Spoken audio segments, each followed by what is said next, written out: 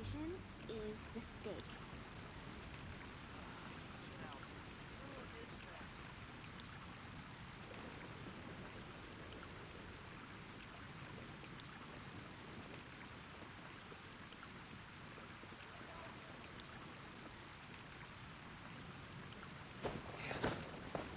I will make it better.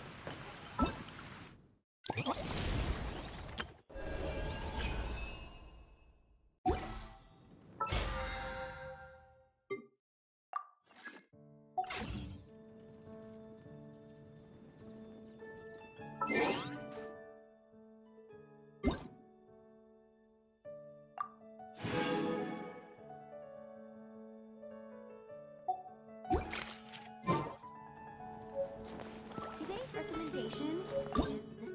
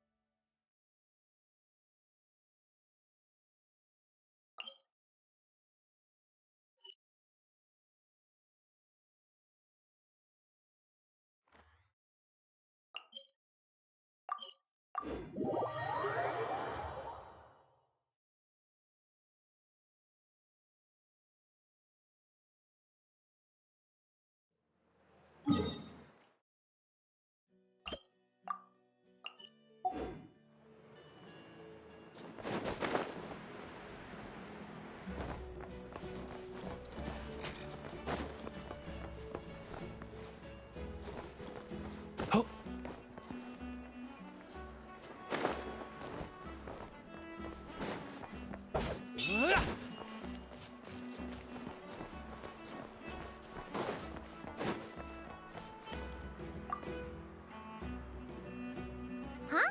Isn't it Skirk? Are Paimon's eyes deceiving her? Exactly. And Dory's here too. We should go over and say hi. Well, my. Such an exquisite radiant exoskeleton. Come, let me take a closer look, so I can make sure to offer you a fair price. Please, take a seat and rest a while. If you have anything you'd like to eat or drink, I'd be more than happy to... Let's not waste time. Just tell me how much you're offering.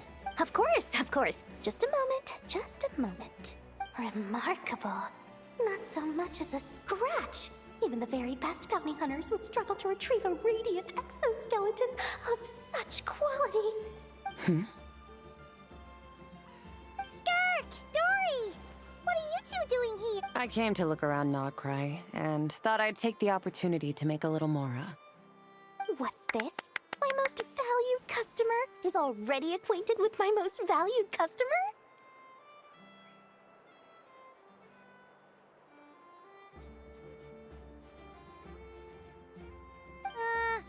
Is Paimon hearing things? Or did you just say most valued customer twice? Naturally, my most valued customers are equally valued, so you both receive my most effusive enthusiasm. Please, rest here a moment while I work the price out. You've gotten stronger. It seems you haven't neglected your training since we last met. I see.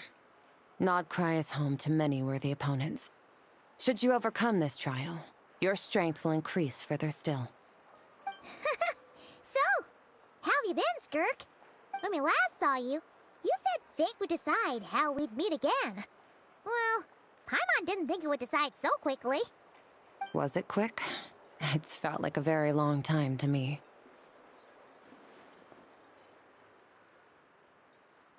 My life will experience little change until a true turning point arrives.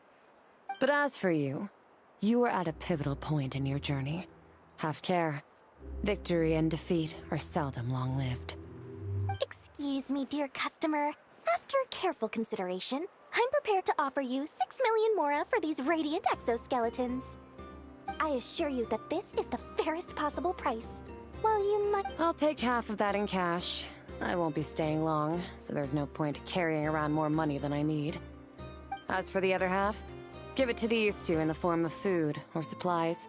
You should have plenty of both in your stores. Of course. I can see my most valued customers enjoy a very close relationship. Here's your mora. Please, do stop by again. I'll be going then. Until next time. Huh? Won't you stay for a chat? Oh, she's gone again. That's Skirk. That's just how she is, sweeping in and out like a sudden gust of wind. I'm used to it by now. Hey, that reminds Paimon. You haven't forgotten her somehow? Even though you've done lots of business together before? What's the deal with that? Huh? What do you mean? The all-knowing Lord Sangama Bay keeps every customer near and dear to her heart. Fine, if you must know, she's not really my customer, but rather a guest of Miss Alice, my supplier. Miss Alice introduced her to me, and now she drops by from time to time to do business. She's the perfect customer. She always brings quality goods and doesn't care too much about the price. Whoa, that's one suspicious-looking grin. You're not ripping her off, are you? Ridiculous! A strong, mysterious customer like that who brings me valuable items? I practically worship the ground she walks on. Dory's Divine Bazaar is a fair and reputable business. 3 million mora. What can I find that's worth 3 million mora? It looks like I'm going to have to dig out something very special indeed.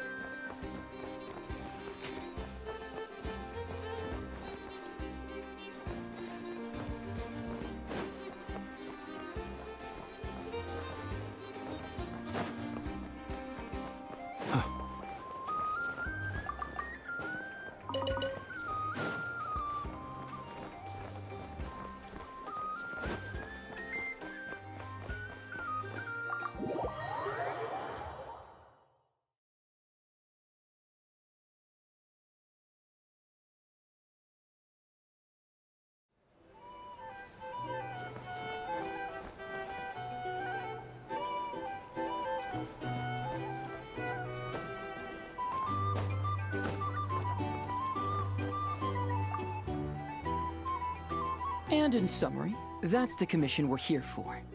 How's that sound to you, Yehoda? All the same to me. You should ask yourself one question, though. You want to catch someone and not cry? How many lives are you prepared to lose for it? Well, I once read a story. It told me that if I find a deer with divinity, I could use its antlers to take my place for one death. And what do you know? Deer happens to be one of the Inazuman characters in my name, and I've got my own life to spare. That makes 2. Oh, Traveler, what a coincidence. What are you doing in Krai? Sharp. I'm here in pursuit of a fugitive who fled Inazuma. He's racked up a real rap sheet. and he's always trying to flee further and further abroad.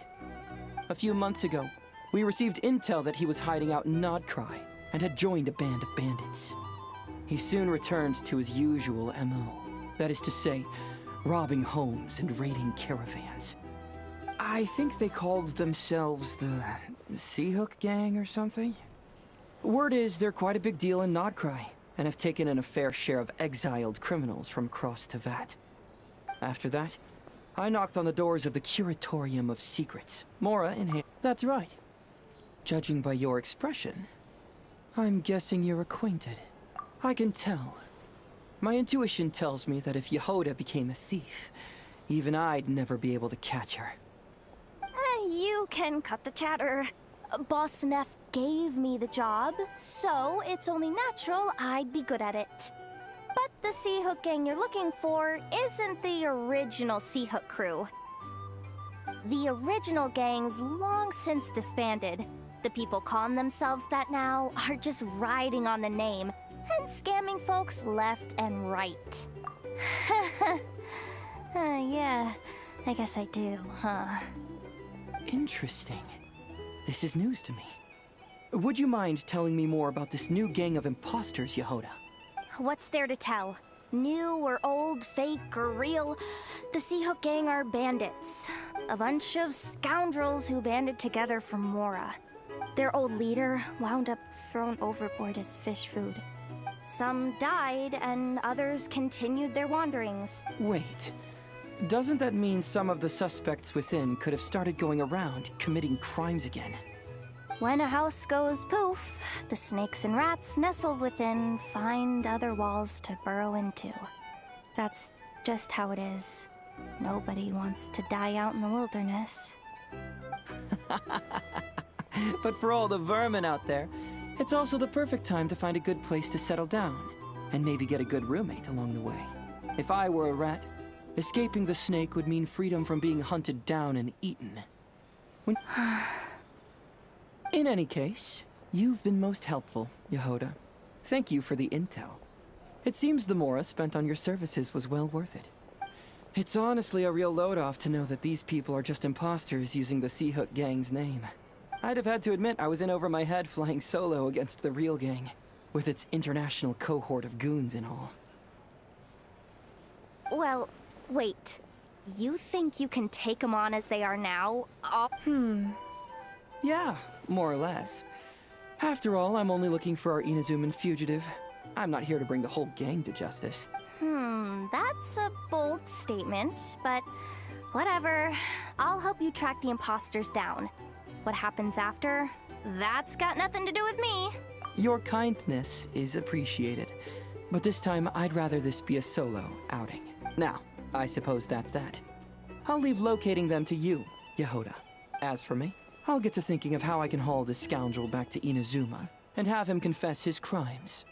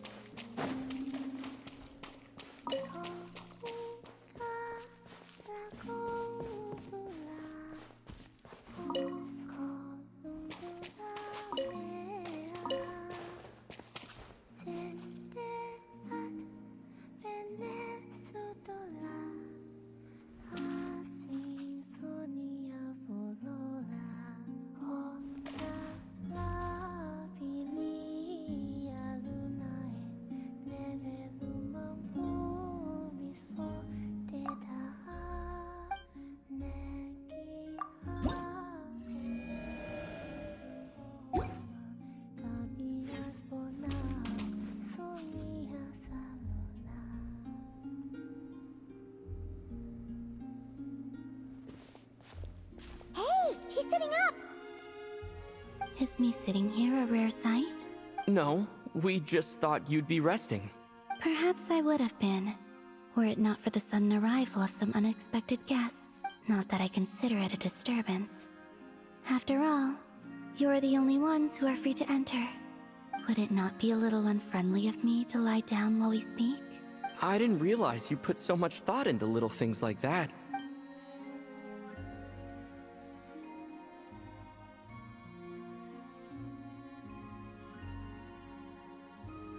Only sometimes.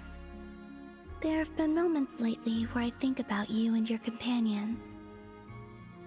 They are warm, mysterious, and cozy memories. Very few of my past memories are anything like that. They say that travelers return home bearing bags full of souvenirs. But my luggage was empty, and I believed it would stay that way.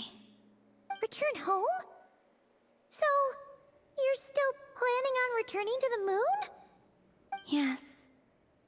This planet continues to reject me, reminding me that I do not belong here. If I remain in Teyvat, there will come a day that I disintegrate.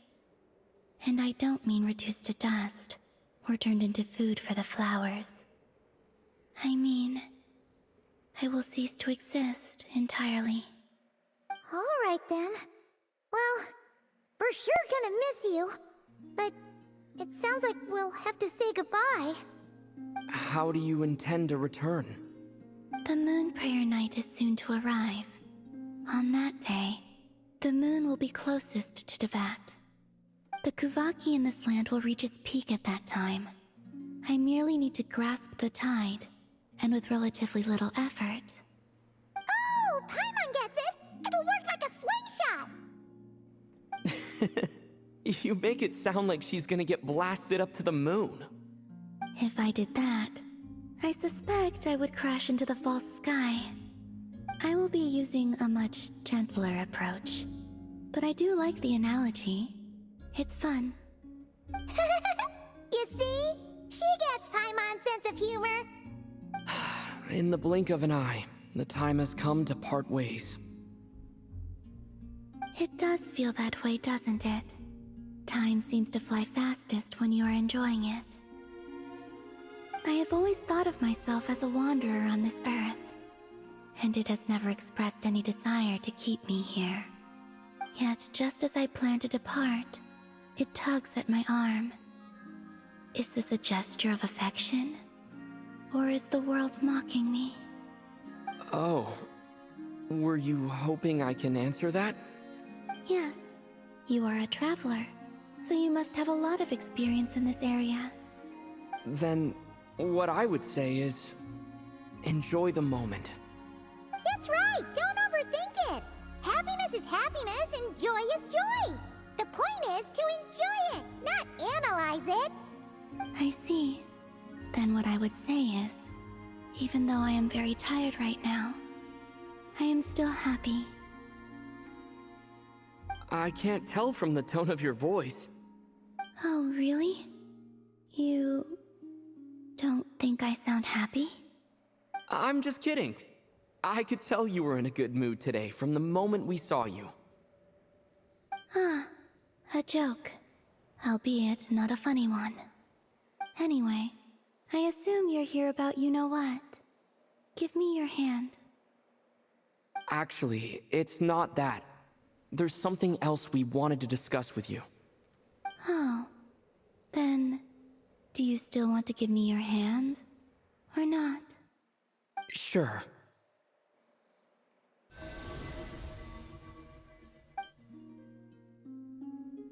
Thank you.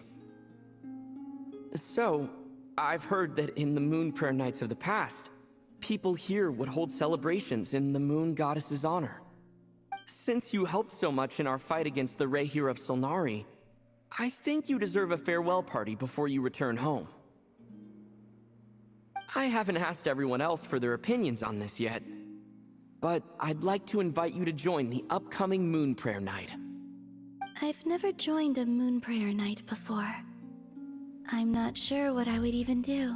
Oh, don't worry about that! We take care of everything. All you need to do is show up. Of course, there's no need to force it if you're not feeling strong enough. It's just, this kind of felt like a golden opportunity. But they call me Kutar, and the Fatui have an arrest warrant out for me. I shouldn't appear in public right now. I'll make it work. You have my word. Yeah, we got your back. Well, he does. Paimon's actually not too sure what he's planning. All right, if you're sure. I will not refuse your invitation. I suppose it wouldn't hurt to pack a few more sights from this world into my suitcase before finally learning what my homeland looks like. Oh, if you see Lauma, please tell her that my answer to the question she asked me is neither yes nor no. Rather, it is, there is no need. That was kinda cryptic, but sure. Guess it's between the two of you. We'll pass along the message. Bye for now.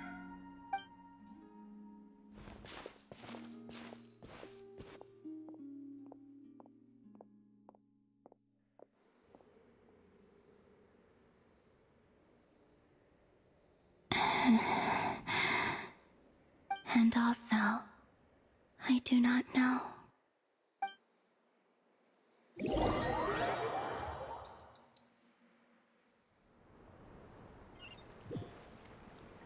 Since she's agreed to join the festival, let's go see who else wants to take part.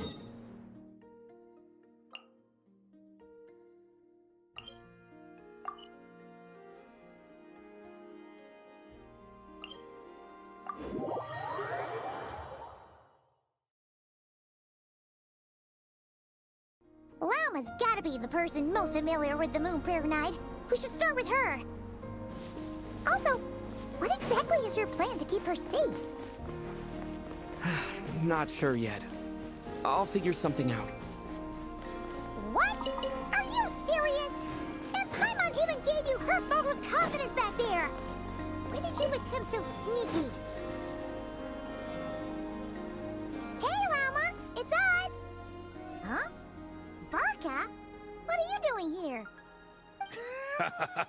here? Beats me. I had a bit too much to drink last night, and when I woke up, I was on Hisi Island. Mr. Varka is helping to oversee Nasha Town's preparations for Moon Prayer Night. He is here to go over some details regarding the decorations and custom cloth designs. Right, yeah, that too. What do you mean, that too?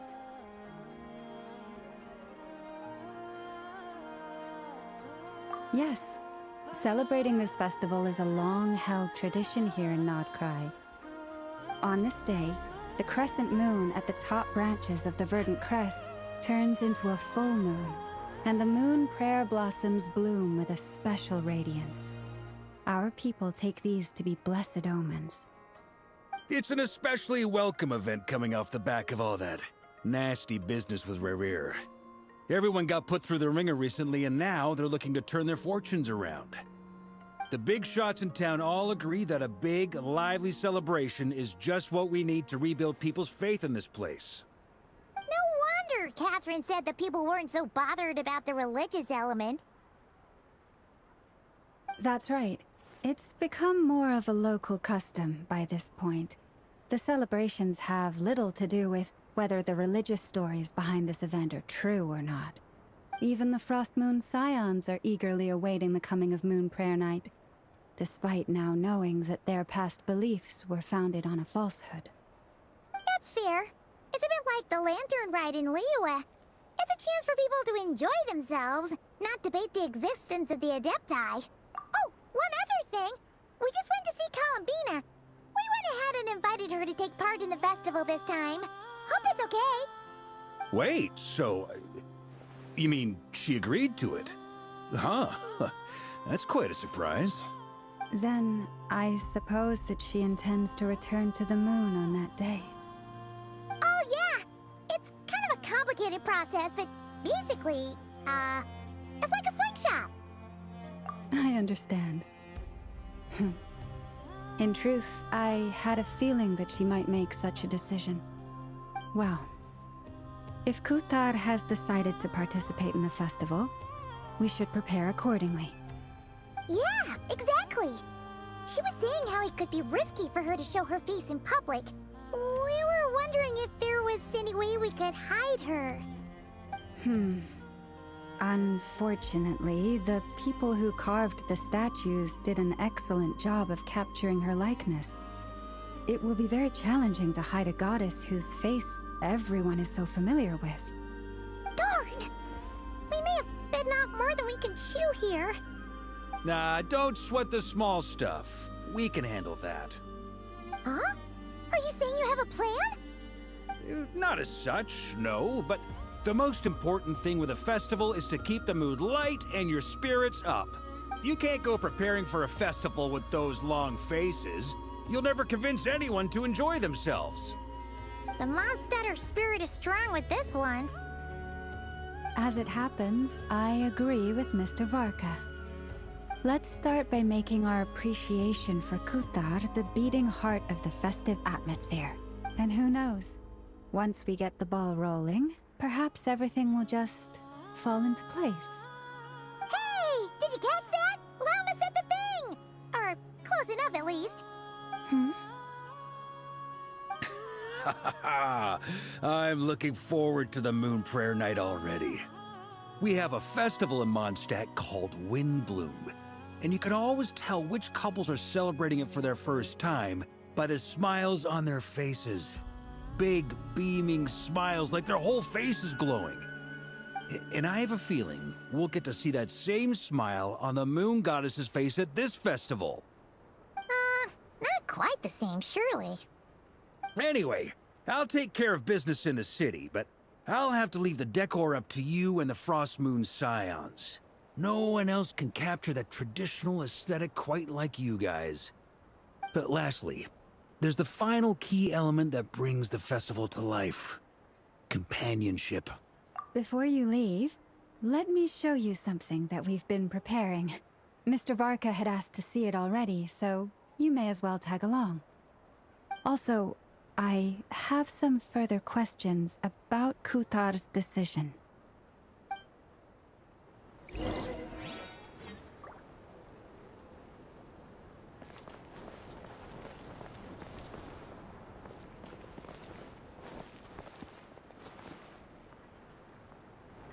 Huh! What's this? They sure look like they're having fun. I believe so. Kuhenki seem very skilled at playing drums like these, although I'm not sure where they learned it from. Maybe it's an innate talent? In their eyes, they're probably just playing with toys. Wanatar! You wanna play too? Yeah. She looks more confused than anything. Maybe we can teach her next time if we get the chance.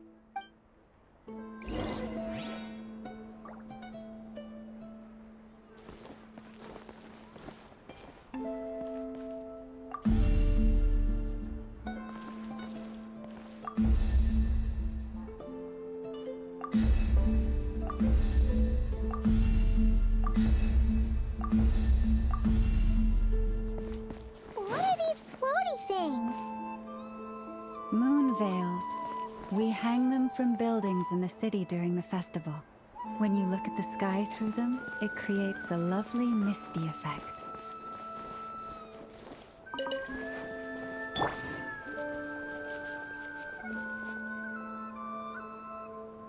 Everyone seems hard at work. They are preparing items for Moon Prayer Night. For instance, the sculpture being made over here, Mr. Varka and I were just finalizing the details of where it will be placed. Ah, there she is. I didn't know the finished article would be so large. Not to worry, though. All the necessary arrangements have been made. Just let me know once it's ready, and I'll get some people to ship it over. You have my thanks. And over here, we are preparing a very traditional... Oh, look at all these colors! It looks great! Can Paimon try one? Of course. I have a feeling you'll like it a lot. You bet! Sweets and treats are Paimon's favorite. If you included those in the Feast of the Moon, I bet Paimon would have joined the Frost Moon Scions by now. There will also be verdant crests like this present in Nasha Town during the festival. The timing of Moon Prayer Night is not completely set in advance. We make a rough estimate, then observe the changes in the verdant crests and moon prayer blossoms to guide us. As such, the wait itself is a fun feature of this particular festival.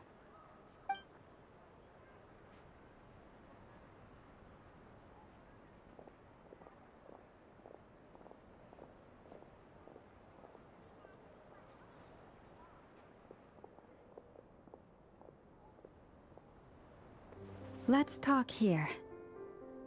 To tell the truth, I am very surprised to hear that Kutar is willing to participate in the festival.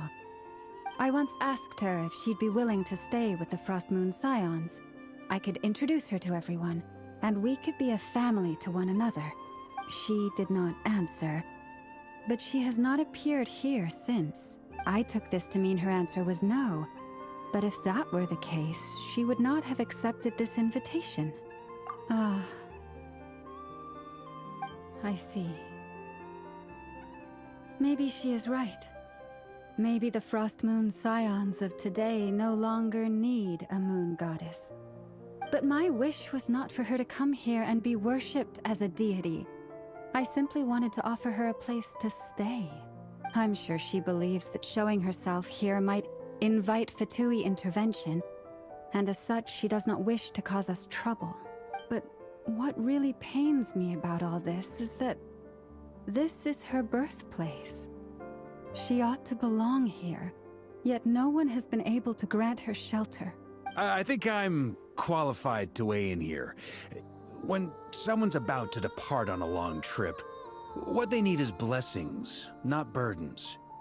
We should wish her the best, not make the journey harder than it already is. Anyway, she's agreed to attend, hasn't she?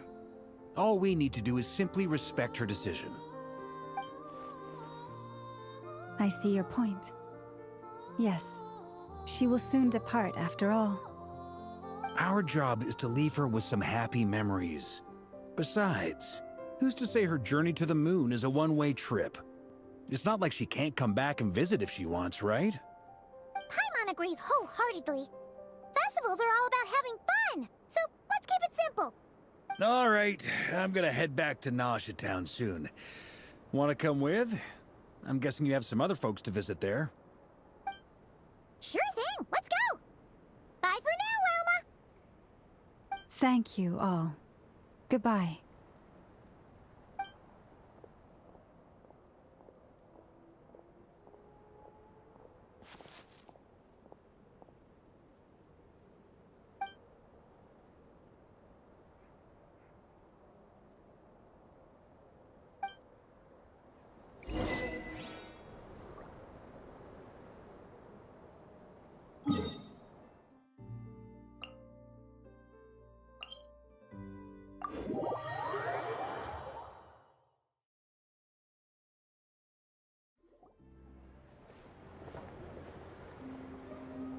Huh? Hey, over there! It's Durin and Albedo with Flint's. What could they be chatting about? Your guess is as good as mine. Ah, Grand Master, and the Traveler and Paimon. Hello there. It's been a while. Perfect. We have some new volunteers for our investigation. Wait, let me guess.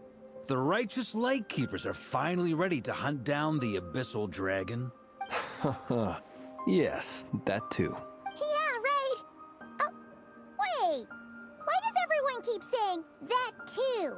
Well, to be precise, the facts match, but not the causality. Wait, so I guessed right? Half right. Don't act so impressed with yourself. Maybe I can explain. We ran into Mr. Flint's north of Nasha Town. At that time, we just noticed a few abyssal creatures out in the wild, but the strange thing was, I didn't detect any traces of abyssal energy on them at all. On closer inspection, we realized that they were not real monsters, but something akin to reflections in the water, or perhaps a mirage. Huh? What do you mean? Like, you could see them but not touch them? Exactly. It was very peculiar. They roared and tried to attack us, but we could not make any physical contact with them. I think I've heard of things like that happening in Krai before, but I don't know much about it. Yes, it's a known phenomenon. Mirage-like illusions tend to appear in Krai in the run-up to Moonprayer Night. From a distance, they appear quite real.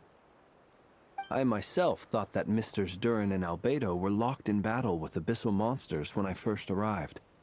But after sharing intel and investigating a little further, we can confirm that these illusions are harmless. There is no great cause for concern.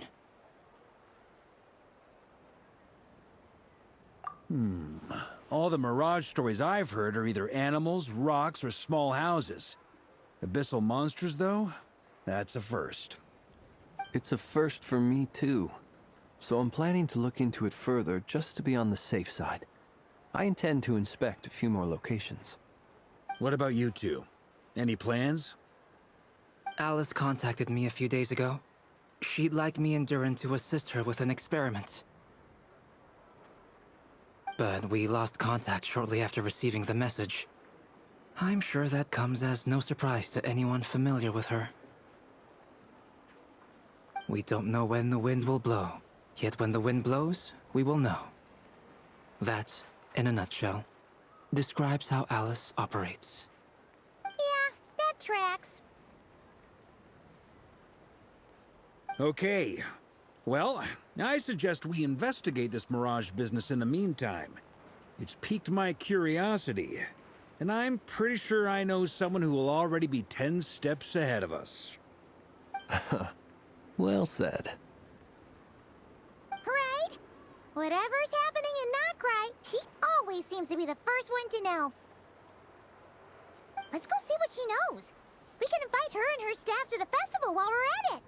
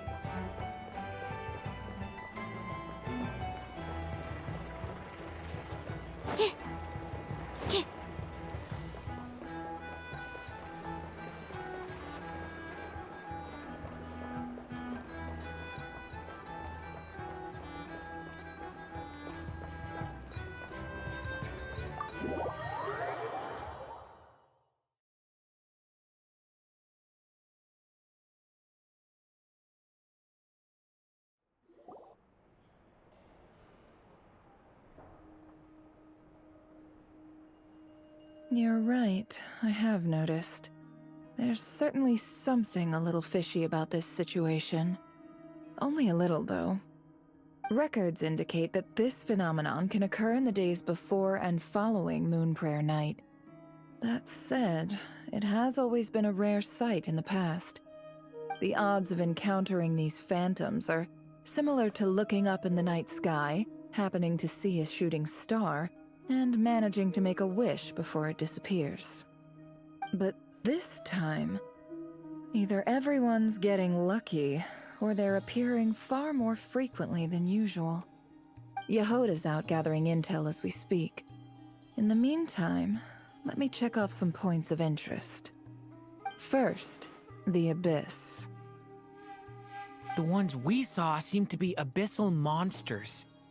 Indeed. But we have identified one location where many more of them have made an appearance. And not just monsters, but human phantoms too. Given the scale and nature of the phantoms, it's almost as if someone's last memories are coming to life. Or perhaps the memories of multiple people. Oh, So you mean the phantom monsters are hunting down the phantom humans? Exactly. The phantoms can interact with each other, but we have no means of intervening. In addition, some of the human phantoms would seem to be from the very distant past. This is clear both from the clothing they wear and the stories they tell. They claim to be from Hyperborea, a name which I've heard from Lauma before. If this is true, it means they must be from 6,000 years ago. Did Paimon hear that right? 6,000 years? It sounds like this merits further exploration. That'd be a big help. I'll leave it with you, Albedo. My knowledge of ancient history is non-existent. I used to doze off every time the pre-Knights of Favonius era came up in class. It's quite a miracle that you were able to understand these phantoms' speech, given how long ago they lived. I suppose you're right. But I'll leave the archaeologists to ruminate over that conundrum. As an intelligence broker, my sole interest is in the value of the information I gather. Which, in this case, hopefully means earning myself some good favor with our dear Lady Moonchanter. So calculating. Whew, this intel broker logic always catches Paimon by surprise. Sounds to me like we could split the work up. I think the abyssal phenomenon is best left to Albedo, Flint's, and me. Agreed. It coincides with my duty as a lightkeeper. For my part, I'd like to understand the abyss better. Even a little knowledge would go a long way. This is certainly a rare opportunity to study the abyss. But even rarer, perhaps, is the chance to make contact with the ancients. The Curatorium will take the lead on investigating the Hyperboreans. We put in the work to learn what we know so far. It seems only fair that we get some quantity of exclusive intel. That just leaves our trusty team of 2 unassigned.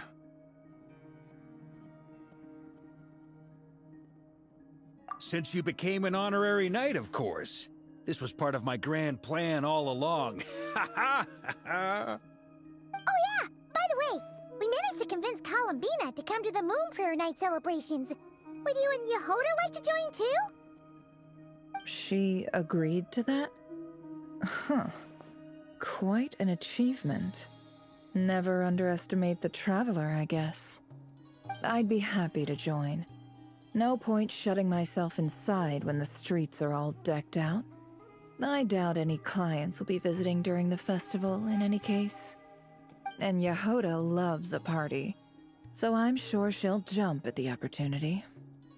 No, no, no, no, no, no, no, no, no, no! Way to contradict me in front of...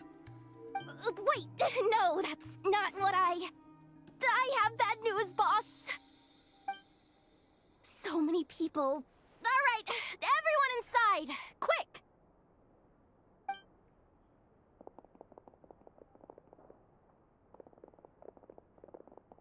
This is gonna sound crazy, but hear me out. I saw one of those phantoms at Star Sand Shoal, and it was some sort of flying ship. Like a spaceship? That's gotta be the one you came to Tibet in. You said you saw the same thing through the moon marrow, right? Huh? You already know about it? Ugh, I thought I was gonna blow people's minds. Turns out I'm the last to find out. Wait. Back up. You came here in a spaceship? Now my mind is blown! Yep, exactly. Huge discovery. You're the best. Second best intel broker in the world. After your boss, of course. Wow. Really? Well, I don't know if I'm all that, but... I guess that decides where we're heading next. Come on, don't look at me like that. I know the spaceship doesn't have anything to do with me, but you don't want to leave me as the only one twiddling my thumbs, do you? Please? Fair enough. You can tag along. In that case, let's meet back here to discuss our findings once we're done. I wish everyone a productive investigation. You too!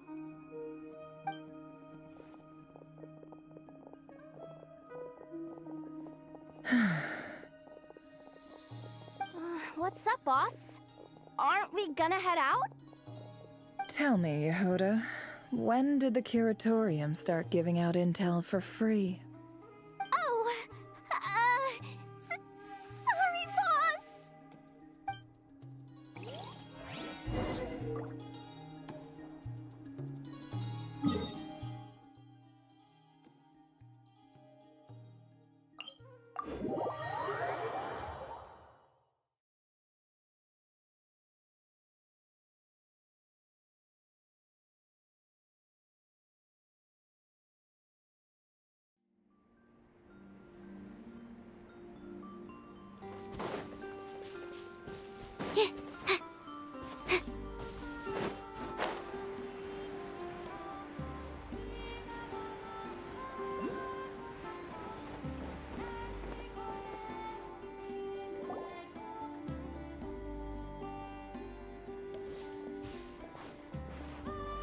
Wow, what do you know? Yehuda was right on the money. This Phantom really is your spaceship. But that's so weird. Why would it show up here? Is it some kind of projection? Or a ghost? Like, maybe it no longer exists, but somehow it left an afterimage? Ah, you're already here. Miss Lauma, what a surprise. I thought you were busy with festival preparations. I was, until one of our people informed me that a strange sight had appeared at Starsand Shoal. No one's ever seen something quite like this before. I thought I should see it for myself. Same here. Oh, so we heard that these things appear around the festival period. Any idea why that is? Unfortunately not. We have very limited information about them, since they can't be interacted with. And no human phantoms have ever made an appearance before now. The most we've been able to deduce is that these sightings appear to be connected to the increase in Kuvaki energy around this time.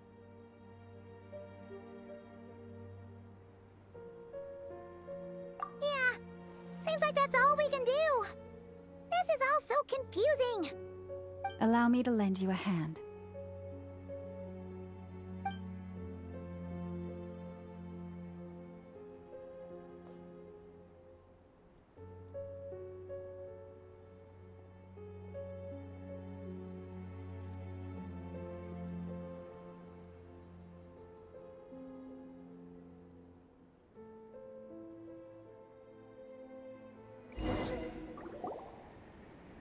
Everyone, our friend here should be able to provide us with some information.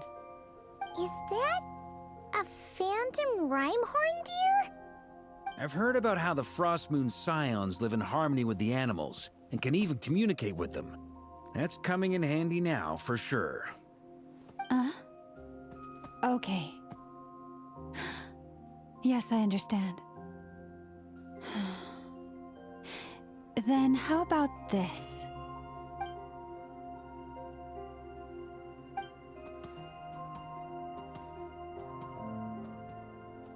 Oh, it's leaving. It appears to share our curiosity about this giant spaceship, so I asked it if it wouldn't mind investigating along with some friends. In return, I told it about some nearby spots where the wild fruit grows abundantly. We may live in a different era from these phantoms, but I trust that the terrain, climate, and ecology here are more resistant to the effects of time than some things are. Let's give them a moment, and hope for the best.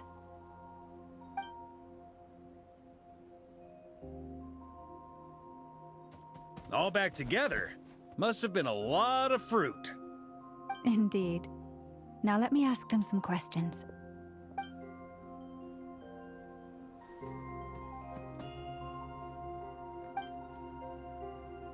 It did find a lot of wild fruit, enough for them to feast for a long while.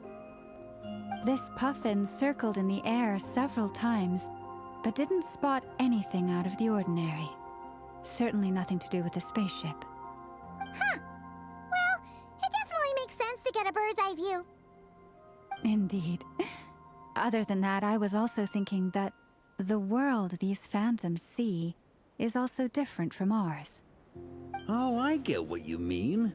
The wild fruit exists in both times and spaces, but there might also be things that only exist in that space-time, which we can't see.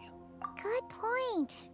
Great thinking, Lauma. Blunthorn rhinos can use kuvaki to shift great rocks, but this one says it couldn't get that ship to budge by even an inch.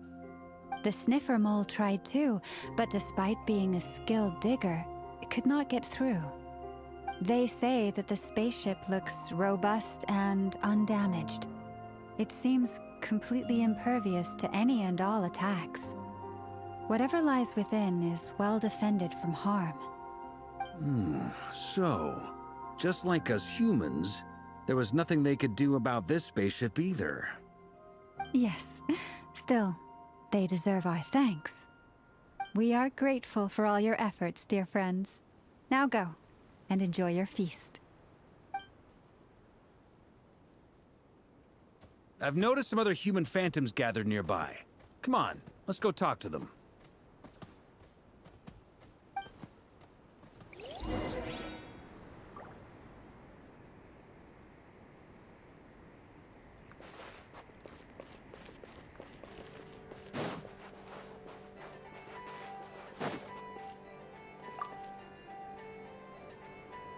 What is this thing?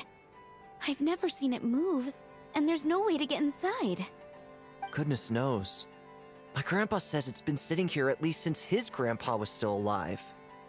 What about his grandpa? Did he say anything to your grandpa's grandpa about it? Huh? I don't know. In all likelihood, it was here back then too. Hard to imagine something this huge could move. Guess that means that as far as they're concerned, this ship's been around a long time.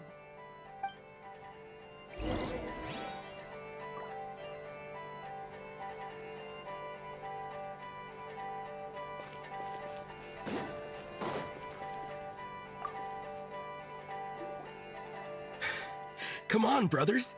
If we can get even a small chunk off of this thing, it's gotta be worth a fortune. Today is the day we strike it rich. Huh? You mean Paimon? Yes, brother, I shall join you. Let's make our fortune. We should go with them. What the? This thing is crazy tough. I can't even scratch it. What's it made of? Sorry, brother. Looks like we'll have to seek our fortunes elsewhere. Enjoying yourself?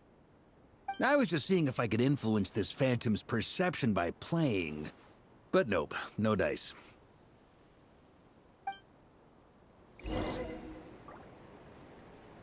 I'm sure we're all starting to build up an idea of what's going on here now that we've spoken to some of the people. These phantoms are reenacting real historical events in Krai. It's almost like we're in some kind of interactive stage play. We can talk to the actors, but the plot is fixed, and we can't influence it. It makes sense. History is set in stone. The objective facts of the past cannot be changed. Paimon totally thought you were just goofing around earlier. But actually, you were doing some serious investigating. Of course I was. Anyway, at this point, I think we're forced to conclude that although the Phantom spaceship is right there in front of us, we aren't going to learn much about it from these people.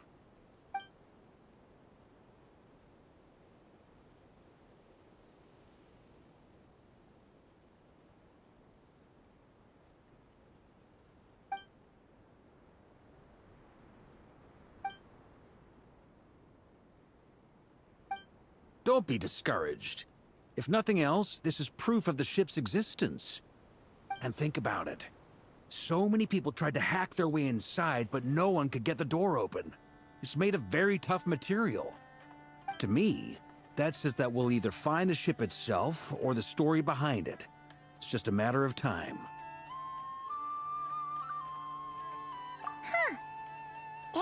and then, when Varka gets serious, he actually does seem like Grandmaster material for once. I wonder how the others are doing. Let's head back for now. Sounds good. Also, drinks are on me if Team Knights of Favonius is the first to finish. Wait, we have a team name now? Am I in Team Knights of Favonius as well? You're very welcome to join. We've even got a cathedral ready for you. Isn't that technically blasphemy? You wouldn't dare make a joke like that if Barbados was in earshot. Nah, I'm sure Barbados doesn't mind a little harmless blasphemy once in a while.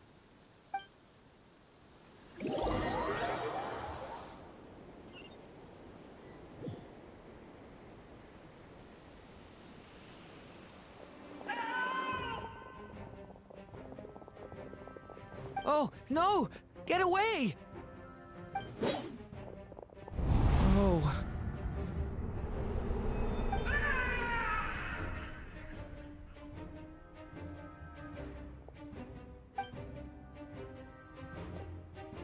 I know it's hard to stomach, Mr. Duran. But as I'm sure you've noticed, there is nothing we can do to intervene in that which unfolds before us. But we have to at least try. And try you have. But are you aware of how many unsuccessful attempts you've made now? I wasn't keeping count. I'm afraid this is the 39th failure so far. Or the 5th if we're only counting this particular victim. There are no indications that these phantoms may be altered in any way. You seem to have calmed down a little. I'll make us a fire. You should rest and have some water. Feeling any better now, Mr. Duran? May I ask a few questions? Be my guest. What exactly are we witnessing here? What happened to those people? My guess would be that we are seeing Nodcry during the Conrian Cataclysm. Would that be accurate? Conria. That is correct. As you know, once the Abyss senses even the tiniest crack, it floods in and spreads like wildfire. There was a time in the distant past when it permeated all of Nodcry, causing immeasurable harm. The people paid a terrible price to heal this land. Then, 500 years ago, the whole of Tevat suffered an abyssal disaster. Once more, Nodcry was dealt a devastating blow. I see. In the face of the abyssal onslaught, all were like grains of sand tossed around by a tidal wave. Be they human, fae, or god. The moment you witnessed is but one drop in a whole ocean of catastrophe. All right. I guess that answers my second question, too. I wanted to know why there's nothing I could do to help them, and that's because what we are seeing is history. That would be my guess as well. As I understand it, history and fate are not all that dissimilar. The latter may be unseen to us, but both are immutable. Yes. Fate was determined long, long ago. I still have a couple of other questions for you, Mr. Flint. You mentioned more than one abyssal disaster that has struck this land in the past. How can you be sure that what we're seeing is from the Conrian incident? And also, how are you able to stay so calm when you're talking about these events? From everything I know about you, you're not cold or ruthless, and you're not indifferent to the suffering of others. Alas, I am forced to show my age. I must be 600 or 700 years old by human measure. Wait, so you... One is not easily moved by history when one has witnessed the truth firsthand. I'm sorry. You needn't apologize. Your passion is a good thing to have. Treasure it. because someday you may find it in terribly short supply. Now, at the risk of offending you, I have a question in return. Your curiosity toward the Abyss, is it born from hatred or because you sense its call? I only ask because I kept a fragment of Rerear's body in my lantern for a short time. Specifically, his heart. So I know what a burden it can be to carry the Abyss with you. And I hear its power growling from somewhere within you. In my eyes, your mere existence is a miracle. My honest answer is... I don't know. I don't think I have the confidence to say for certain. What I will say is the Abyss is not the only issue that haunts me. Even before I became who I am today, the question dogged me constantly. Should I even exist at all? My doubts remain unresolved. But when we fought Rerear, something became a little clearer to me. Sometimes it is the darkness within us that allows us to achieve the impossible. I certainly got the sense from your 39 attempts that you were trying to achieve the impossible. It sounds like you've resolved to see the truth for yourself. Absolutely. In that sense, he and I are quite similar. Then I wish you every success. I look forward to the day of your transcension. Well, if everyone's caught their breath, I suppose we should head back. Oh, and one last thing. I'd appreciate if you kept our discussion about history a secret.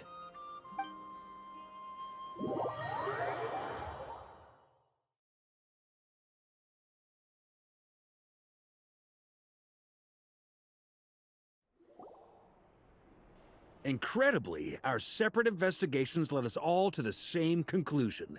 Hooray for consensus! Yeah, but we barely learned anything, though. I totally thought this would be the mother lode. Talking with the ancients? I mean, come on! But nope.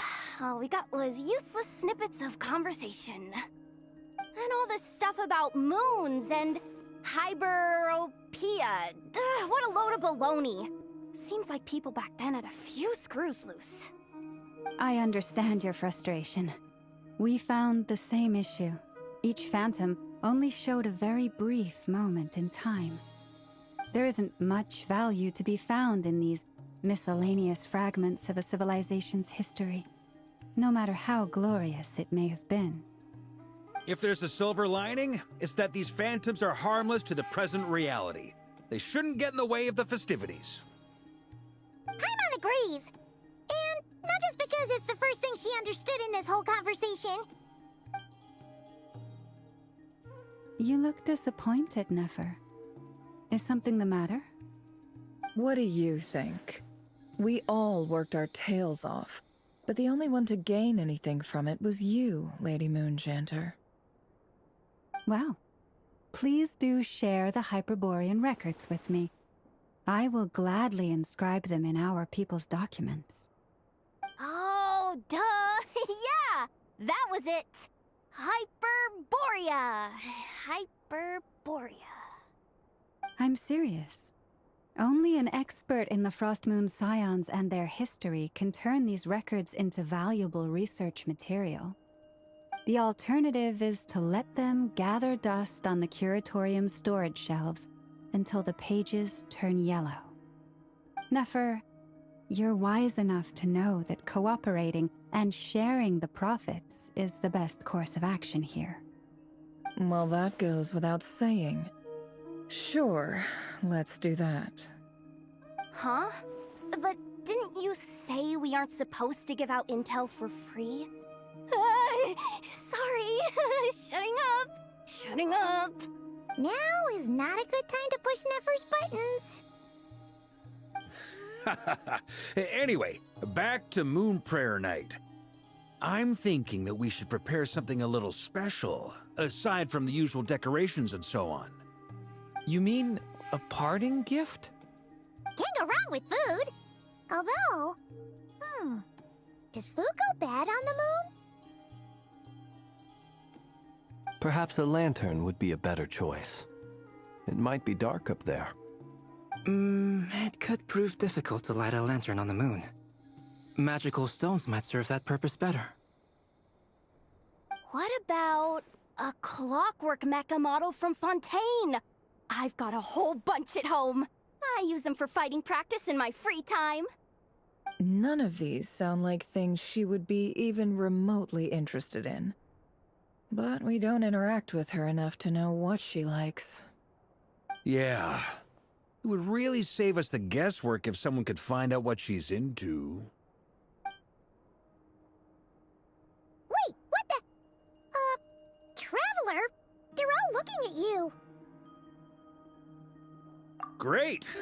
Haha, problem solved. Now, I need to stop by Dory's. Gonna need her help sourcing a bunch of stuff for the festival. Then let's leave it there for now. We all have our own business to attend to. Traveler, if you find out what Kutar likes, let us know right away.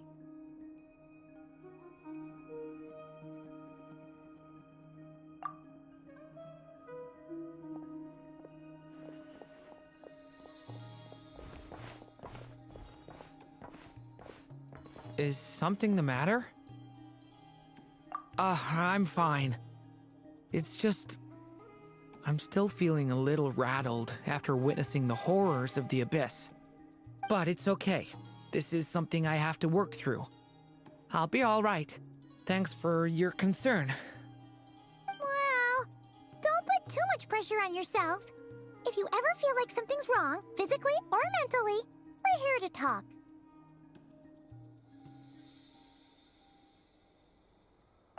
Come on. Stop treating me like a kid.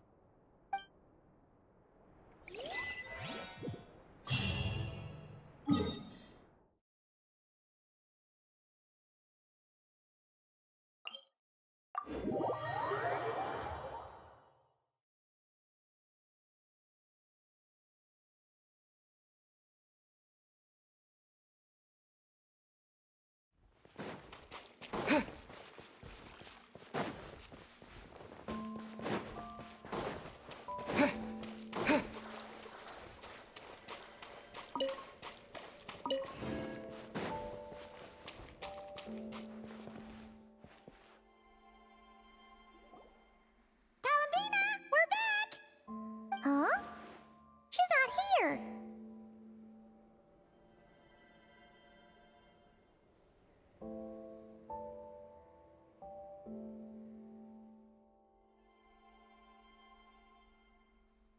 Weren't there a few Kuhenki here last time too?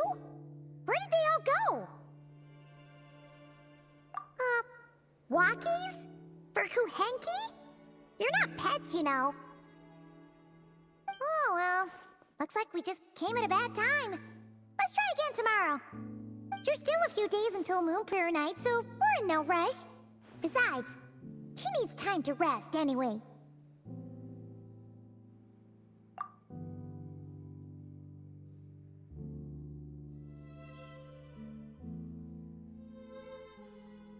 Kalamina! Are you back yet? Oh, how strange. Looks like she still isn't here.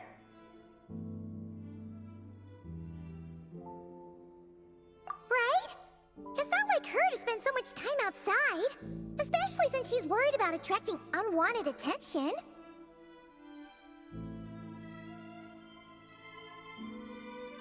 What about Luonatar? Luonatar, you there? Hey!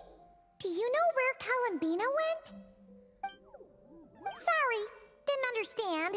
But if you know where she is, could you take us to her? Yeah, that's even stranger. What about him? Oh, that's not good news. They change color when Kalambina gets weaker, right? And they look super pale right now. Good idea. She might know what's happening.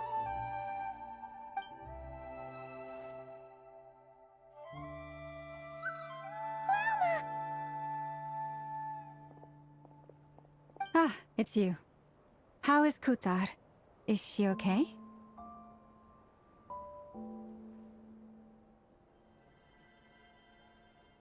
No, she hasn't. I came here to check on her after I noticed the flowers had changed color. Based on past precedent, she must be very weak right now. Even getting up to walk would be a struggle. It seems unlikely that she wandered off outside. Not to mention that she doesn't do that at the best of times either.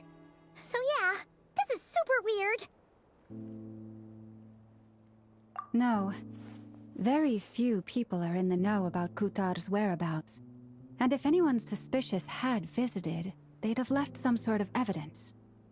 Come on, let's go to Nasha Town. If anyone has seen her, someone there will know about it. It's not Krai's information hub after all. Makes sense. Let's go!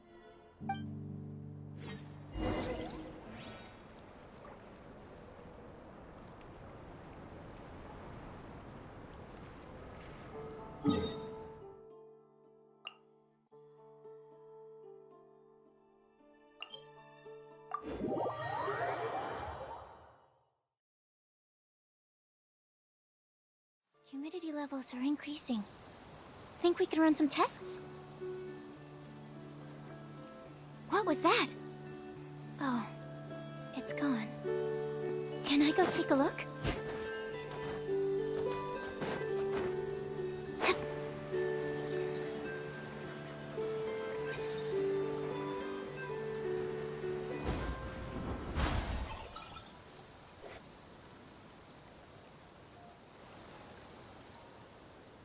Moment. Is it just Paimon, or is this stall kind of suspicious? It's never been here before, right? No, I don't recognize it. Alas, your free and easy adventure time is over. Now, prepare to face the final boss of Nod Krai. Whoa! Where'd that voice come from? Not sure, but it's definitely hostile. No, no, no, not that way. The final boss is right here. The sniffer mole? That's the final boss? Surely not. Also...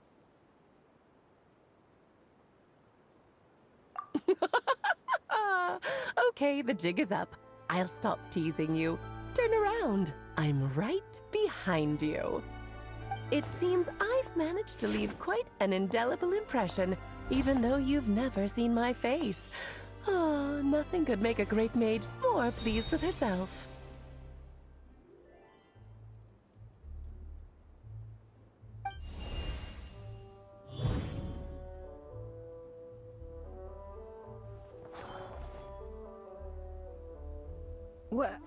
What is going on? I've heard that all the big shots in Teyvat have long, wordy titles that stun people speechless when they make their entrance.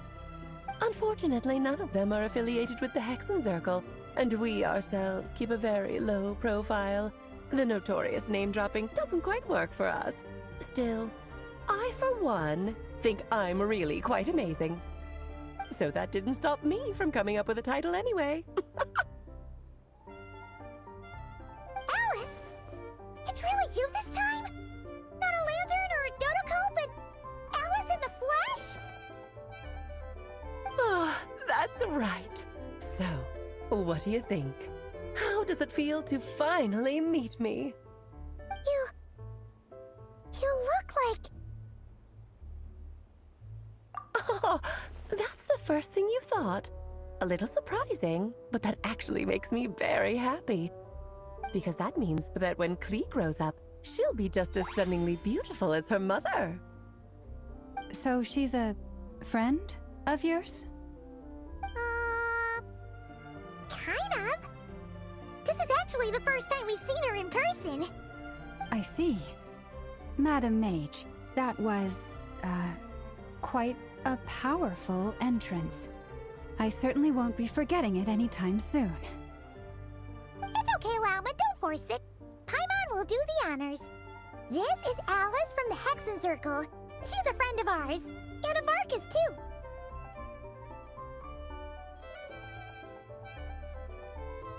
That's right. She's a good person. Just kinda... unpredictable. Well, what is the human heart if not unpredictable? Hmm?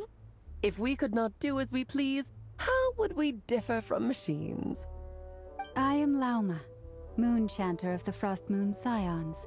It is a pleasure to meet you.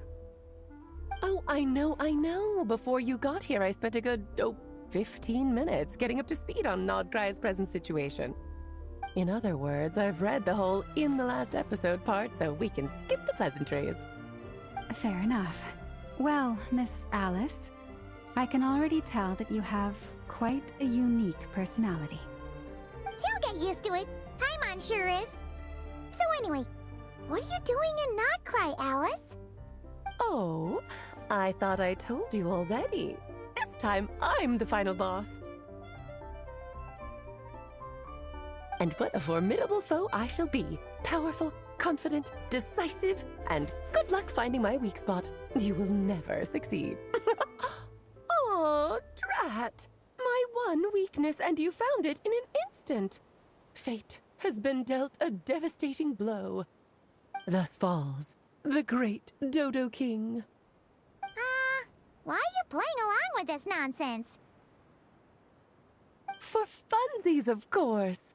What's wrong, Paimon? Are you disappointed in me? Am I a gigantic letdown? No, it's just... you seem like a busy lady. And this is the one time you've shown up in person. Paimon figured it would be for something more high stakes than just goofing around. You're quite right. I'm here in Krai because something big happened. Something big enough it caught the attention of the Hexen Circle. It concerns the 3 moons, Tevat's borders, and of course, the moon goddess you are currently searching for.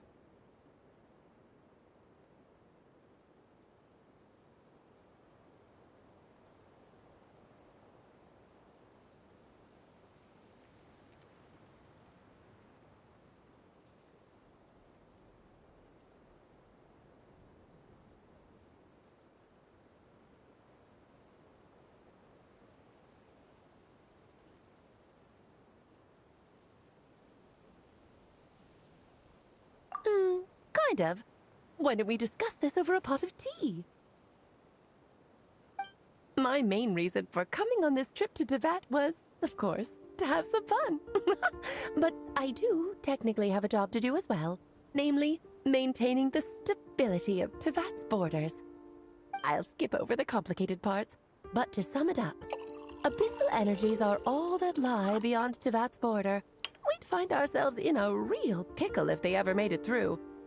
And the phantoms you've been seeing are a sign that the border has been disturbed.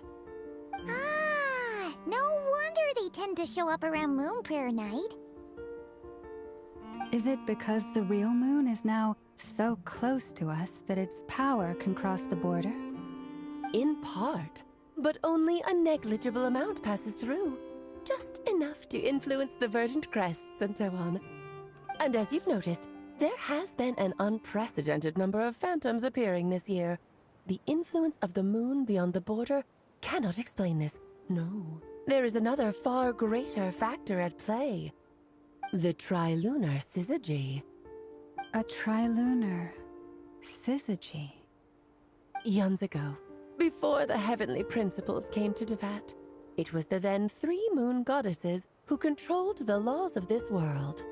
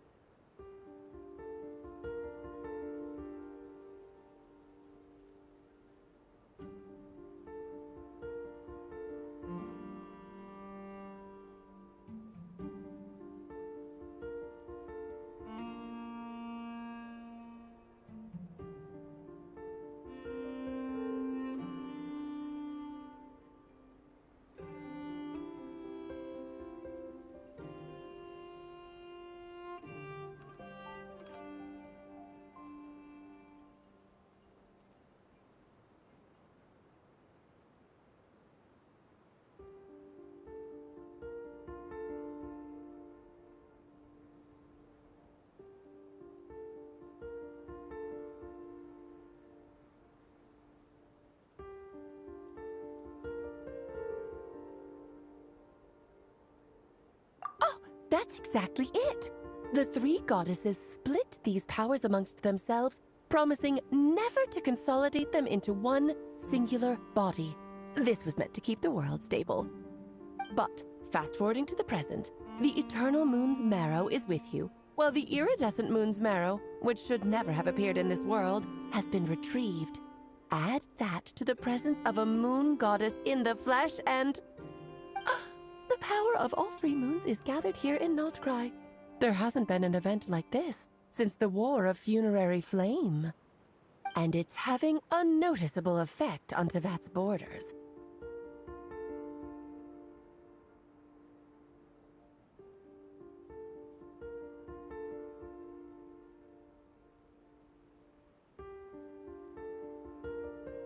Because I wish to give my darling daughter a peaceful, sunny environment to grow up in. Is that a good enough reason? Kinda sounds like you're dodging the question, but it does make sense. Well, that's one reason anyway, and the most important one. The others are a little complicated to explain. For instance, cleaning up after dearest Miss R. Albedo could tell you more about that if you're curious, but right now, I have a more important question to ask you. Why are you collecting the moon marrows? I see.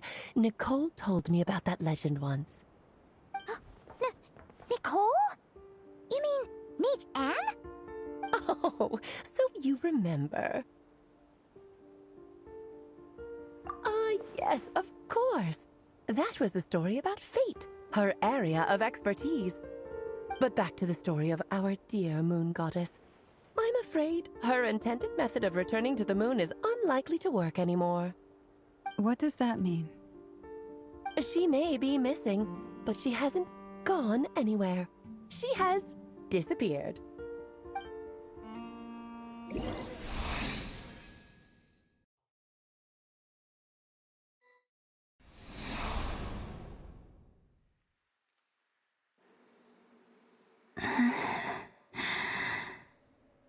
My body is so heavy. Wait, no. It's my mind that's heavy. My arms and legs are as light as a feather. What's happening to me? I feel drowsy, like I've been asleep for too long. Is it daytime or nighttime? Is the moon out? I think I'll go for a walk.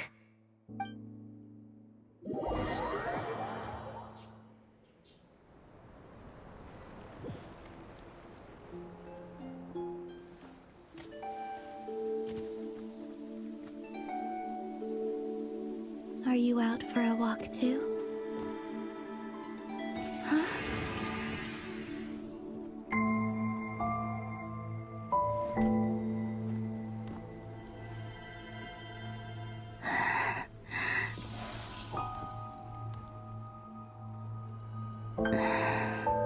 The day has come at last.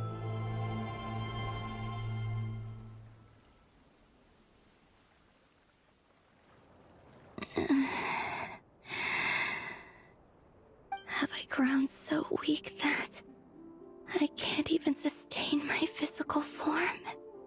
But Moon Prayer Night is nearly here. I was so close to returning home.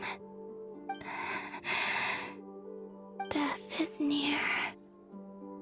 Is this how it ends for me? Will I return to the moon after I disappear? Or... I don't want it to end like this. So far, at least, I still exist. Even if not physically, I can still feel. But as my power wanes, I'm sure that too will fade. I suppose I might take one final look at this world. The world where I was born.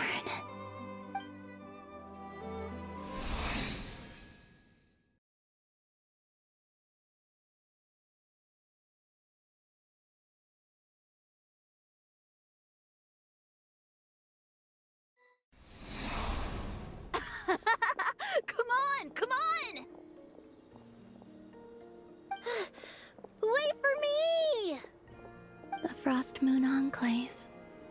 How much it has changed since I was born. These decorations, they're so heavy. It's times like this when you kind of wish men could be priestesses and acolytes. How fascinating. I've never had the chance to be privy to people's private lives in this way. In the past, people would get so solemn and serious the moment I showed my face, like they were frozen stiff. Karina, Lametti, it's time to eat. Coming!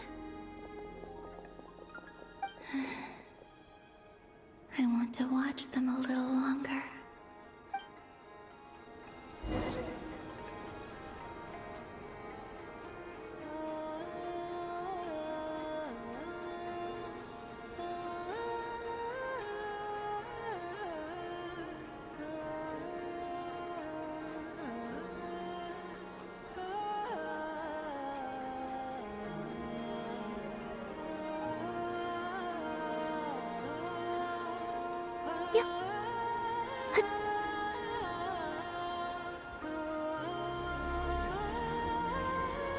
So just fill these balloons with air, right? Yep. Try a couple now to test things out. The rest can wait till Moon Prayer night. Think fast.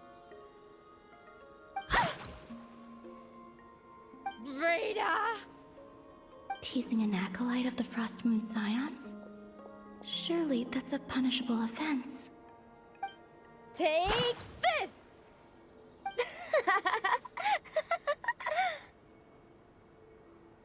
Huh? All right, enough horsing around.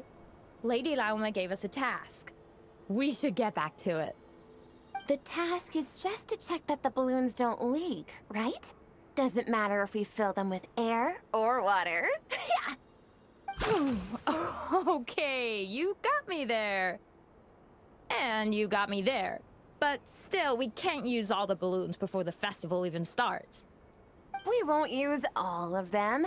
And as long as Lady Lauma's trusted acolyte doesn't snitch, this can stay as a little secret between friends. A couple more can't do any harm, right? Oh, you menace. Then, think fast! Is pumping a balloon full of water really so much fun?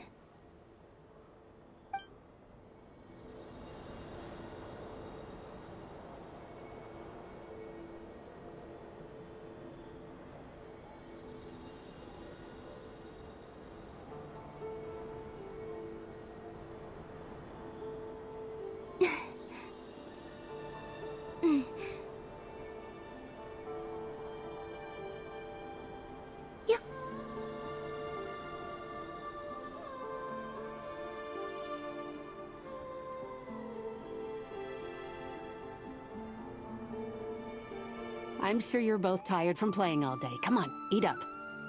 A plain, humble meal. That has always been the way of the Frost Moon Scions. Huh? How come Lametti got a midsummer berry dessert? Oh, I always get Lockaberry. I don't mind sharing. You can have a bite of mine if I get to have a bite of yours. Hmm? They're sharing food? I've never shared food with anyone before. Even at the Harbinger tea parties, everyone just ate off their own plate. And when I couldn't finish my food offerings from the Frost Moon Scions, they'd leave the leftovers out under the moonlight for the animals to claim. Hey! That was 2 bites! Oh, then you can have another bite of mine. Oh, you too. Oh, don't fret now. Here, have some of Granny's too. So this is what it means to be family.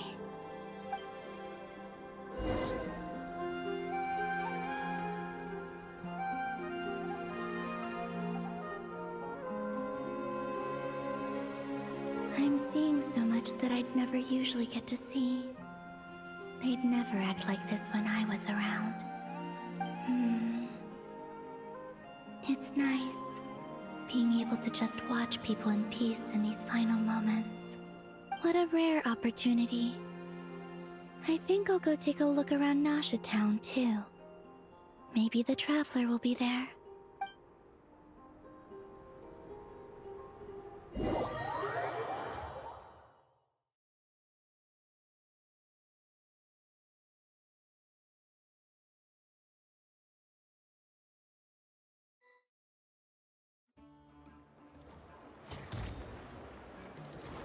After the War of Funerary Flame, the Moon Goddesses were no longer recognized by Teyvat. They lost the whole foundation for their existence. That's why the Moon Goddess's strength is fading. She cannot withstand the world's rejection of her. To be more pedantic about it, the Moon Goddesses did something to offend the heavenly principles, and that's why they were ousted. Something of a recurring theme in Teyvat's history. Theoretically, speaking so candidly should put me in their crosshairs too, but they can't tell me what to do. I'll say whatever I want. Anywho, the Moon Marrow energies were but a drop in the bucket for her, and that battle against the Ray Hair of Solnari only weakened her further. Fortunately, it happened close enough to Moon Prayer Night, when the Kuvaki concentration here is high. That's the only reason she managed to survive this long. What do you mean, fortunately? You said she disappeared. We're too late. Ugh, what a headache. I thought this was all common knowledge. I guess I have some more explaining to do. Okay, buckle up. It's time for another lecture.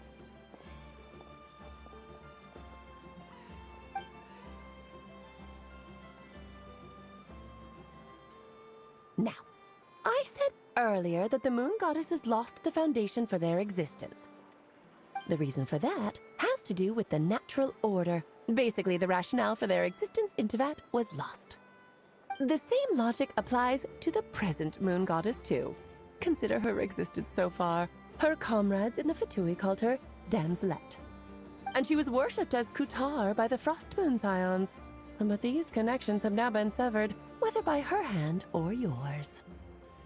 So, the rationale that once sustained her existence is now gone.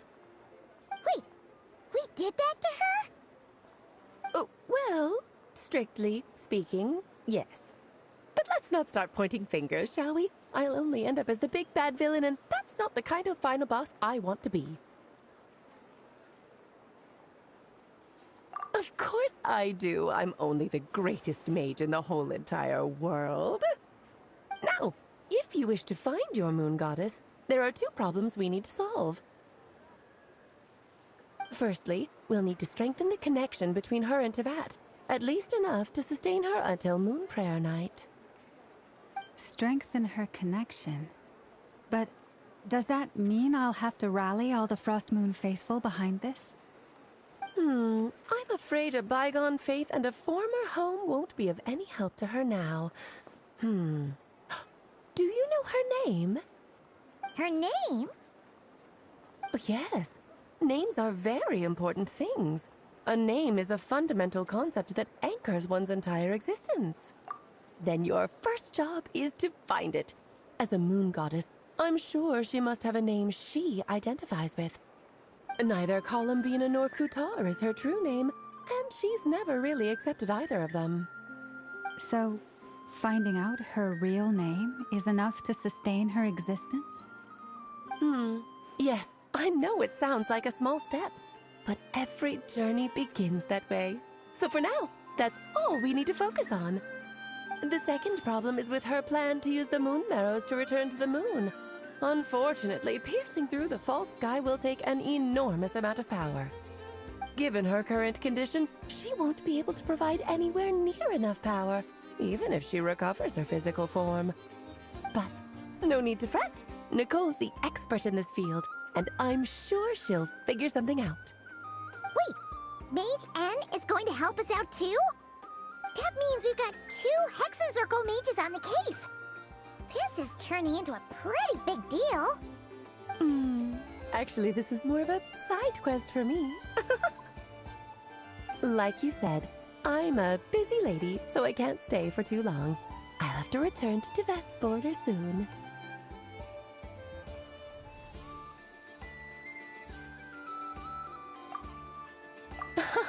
That's the upside you get for looking out for my little Klee. Hopefully that will incentivize you to carry on keeping her company in the future. Anyway, jokes aside, you'd better get moving. It will take quite a miracle for the Moon Goddess's consciousness to hold out till Moon Prayer Night. Oh, I suppose I might as well tell you where Nicole is before I leave. Off you go now. Time to meet your new friend. Oh, yes, and a little suggestion. Don't forget to mind your heads. What? I wonder how Durin's doing. I should really go see him before I head back. You really are super busy. I most certainly am. There's so many children I have to keep tabs on just in Mondstadt. Durin, Albedo, Venti, Varka. Klee didn't make the list, huh? Of course not. Klee is my pride and joy. I have no qualms about her, because she's the best child in the whole wide world. Yep. Klee's a little angel. I'm glad you agree. Well, all the best. See you when I see you.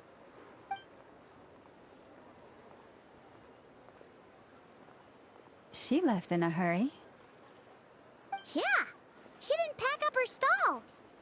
Should we handle it? I must say, I'm now very curious about her daughter. Klee, wasn't it? What's she like? That's a long story. Come on, we'll fill you in as we go.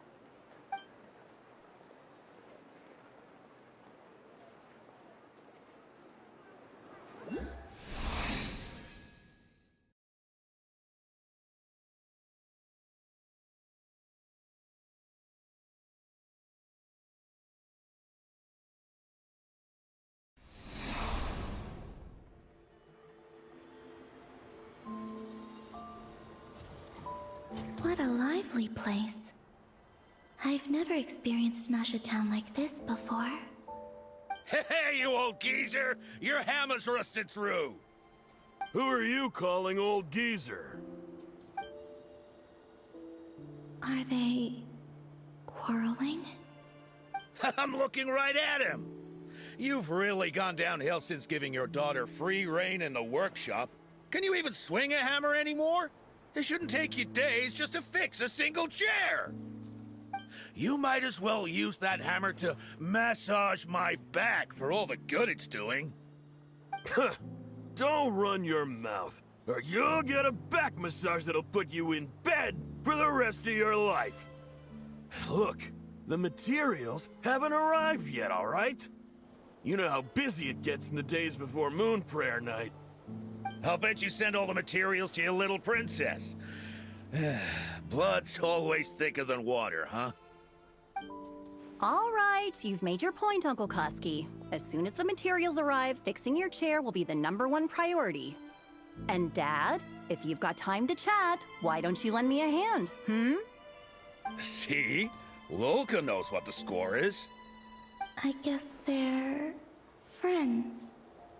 But the way they spoke to each other was... Then again, it wouldn't be the first time I've seen something like this. Columbina! Sing outside my door in the middle of the night one more time, and I'll unscrew your vocal cords. You hear me? Oh, Zandrone. So that was her way of trying to be friends with me. What a pity. I won't get the chance to say any ugly things in reply.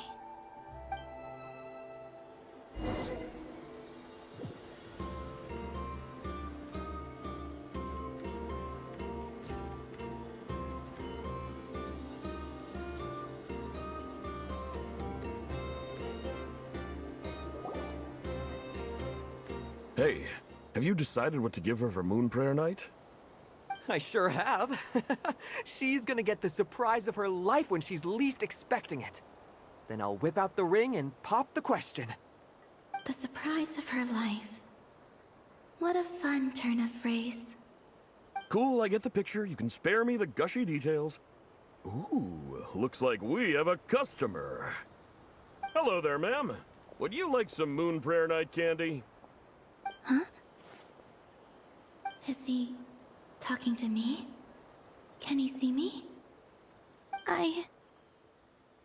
Here you go.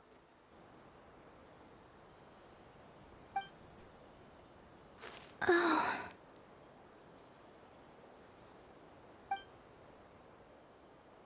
Come back anytime. Right. Now, where were we? I don't know why, but I still held out hope.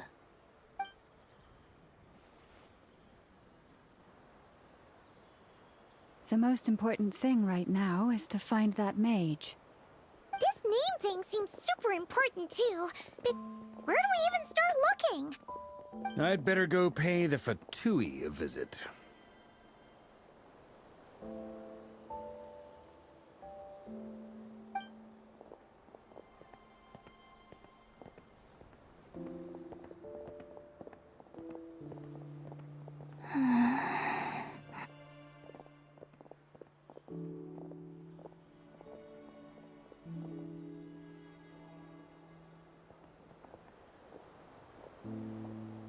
Columbina?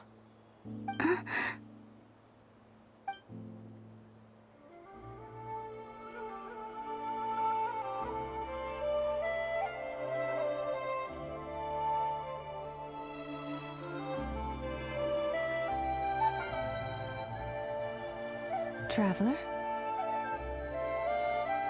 Let's go! This is no time to be spacing out!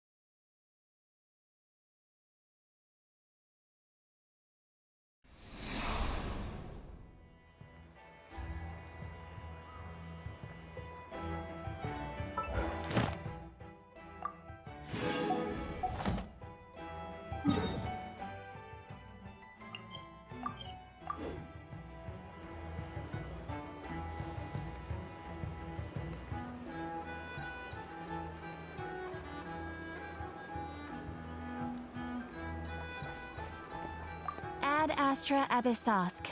Welcome to the Adventurers Guild. Thank you for completing Ad Astra Ab...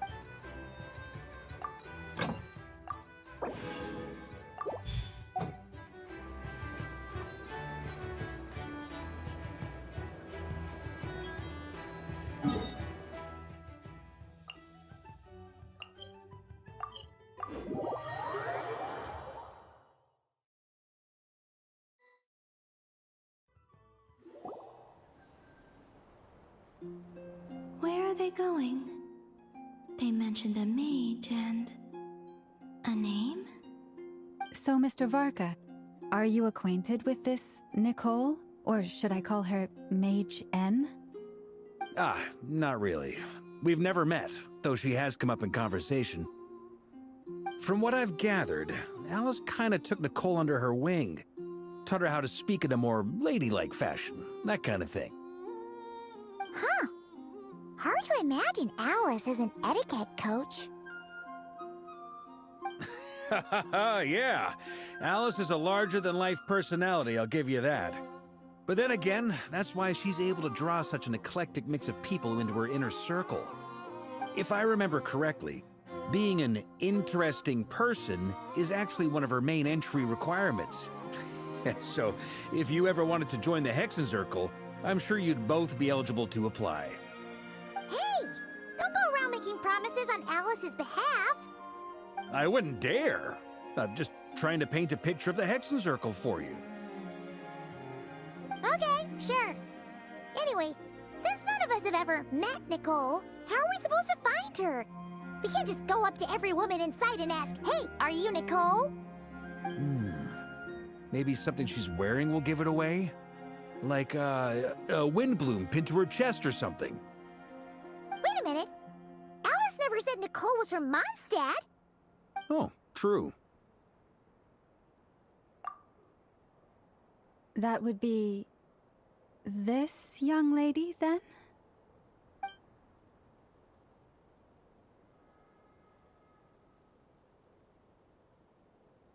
Hey there! Sorry to disturb you, but... are you Miss Nicole? Varka, Knight of Boreas of the Knights of Favonius. Alice might have mentioned me before. Mm-mm. Ah! Have we got the wrong person? Sorry. Well, this is awkward. When I shook my head, I meant, no, Alice hasn't mentioned you before. Huh? Where is this voice coming from? My apologies. For certain reasons, I am unable to speak. This is the only way I can communicate with you. It might take some getting used to, but I hope you can understand. Hey, it's fine. I'm more shocked by the fact that Alice never speaks about me. I mean, As for you two, we have crossed paths twice before, but it is nonetheless a pleasure to finally meet you. It's really you! Thanks for all your guidance in the past! You're quite welcome. This time, things are different. We have reached the unwritten pages of the story. You might say that we stand at the crossroads of fate. Now then, allow me to formally introduce myself. My name is... No, stop! Alice! I can't believe it! I had a whole speech prepared. I'd agonized over every single word. She always picks the worst moments to ruin other people's plans.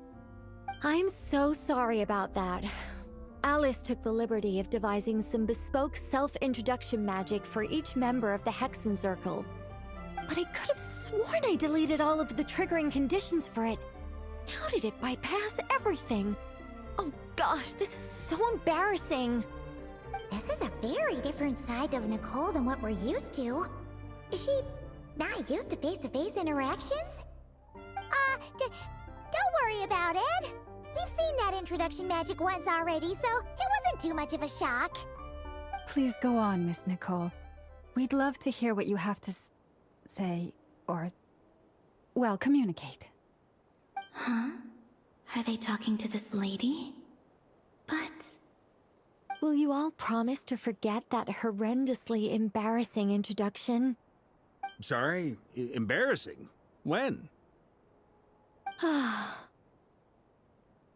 Yes, my name is Nicole, and I am one of a very few angels who have retained both their preferred form and their power. The Traveler and Paimon should be no strangers to this concept. There is another of our kind in Natlan. They call her the Lord of the Night. Right! Paimon remembers her! Yes. Well, I have retained more of my power than she.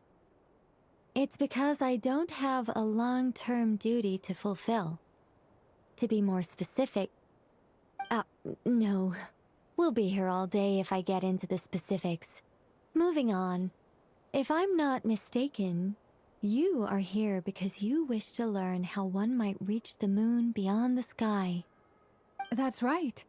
Is that something you can give us any guidance on? Yes, I do know a way. It began with the Hyperboreans, who lived after the War of Funerary Flame. Blank looks. Maybe I should start with the background of the war. Or maybe not. It shouldn't be an issue. I'll fill in the gaps for you when we have more time. Anyway, after that war ended, the three moons retreated to beyond the false sky. The Hyperboreans were humans I once aided. They accepted the civilization and creations bestowed upon them by the angels. But despite accepting many blessings of the angels, many among them still held on to their faith in the moons. They were reluctant to accept the new order. Even after the War of Funerary Flame, they sought to contact the moon goddesses beyond the sky and receive their guidance. But all three had passed away by that point.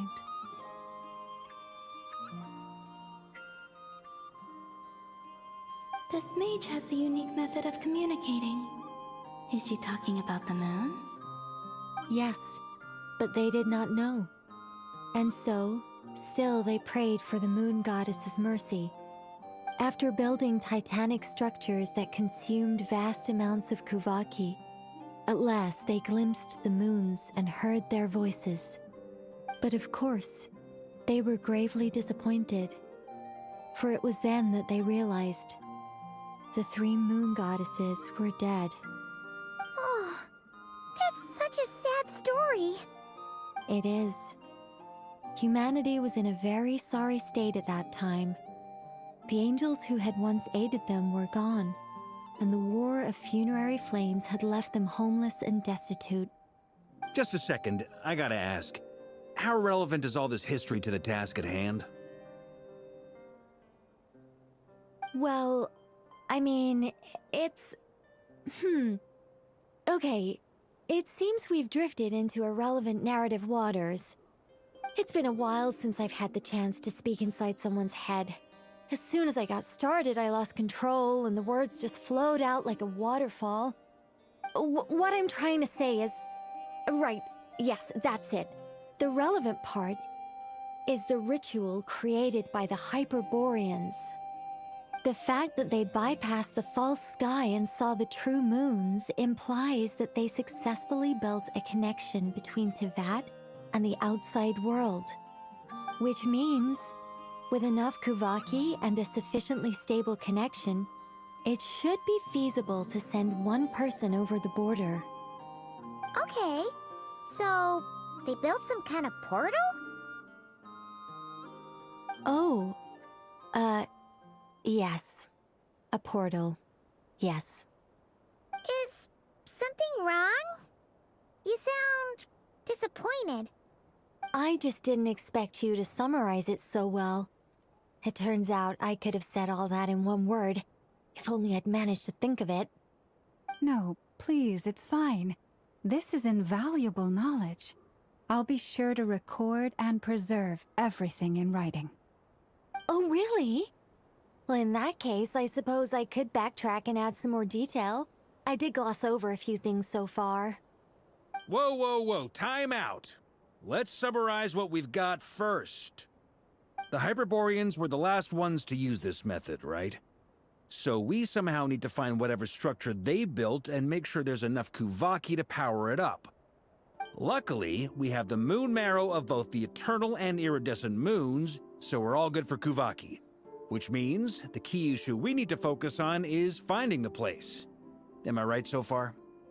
Yes. Although I expect the structure is long gone by now.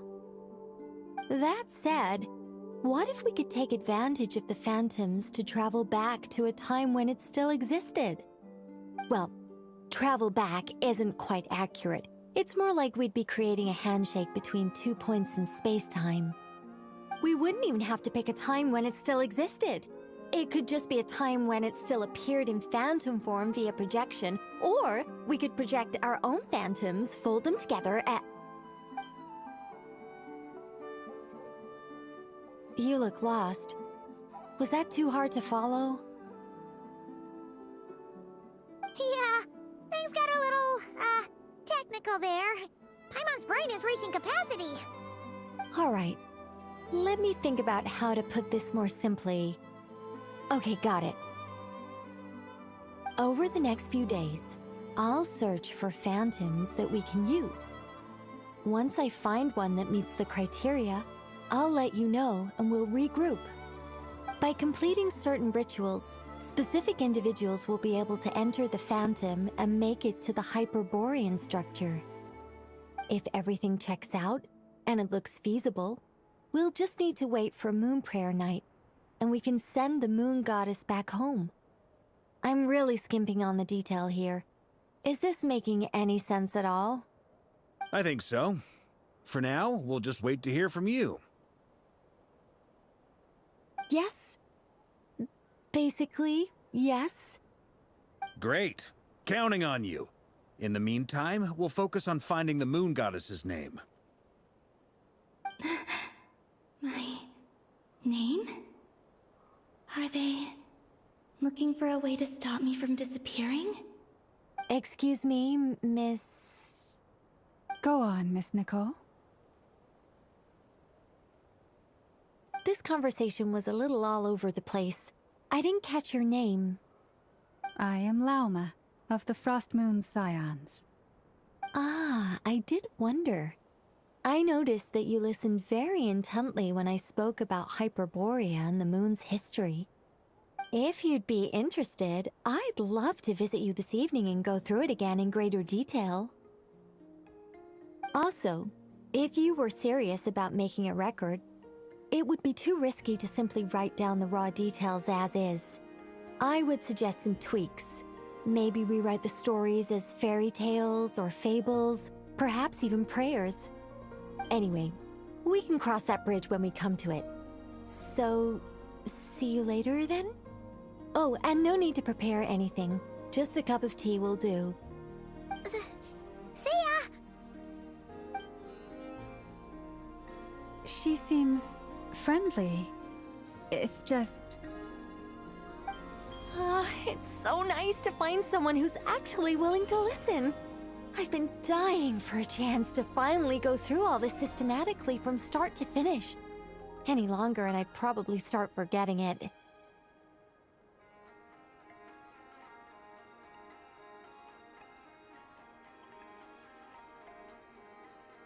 Now Paimon gets why Alice told us to mind our heads. Ha ha ha ha! What did I tell you? A lot of quirky people in Alice's orbit. Now then, the next order of business is... where do we start looking for the Moon Goddess's name? Maybe the rest of what Nicole has to say might give us some clues. Once I've heard her out, I'll summarize the salient points and share them with you all. I'm also inclined to review our other documents. Yes, our faith was first established by our Hyperborean ancestors, but many of the more factually accurate records are from after Kutar's birth. Sounds like we're gonna follow Columbina's journey through Devat, huh? In that case, we'll start by heading to the Frost Moon Enclave. Sounds like a plan. Take this with you. I'll see about getting in touch with the Fatui. It'll probably just be Arlecchino and Sandroni again. They're the only ones who would want to help. Thank you, Mr. Varka. Don't mention it. Honestly, I'm more comfortable dealing with the Fatui than prying into the details of a young lady's childhood. Catch you later. I should follow them, just in case there's some way that I can help.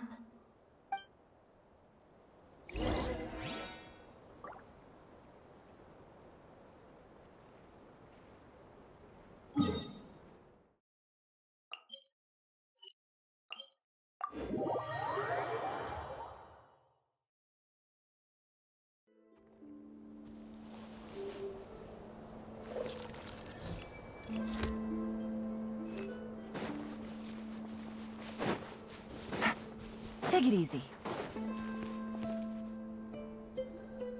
A while ago, I took the time to organize all documents in our possession that pertain to Kutar. What you see here is the material I consider reliable. You're saying there's unreliable material too? Yes. Most of the information we have was transmitted through an oral tradition. Inevitably, some of her stories were mythologized and deified over the years through countless retellings. That's why I organized them into reliable and unreliable. There's no sense seeking answers in history unless we can ensure the veracity of the historical record. Makes sense. Alright, let's take a look through.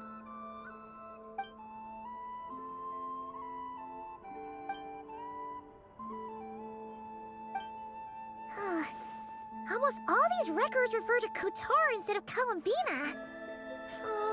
Although neither of those is her real name. Paimon's not sure what point she's trying to make.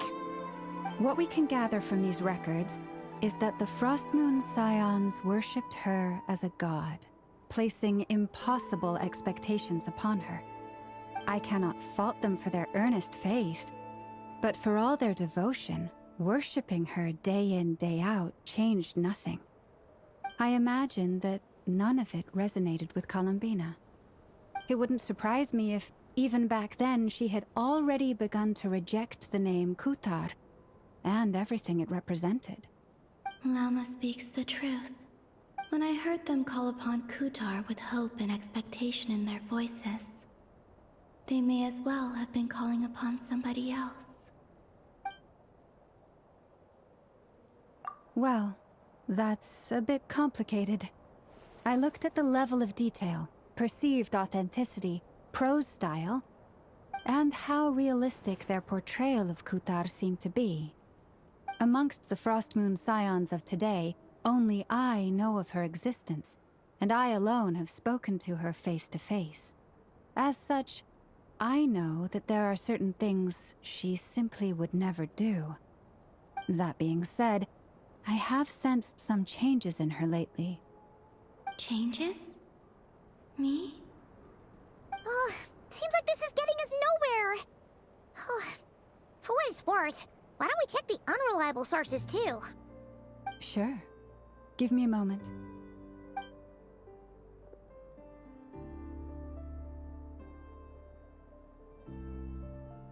Exerting but a fraction of her divine might, Kutar sheared a great mass from the snow-capped mountain and cast it into the sea, upon whose surface shone the mirror image of the moon.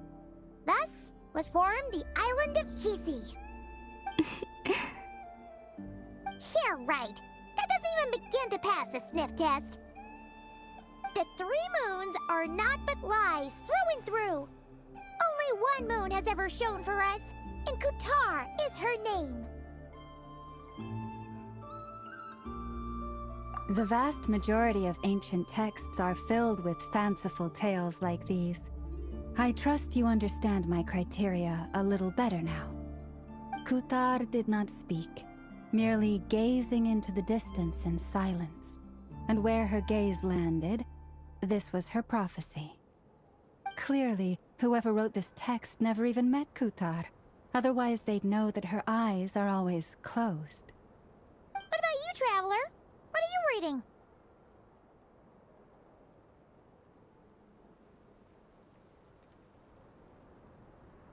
Come on, let Paimon see. The child wished to build a wooden nest with which to shield a fledgling bird from the cold. But being so young and lacking in strength, the child could not snap the branches from the trees. Kutar was passing by. Upon seeing the child, she summoned forth the Kuhenki, who built a beautiful nest for the child. I remember that. Not knowing the meaning of Kutar's divine intervention, the child dared not to respond, and thus ran home to call their parents. But Kutar was gone. The Moonchanter declared the event a miracle and took the nest as a relic, placing it on high for all to see. The child was named as one favored by the goddess, and was greatly respected amongst the people. Yet, no further miracles were bestowed, and this matter was forgotten in but a few years. Huh. Any thoughts after reading that? Yeah, Columbina probably just wanted to join the kid in making nests. Ah. I'd originally considered this a fabrication, because Kutar did not perform any similar actions in subsequent records. But now that I think about it, it does seem like something Columbina would do. It's just that She didn't know how other people would interpret her actions. She was probably worried about making things difficult for people. So, she gradually stopped joining in. Yes. Oh, that's so sad.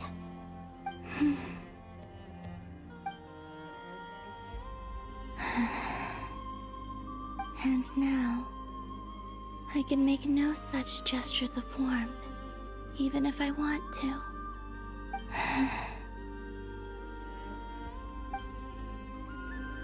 Still no name. That's a bit of a shame.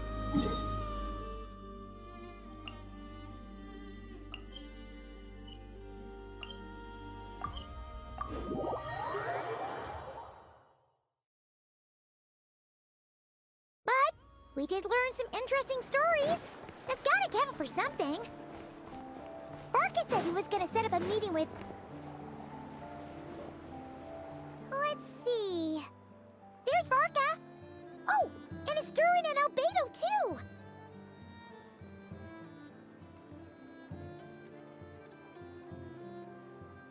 Yeah, this is pretty much the same place we bumped into each other last time. I convinced them to stick around a little longer. We were all waiting on people, so I figured having a little company would help pass the time. Ah, so you've been waiting for us? Does this mean that you've already arranged things with the Fatui? Sure does. Now you're back, we can go meet up with them together. How'd your investigation at the Frost Moon Enclave go? Well, we didn't find out Columbina's true name. But apart from that, it went pretty well.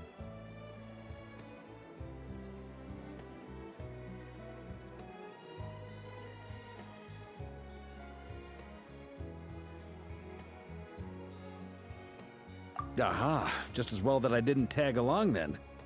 I'm sure our moon goddess wouldn't want every man and his dog knowing all about her private life. Still, desperate times, desperate measures, I guess. Someone had to do it. So, Varka was waiting on us, but what about you two? Are you waiting for Alice? Oh, no. We already met with her.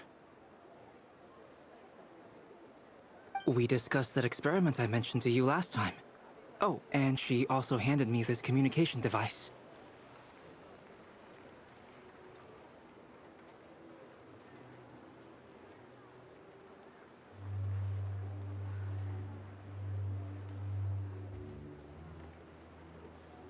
That's right. I understand she informed you about the relationship between the Phantom phenomena and Tevat's borders, yes? She wants me to help her with some more experiments on that front. She said that she'll contact me through this device with more information. Ah, I see. Following instructions and making observations. Pretty common research method. Takes me right back to Albedo's lab. Wait, then who exactly are you meeting? Someone you know. Albedo's met him too. But I don't think Miss Lauma or the Grand Master have been introduced. Introductions are overrated. Especially in cases like this. It's you! So? It's not like the Academia has prohibitions against going abroad. Also, I applied for leave. I've been writing to Hat Guy since obtaining a human form. I've already brought him up to speed on everything that's been going on in Krai. Hat Guy? Turns out, I actually have heard that name before. Oh? Then why did you react the same way I did? I only knew the name, not the fella. But since we're all here, let's do some introductions for what it's worth. I'm Varka, Grand Master of the Knights of Favonius. Lauma, Moon Chanter of the Frost Moon Scions. And I'm a Driosh from the Vahumana Darshan of the Sumeru Academia. Hat Guy. Good to see you again, Mr. Guy. I believe we last saw each other on the boat ride here.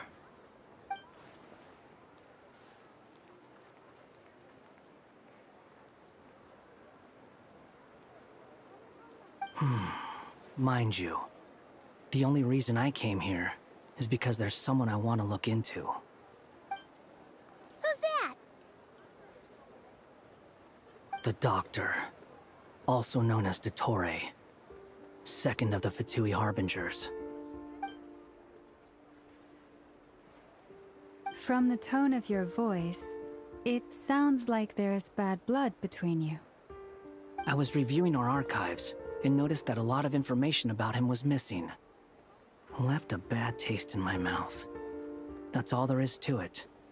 Dottore, or Zondique, as he was then known, once studied at the Academia, but he got kicked out before he could graduate. So the Harbinger's #2 man is a college dropout?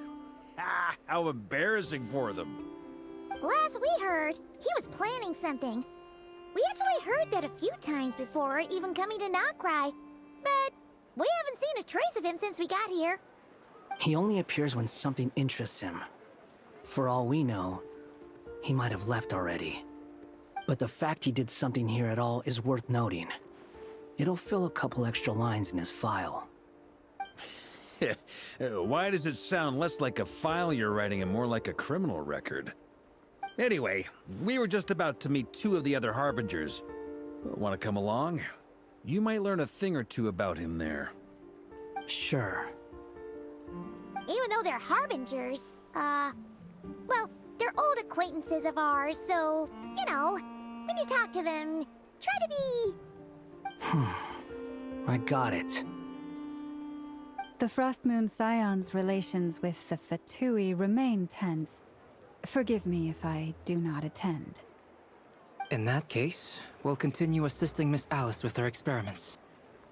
Good stuff. Everyone's having a fruitful time. All right, we better get going. I'll lead the way.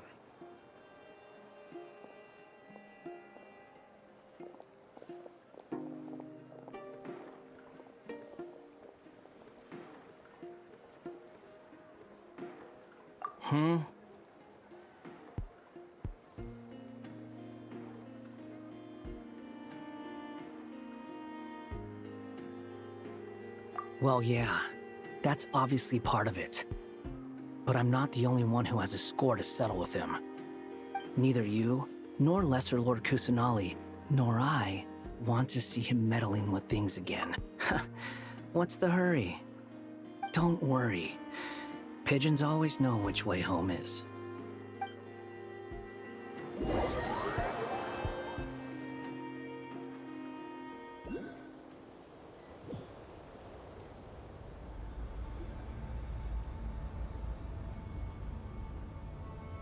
You made it. Who is this? A scholar from Sumeru. They call him Hat Guy. He's an old friend of the Travelers.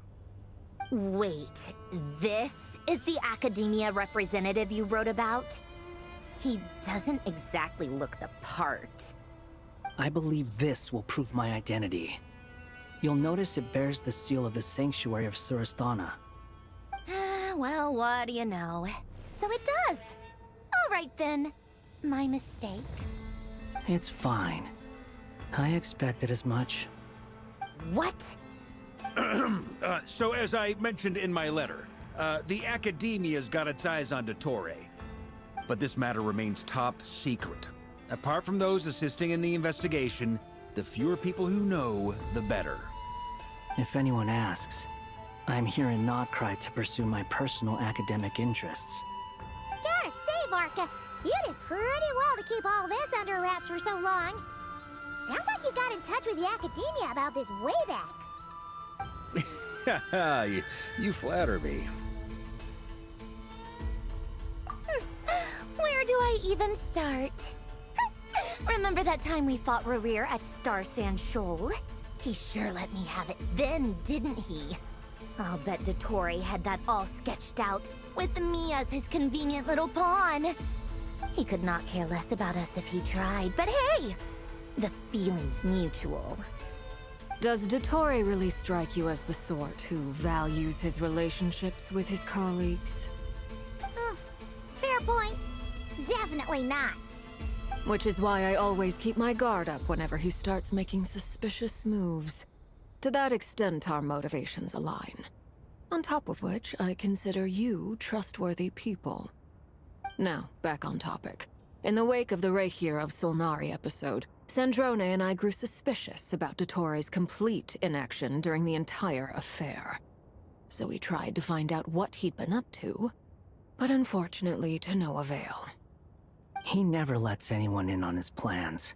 The more he cares about something, the more secretive he gets. Indeed. Perhaps he believes that by keeping a low profile, he can avoid trouble. But that trick isn't going to work on his colleagues. Yeah, I mean, he's been researching the ancient moon's remnants. And he's been trying to get his paws on the moon marrows. Only an idiot would believe he doesn't have something more planned. With this in mind, I returned to Snezhnaya and relayed my thoughts to Her Majesty the Tsaritsa, entreating her to have him recalled. That's pretty direct. Did the Tsaritsa agree? Yes. I made it abundantly clear that the Fatui's business in Krai is almost concluded, and we do not need 3 harbingers in this territory. Her Majesty concurred. Accordingly, Dottore has returned at her orders. I imagine he is continuing with experiments, which no one besides he would ever have any interest in. Common sense might mean nothing to him, but he's not stupid. He knows that no good can come from opposing the Tsaritsa. Smarts alone won't get him all the way. He needs the Rooster's resources and Regrator's Mora, both of which the Tsaritsa can strip from him by waggling a finger. But doesn't he have a track record of publicly following orders while going against them in private? He probably has it down to a fine art by now. Wouldn't put it past him. We worked together on a research project once. Only briefly, but it was enough to show me that we're fundamentally different people. He has no interest in doing things methodically, stage by stage. His thoughts jump all over the place, and the moment his curiosity is satisfied, or he gets the results he wants, he disappears. The only similarity we share is that, once we set our minds on doing something, we will see it done, whatever it takes. Well, we definitely saw some of that in your battle with Rerir. You got so competitive. Ugh, do not remind me. Then I believe we all concur. Dottore will not simply give up. Fantastic. Now this is turning into a whole day of unpleasant memories. Ugh. Are you talking about the moon marrow stuff? He also strikes me as the kind of person to disregard experimental regulations, ruin all the equipment, and go way over budget. Exactly. This one time, he was running some high-temperature experiment and the substance exploded. But does he care? No. He orders his subordinates to open the device so he can observe the results, which causes the gas inside to leak out. That gas was poisonous! If I hadn't been there, who knows how many people might have died. And after all that, he left, while I was still cleaning up after his mess. What a waste of time, he said. Waste of time? The nerve! He wasted my time! You've been bottling that up for a while, huh? Hat guy, I must say, you seem awfully familiar with internal Fatui affairs. Especially when it comes to Dottore. Thank you, Lady Harbingers, for providing such valuable information. I have no other questions for now, so I'll be on my way. Wait, what? You're just gonna leave? You're welcome to join if you want. Ugh. Just when Paimon thought he'd finally mellowed out. He makes quite the impression. I'll say. I've met tons of headstrong people, but not many of them would join me in bad-mouthing Dottore. Anyway, back to the main agenda. Barca, you said that Columbina has gone missing? Or rather, disappeared. Yeah. We're working on building a connection between her and this world. The simplest method is to find out her real name. I've actually asked her that question before, but she said she didn't know.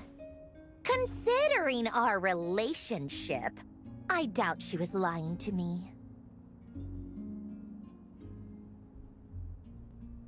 As far as I recall, she was never dispatched by Her Majesty to claim a gnosis or anything like that. The Tsaritsa's plans had long contained a place specifically for her. I always thought that was weird. What could she do that the rest of us couldn't? Knowing what we do now, it's probably something related to Kavaki, right? More than likely. When she first arrived, Columbina would often go to Her Majesty and ask when she could start the task assigned to her. But Her Majesty always gave the same reply. The time has not yet come. So she spent her days in Snezhnaya doing basically nothing. The Tsaritsa has summoned a beautiful blind maiden to be a harbinger, giving her the third seat by virtue only of her enchanting voice. It was a dumb and stupid rumor, but the reality of the situation made it hard to refute. And what happened after that?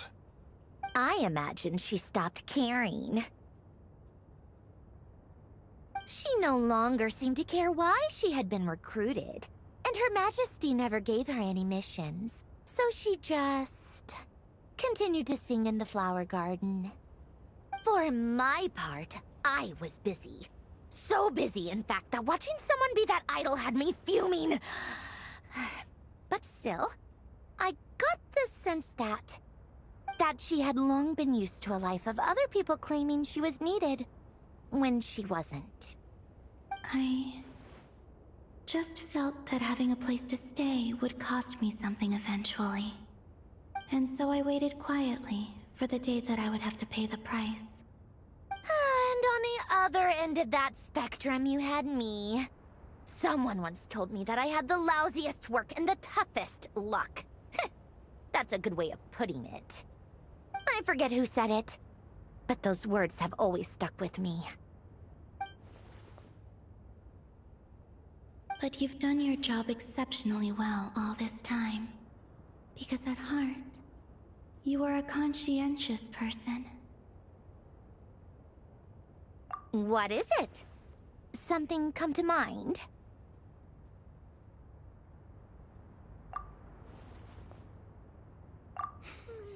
That makes sense. Nothing screams you are needed like your name shouted from across the town. Well, good luck with it.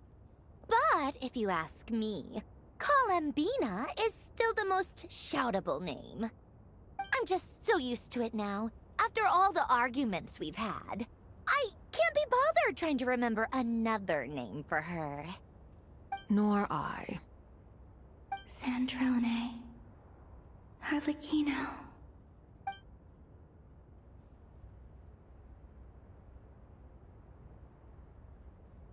Huh! It's a Sealy! Does that mean Nicole has news for us? Ladies, I thank you for your hospitality. If the chance ever comes up, I definitely owe you both a drink sometime. I'm sure it will. You can make your own way out. Heck, you've been here enough times, you probably know your way around better than I do. Okay! Time to do what adventurers do best.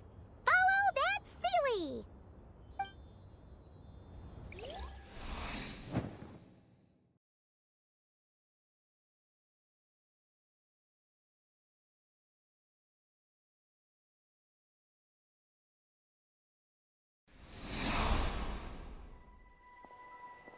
Here you are.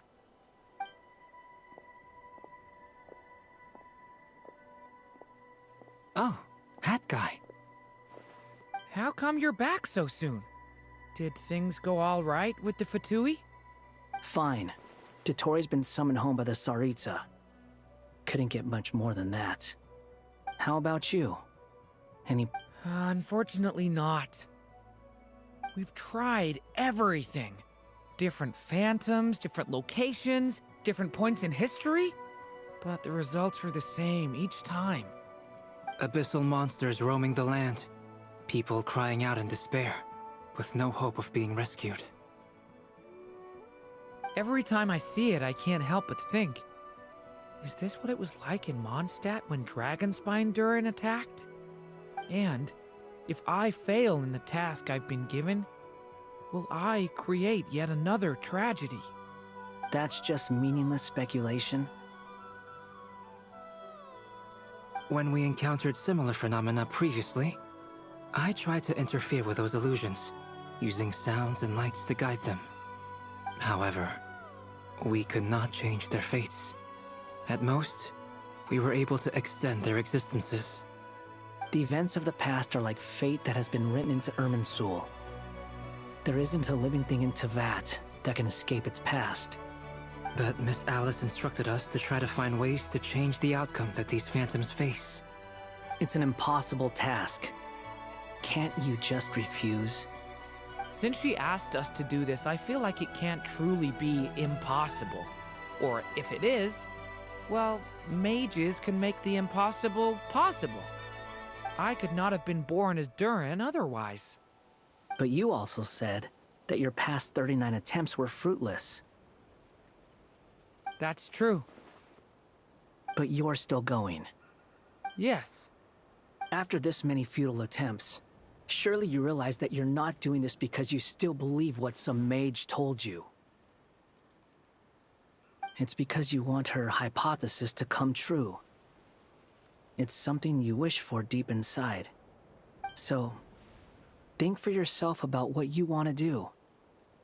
As long as you don't believe it's futile, it isn't. Yeah. Previous experience indicates that we cannot touch the phantoms, which limits the effectiveness of our interventions. If we want to clear this hurdle, we need to break this rule somehow. Same thought here. Following the same rules means repeating the same failures. Reducing ourselves to mere playthings of fate. So you mean we need to figure out a way to make contact with them despite knowing that we can't? Yes, and I suspect that's something only you are capable of. Everything in Teyvat is logged in Irminsul, but the withering that once occurred in Sumeru was a sign that the Great World Tree was being corrupted. This corruption allowed things that should not have existed in Teyvat to appear. This is tantamount to rewriting reality to an extent. You're saying abyssal power might be able to affect those phantoms? No one's ever tried it before. If you're gonna try it, it'll take courage. And you have to be confident that you can control it. Is anyone there? Has anyone seen my daughter? She's missing. I have to find her. I hear someone inside. Spargana? Are you in there?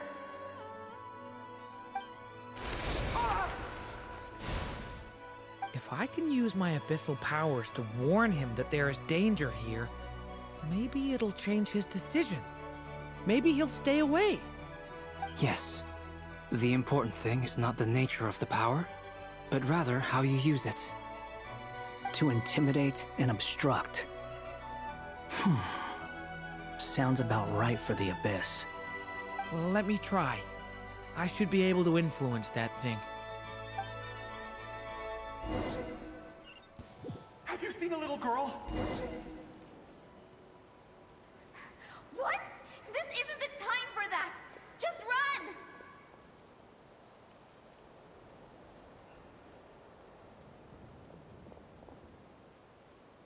I hear someone inside. Spargana? Are you in there?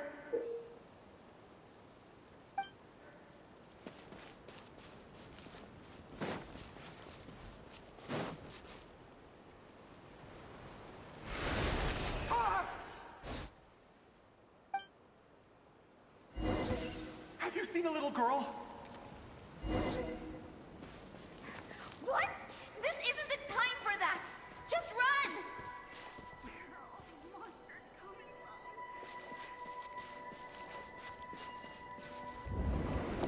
I hear Spargana? Are you in there? Where are all these monsters coming from? What is this? Looks dangerous. I should get out of here.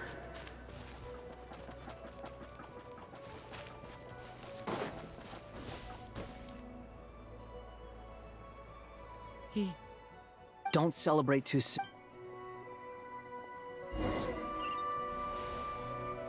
Monsters approaching from the front. You need to stop them and create an opportunity for him to hide.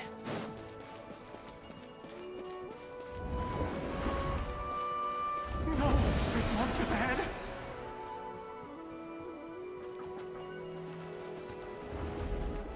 Wait, is that the barrier I saw earlier? Why is it appearing now? It's as if someone's controlling it. The monsters are gone. Is it safe now?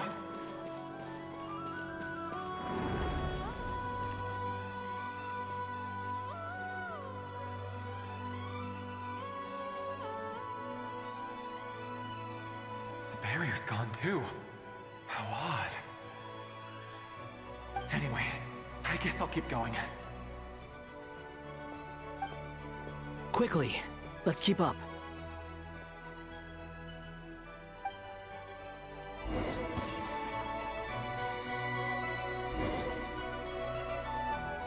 Wait, there was someone else here?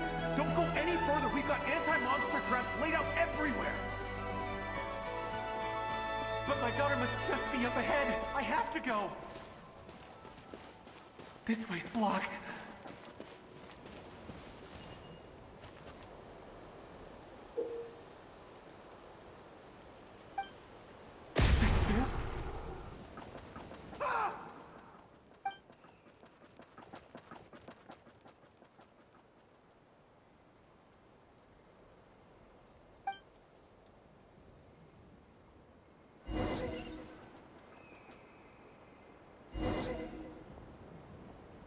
Wait, there was someone else here? Don't go any further. We've got anti-monster traps laid out everywhere. But my daughter must just be up ahead. I have to go. This way's blocked.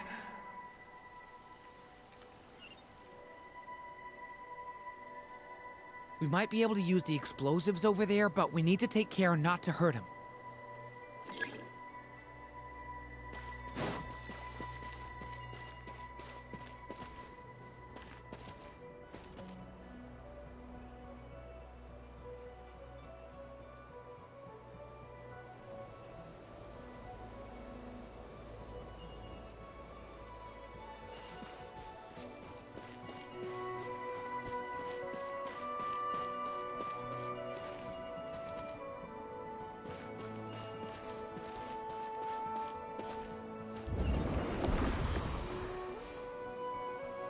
I'll use the barrier to keep him at a safe distance. This barrier seems to be helping me somehow. Hey, hey, wake up! Oh, no good. Gotta keep moving ahead.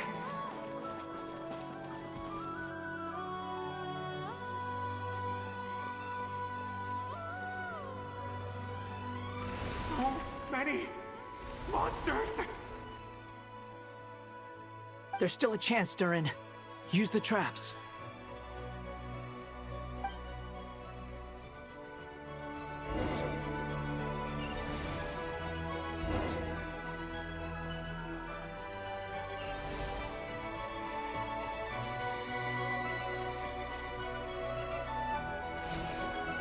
Help!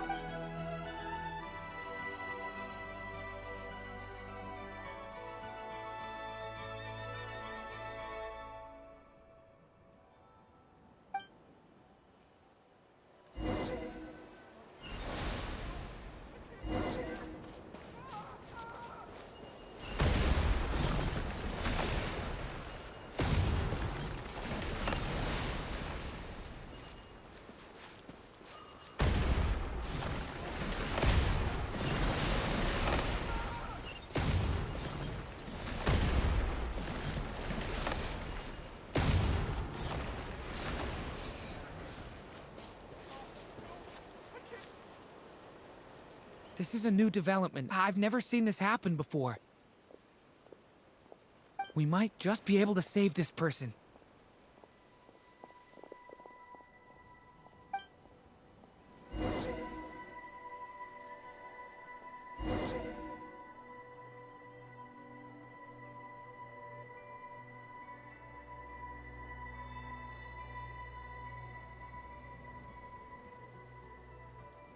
Hello there. Have you seen my daughter? Spargana is her name. She's carrying a large backpack. Get out while you still can, you fool. You won't find any survivors here. But I can't just leave her here.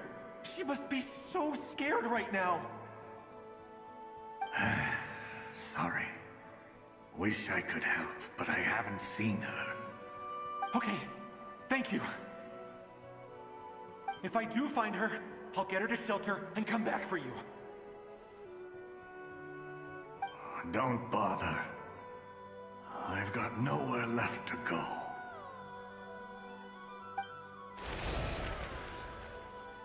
What's that noise? Monster! No, if he goes inside, he'll be walking into a trap. Let's try this once more. This time, we have to stop him.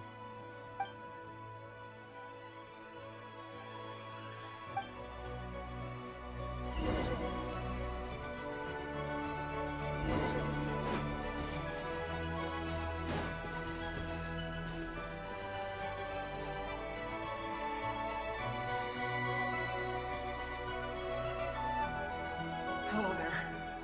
Have you seen my daughter? Spargana is her name. She's carrying a large backpack. Get out while you still can, you fool. You won't find any survivors here.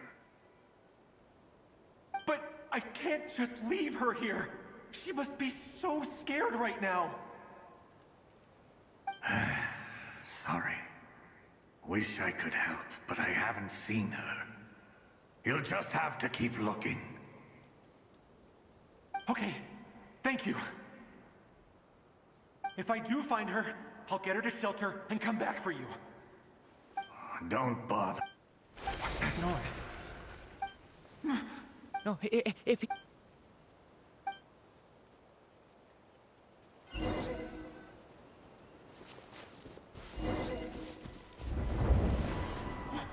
Why? How will I know where Spargana's gone like this? You know what? I'll trust this strange barrier. It's gotten me this far after all.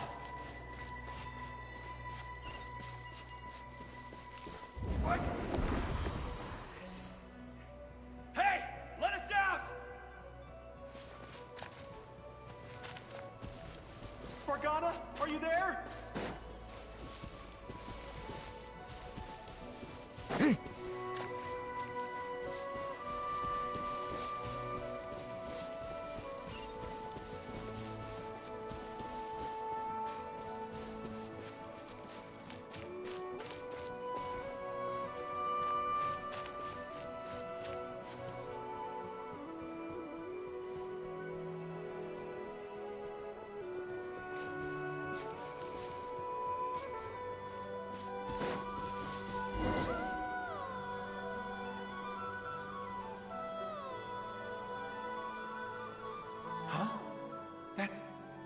That looks like one of my daughter's books.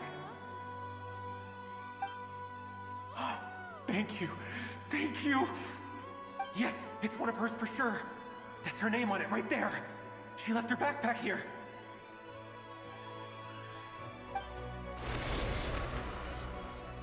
Durin, just like last time. Use the explosives.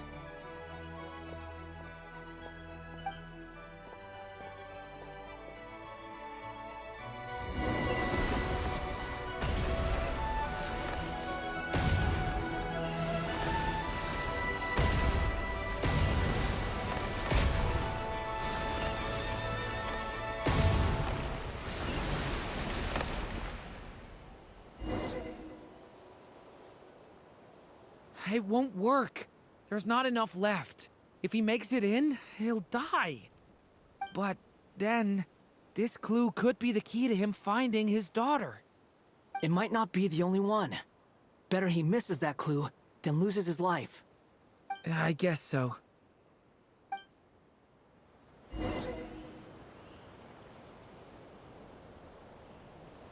Stop him, Durin. We can't let him get any further in. That's my daughter's book! She's passed this way! Why? Why won't you let me go in? I've searched and searched and searched just for this! But how will I find her without any clues?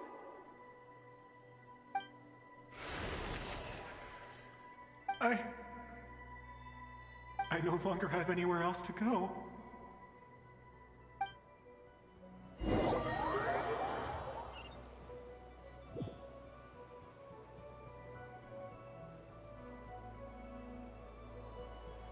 I'm sorry.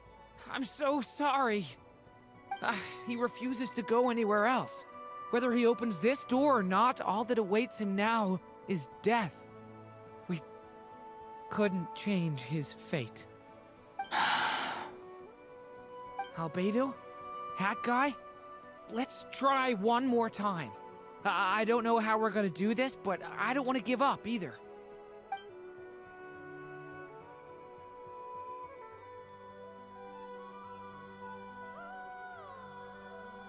Why am I here? What's going on? All these scenes running through my head. Where are they from? Huh? What's going on? His reactions have changed. How many times have I... What's happening to me?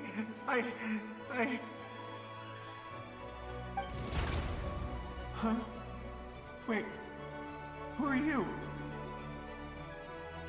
You can see us now? I feel like I always could, but that I only just realized you were there. I'm sorry, I don't know how to describe what I'm feeling. But you were the ones guiding me using that marked barrier, right? I haven't done anything yet, but those monsters, those deaths, they feel like memories. Like things I really did experience. I won't find my daughter. In fact, I'll ultimately die trying to find her. Isn't that right?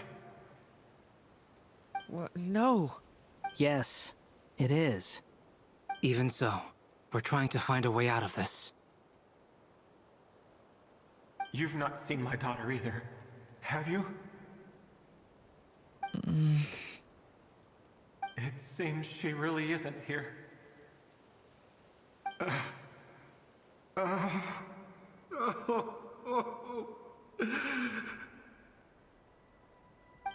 I'm sorry we couldn't help you.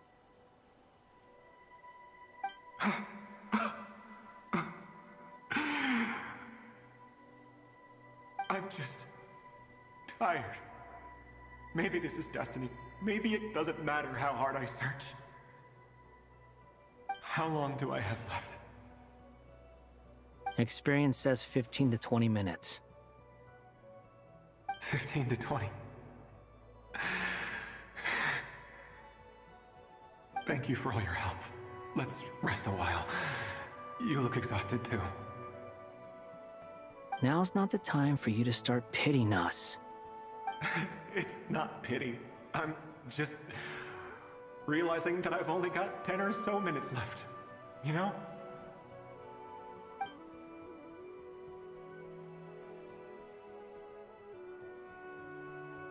You say you're from Mondstadt, yes? A place with windmills, where people enjoy limitless freedom? And you're from Sumeru, where they've built an academy into a giant tree? Yes. It seems you've never heard of either place. Those names are unknown to me, I'm afraid, yes. Have you heard of Hyperborea? I have, but I heard that it was destroyed in the distant past. I see. That was where my ancestors once lived. What about Delphi Pytho? Was it later rebuilt? I've never heard that name. Then what about Sal Vindaknir? I have seen that name on stone tablets on Dragonspine. But I'm afraid the only things left of that place are its ruins. I see. Sure enough, there was no way to turn this around, huh? I'm sorry. I was the one who asked to chat, but it seems like we're too many ages apart. There's barely any common ground to start from. It's all right. We did hear something new, at least. From how you speak of your lives, things must be going all right for you, I guess. They are. Mondstadt is a place of freedom and happiness. There's a lot of good people in the church and the Knights of Favonius, and even outsiders find that it's an easy place to feel at home. We have festivals a few times a year. Everyone gets together to drink, sing, and be merry. Sumeru is a lot more uptight. Not really the kind of place where you can relax. It's a nation fraught with problems wherever you look. But if all you want in life is to seek knowledge, I guess it's pretty much paradise. That's wonderful. In other words, after this all-devouring black tide passed, humanity did not merely avoid extinction, but rose to build prosperous civilizations anew. I mean, I can see you all right now. That must mean the future isn't a total mess, right? That's true. Well, time's almost up. Let's part ways, I think. Might be best if you don't waste too much time on me. The chances are slim, I know, but I'd like to spend these last few minutes looking for Spargana. If things work out, I'd love to tell her about what I've heard. May we meet again.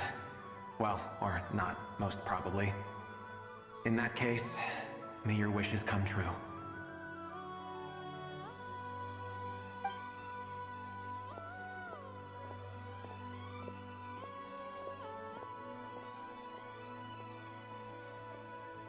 He's gone. In a few minutes, he will meet the end that was his to begin with. The ending of this tale did not change, but I believe that we've just made the most progress we have yet. May your wishes come true. If only it were so simple. Hat Guy, could I ask you a question? You've never talked about your past. It seems complicated, and it weighs heavily on you, too. Would you be willing to tell me about it? I mean, sometimes it's better to get things out in the open. Take that guy we try to help, for instance. At least he said goodbye with a smile, right? I know about Albedo's past. Our experiences are very similar, and he created me. As for you, you're my first friend, and you've witnessed every step I've taken. But by comparison, I know nothing about you. Either way, I mean, we're still best friends. But if I knew more about you, I might understand your thoughts a bit better. I've told you about myself. I'm a student at the academia. And what did you do before that? Prepared for the entrance exam? All right. If you really don't want to talk about it, I won't press you any further. I was a puppet built from the branches of a white tree, using technology left behind by the Conrian schools of mechanical engineering. A white tree? You mean an Irminsul tree? Yes. A branch of Irminsul that was once connected to the main tree. So you had a human creator too? Yeah. But my creator abandoned me after deciding that I was a failure. After that,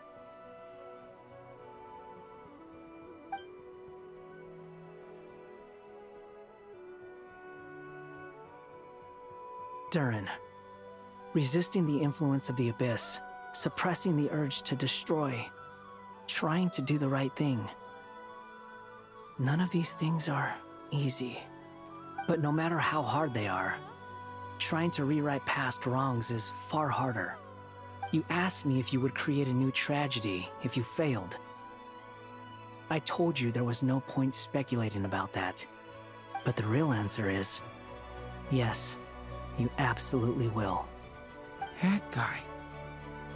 But at least you've got people here to help steer you away from the wrong path. So, just keep aiming towards the light. I will. I promise. All right, break time's over.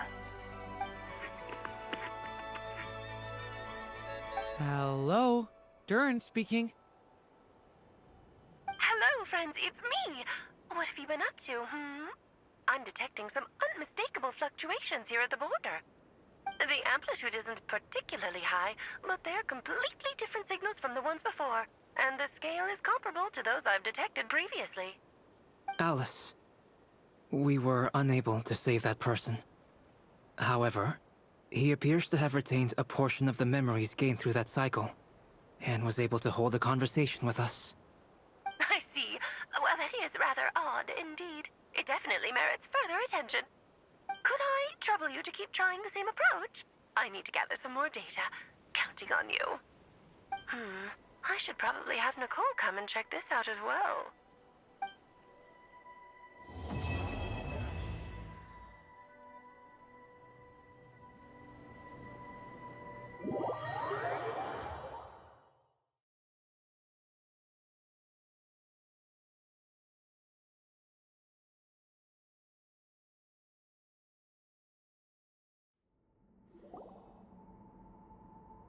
There you are. I was worried you might stop to collect treasure chests opened by the Seelie along the way. It would have taken you so much longer to get here. Another conversation I cannot hear. I am delighted to see that you understand what takes priority, and that your adventurer's instinct has not swayed your resolve. Really, I must applaud you for it. You should know. Paimon's head. Okay, I'll try and keep it short. My senses are telling me that this is where we shall find the entrance to the ruins. Oh, cool! Well, what are we waiting for? Let's open it up and see! Patience. This was a sanctuary of great importance to the Hyperboreans. A special process is required to open the gate. Oh! Like the place that housed the Eternal Moon's Marrow?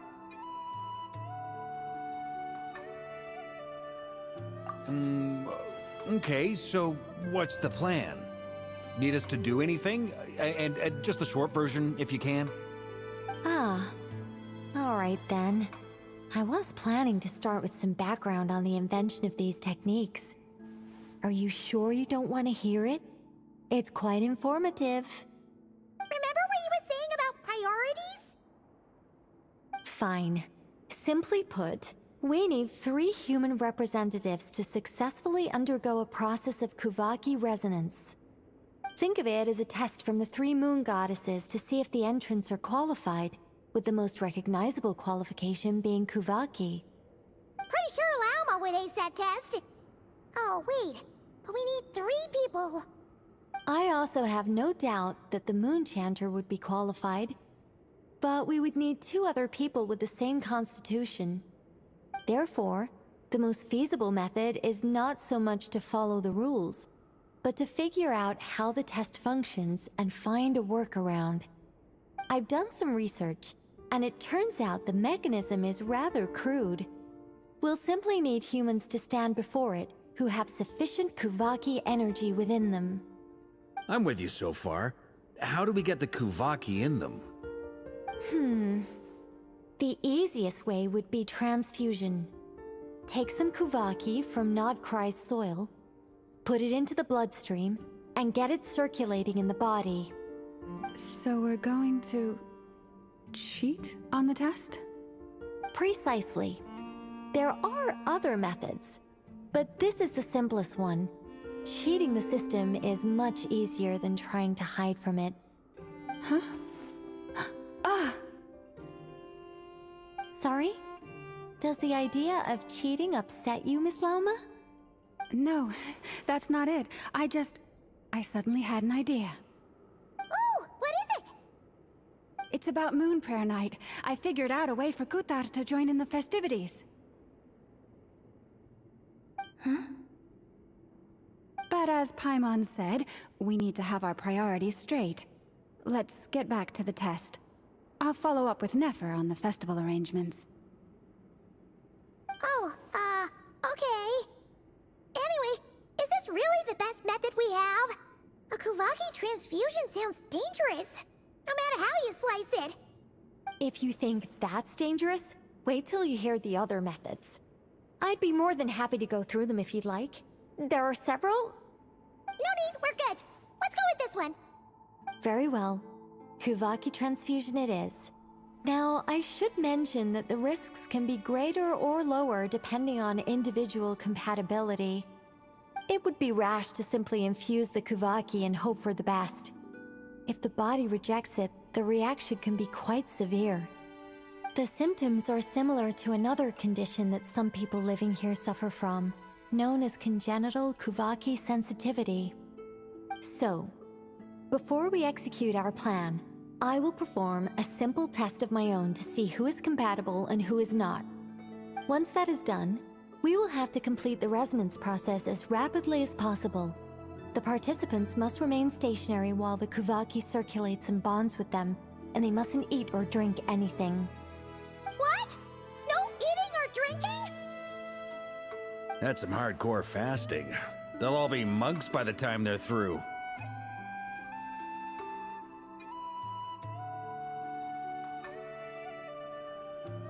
"3 days. Oh, that's so long! And we still need to find 2 more people who are not just compatible, but also willing to volunteer. Fasting? What are they talking about? Really? Don't you want to think this through? Haha, count me in too. 3 days without food? I can handle that. Miss Nicole has made it clear that this is the easiest way. The way I see it, there's nothing else to discuss. It's time to step up.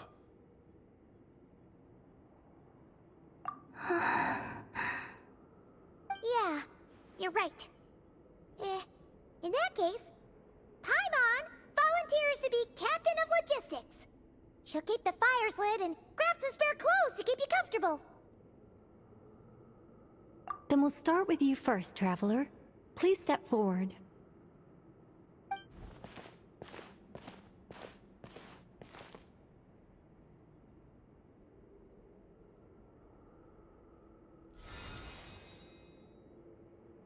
How's it going? Do you feel anything?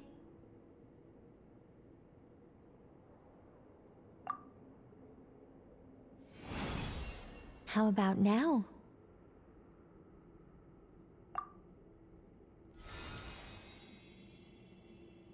And now?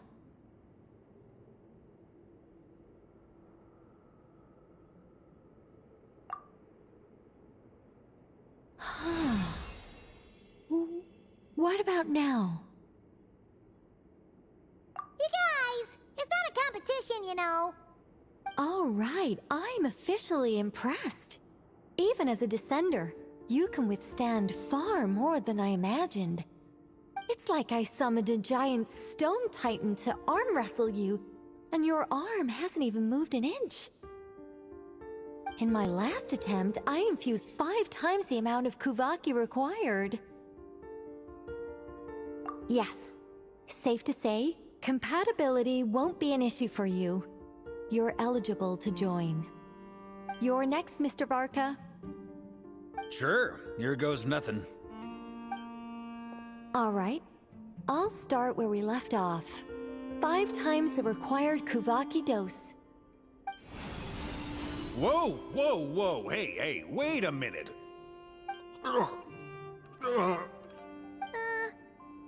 How's it going? Ooh, no, not great. I kind of want to puke. Feels like I've been drinking too much. A few bottles of wine, then a big stein of Dark Horse, with some hard liquor from Liyue mixed in.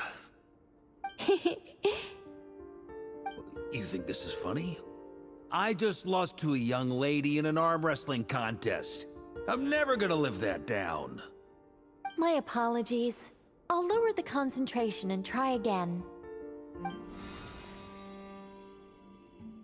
Oh. How's it going now? I'm not as dizzy as last time, but I can still feel it pulsing around. In that case, you wouldn't be an ideal choice, Mr. Varka. Let's try someone else. Okay. Let's go ask some of our other friends then.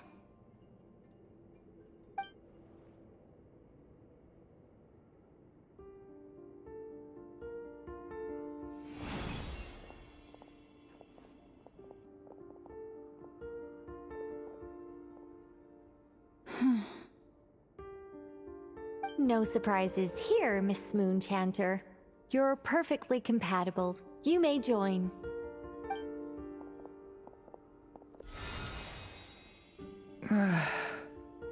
I'm getting a slight headache. Shame. You were so close. Whoa! I'm itching all over! Allergic reaction. We can't have that. Huh? Well, are you gonna start a what? The Hexenzirkel is an organization that cares for and protects children. We will not have them do dangerous things. Not even tests.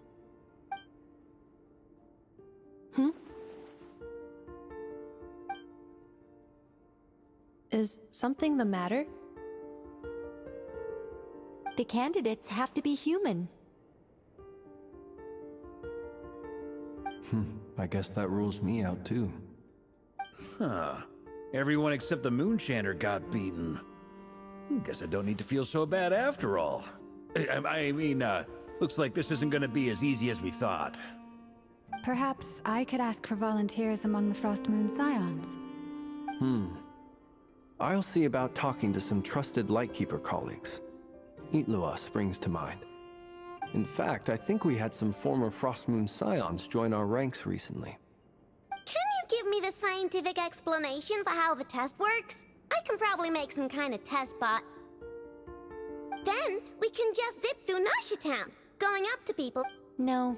Wow! No elaboration for once. How about I contact the Knights of Favonia's garrison in the Wave Chaser plane? Strange. The Moon Goddess is clearly revered by many people. So why is she on the brink of disappearing? She mentioned that the world has rejected her from the very beginning. And when we fought the Reikir of Solnari, it seemed like she exhausted her power for our sake. Also, I'm not sure revered is the right word for how people feel about her. Gratitude, certainly. For my part, anyway. It's basic reciprocity.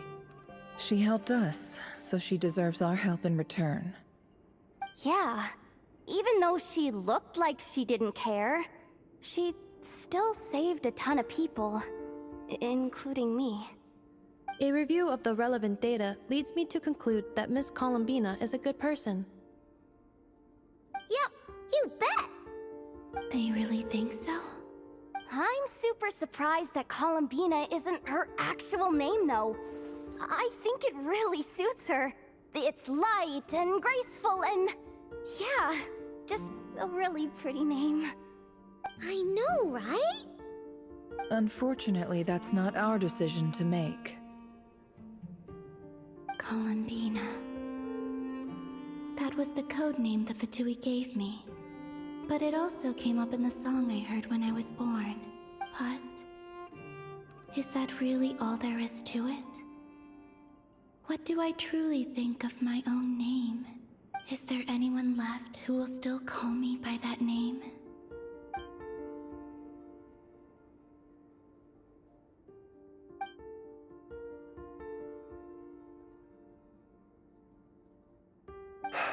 Moon Prayer Night is getting closer by the day. We're running out of time. We need to look for other candidates. Then allow me to try. Huh? What are you doing here?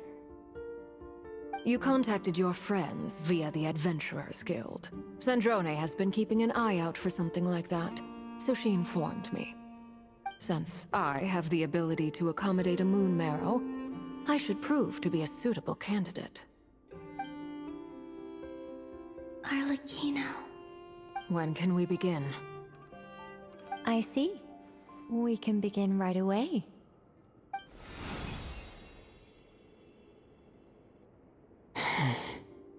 How was it? Did you feel any discomfort? Not at all.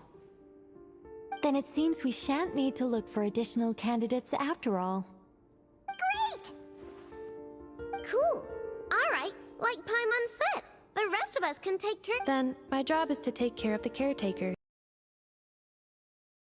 I will ensure everyone... I'm ready as well.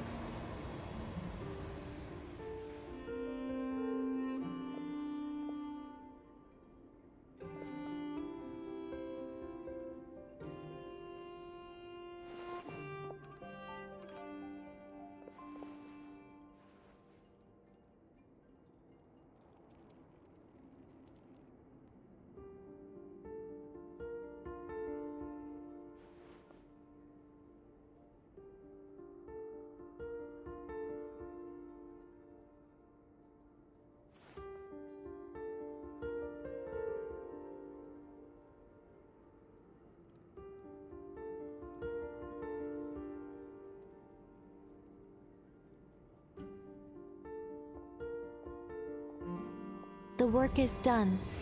The sacred scroll shut. The stars grow dim, the people silent. The white sun sets, the silver moon rises. O path to the temple, appear now before us.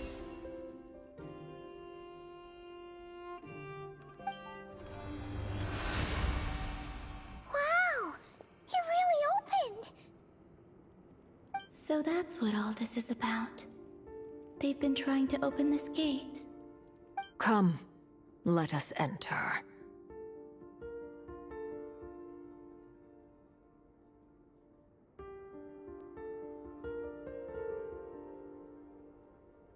It might be best to eat something first. Take care to chew properly and swallow slowly. It will give your body time to readjust to the digestion process. They will head in soon. They will need to enter this gate.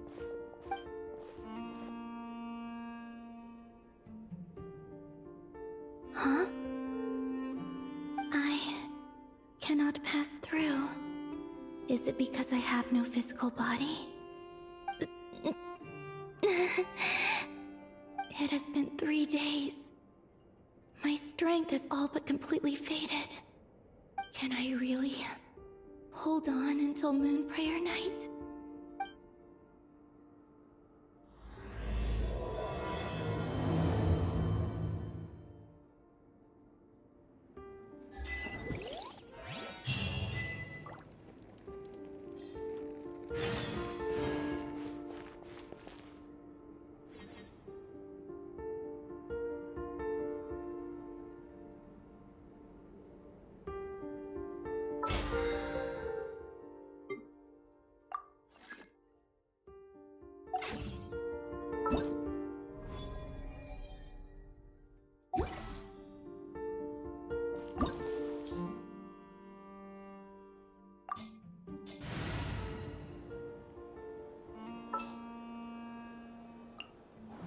Let's go.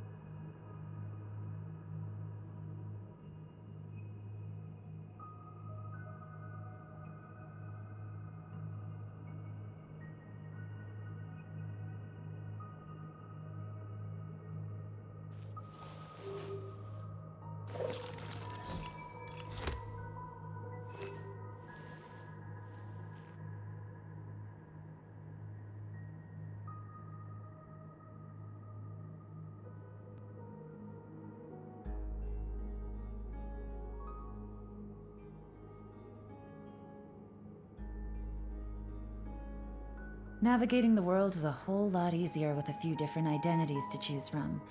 Need me to come up with some for you?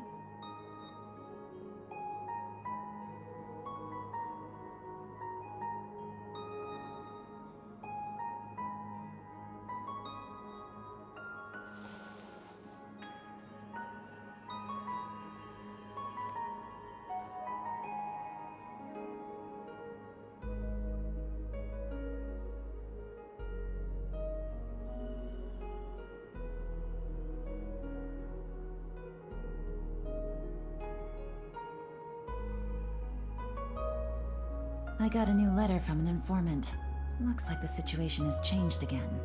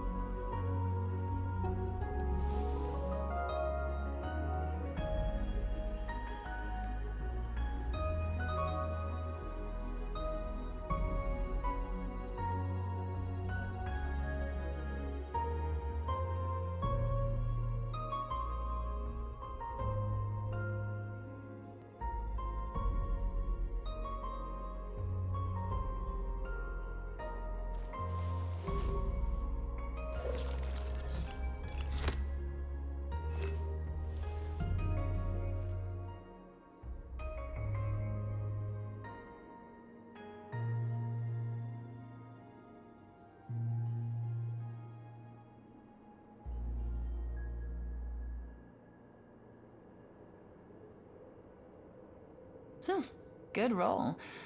All right, maybe I'll take one more day off and knock out the rest of the work once I'm feeling up to it.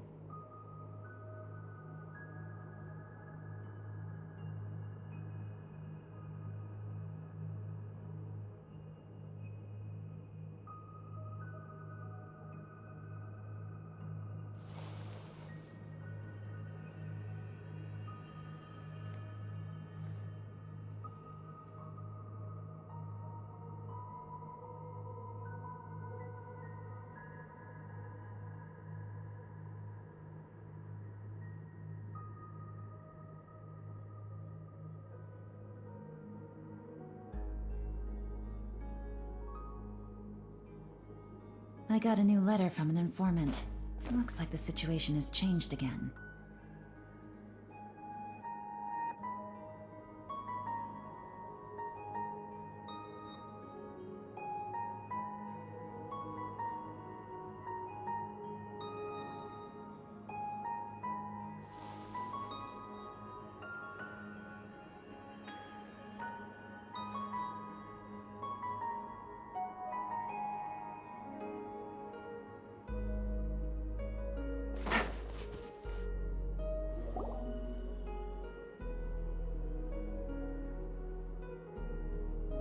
Are these people... Judging by their clothes, they appear to be phantom Hyperboreans from the distant past. That could mean they have some clues about the moon goddess's name, right?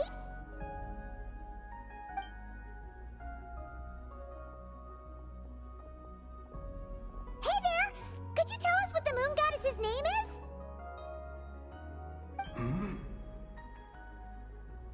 Sorry. That's probably a weird question, huh? How do we explain this? The moons are long gone, and their goddesses are dead. Their names no longer mean anything. When a new moon goddess is born, we will surely know her name. We have used every last resource at our disposal. All that remains is to wait, patiently and quietly.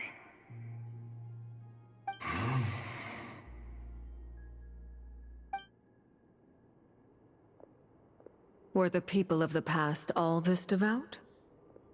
It looks like this phantom doesn't intend to converse with us any further.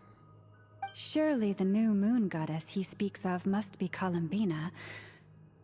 Alas, Kuthar's birth came long after the age in which he lived.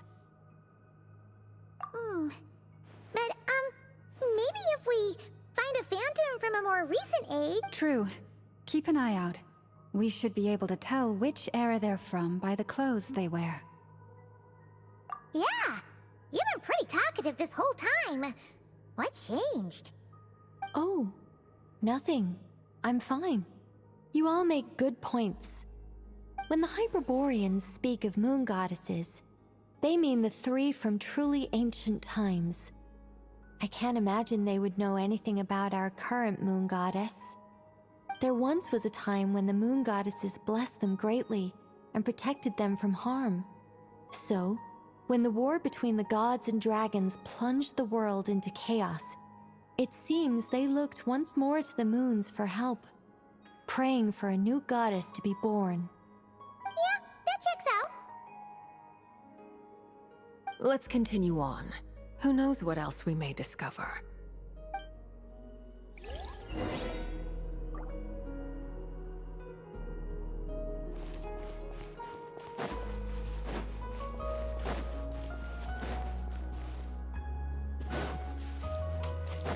There's a door blocking this path. Not a problem. Try this.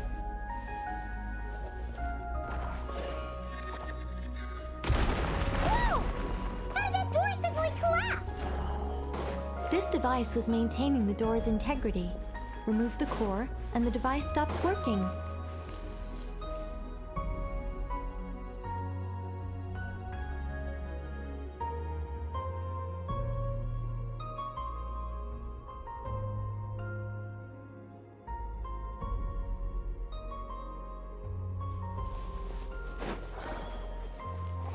Is this our destination? Impressive. More precisely, this is a device that will help us reach our destination. Let's go. We still have a long distance to cover.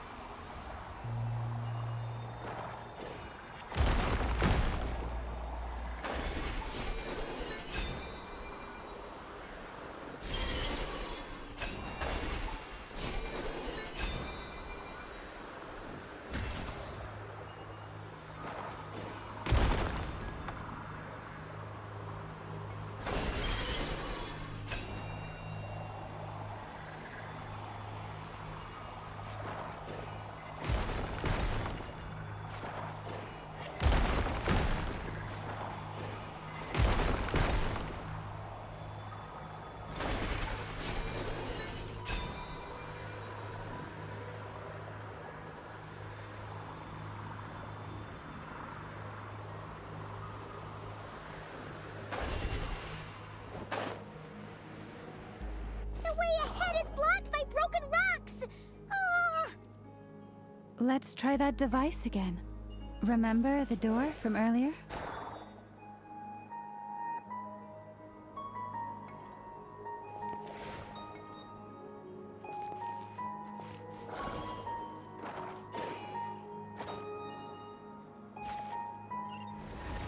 Huh! So it works in reverse too.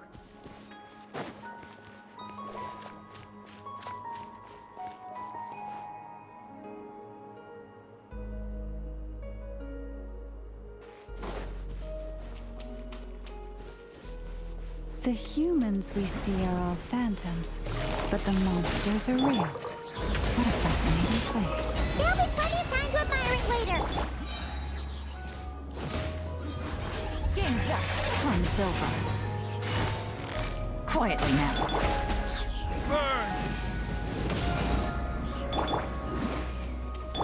Be silent.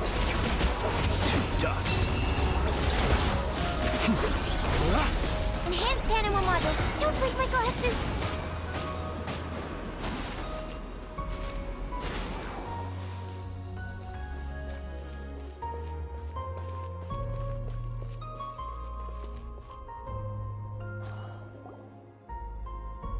Ooh, there's a whole bunch of artwork in here. Seems pretty old.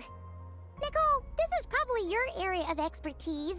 What do all these paintings mean? Let me see. To understand these murals requires some knowledge of the history surrounding the War of Funerary Flame. I shared a little of this with Lauma before. Yes. I think I follow. The dispute between the Moon Sisters. The transformation by Nibelung. Oh no, it's no trouble. I'd be delighted to share the tale again. Alright then. Tevat's 3 moons and their goddesses were brought into being by the will of Nibelung, the then ruler of Tevat. But when the heavenly principles came, they changed the world completely, down to its very foundations. The moon goddesses were nowhere near strong enough to challenge this entity.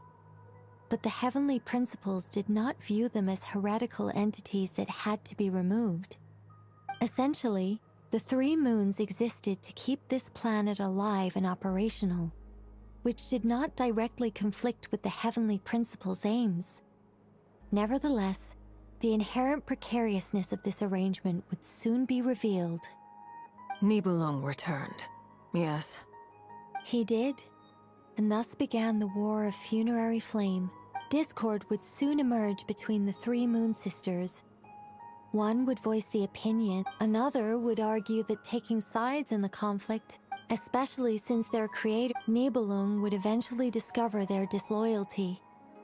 He had all 3 imprisoned before transforming the moons into weapons with which to fight against the heavenly principles. What? Weapons? Yes, the very moons that had once defended the planet, and although the heavenly principles and the 3 Moon Sisters had once been at peace, it now seemed that the moons posed. It is possible that the heavenly principles did not know of the goddesses, regardless of who knew what, when. The heavenly principles shattered 2 moons and flung the other beyond the skies. Whether the goddesses managed to escape Nibelung's captivity after his fall, nobody knows. But this much is certain. From that day on, the moon... So that's the full... You say the moons ceased belonging to Tevat from then on. Why then would Columbina be born? That is perhaps due to the lingering connection between the Frost Moon, which was not shattered, and this world. You could see it as the 3 sisters' dying wish. They never desired war. All they ever wished for was to protect... I see. If the final fate of the 3 goddesses is as you say, then Columbina faces the same grave danger. Our investigation has yet to bear fruit. Yeah, you're right. Let's keep going.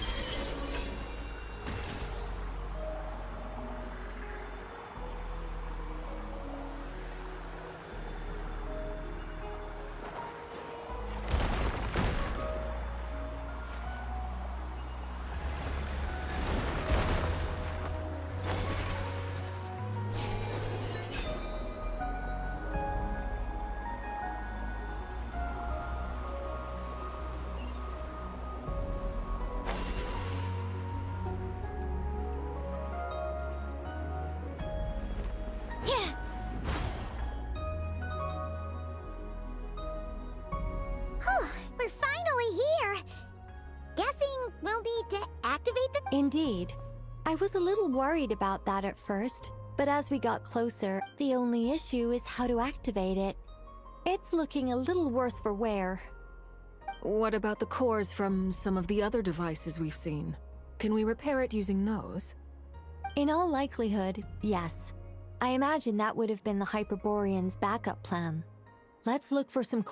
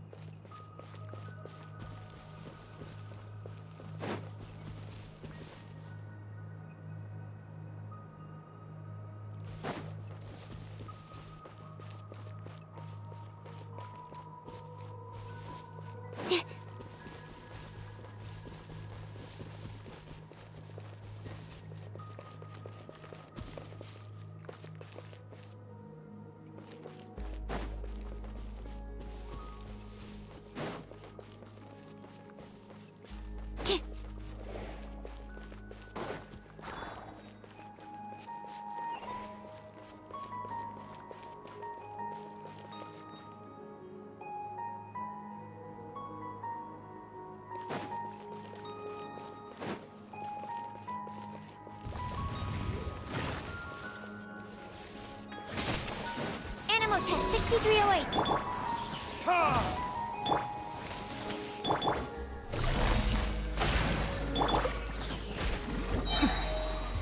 Verdict is...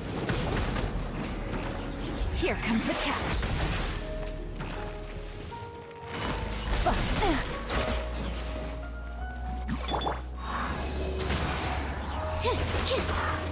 The long sleep beckons. Close your eyes. Observe.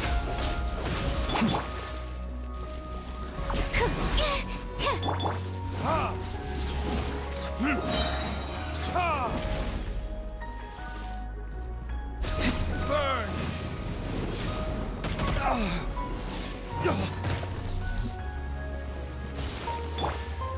Gotcha. Be silent. Close your eyes.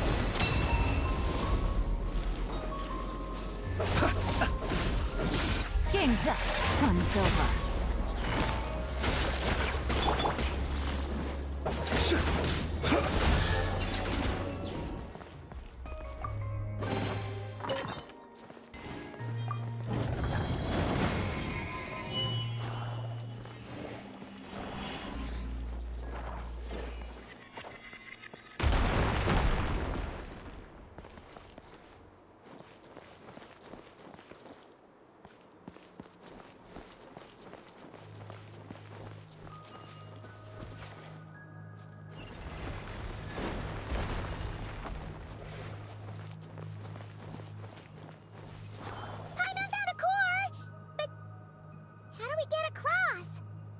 Walk up, then jump down.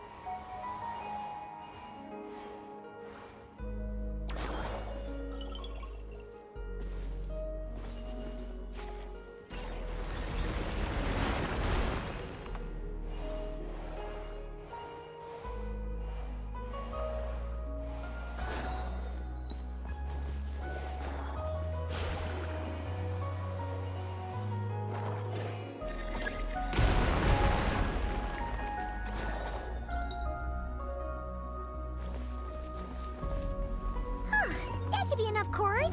Let's head back.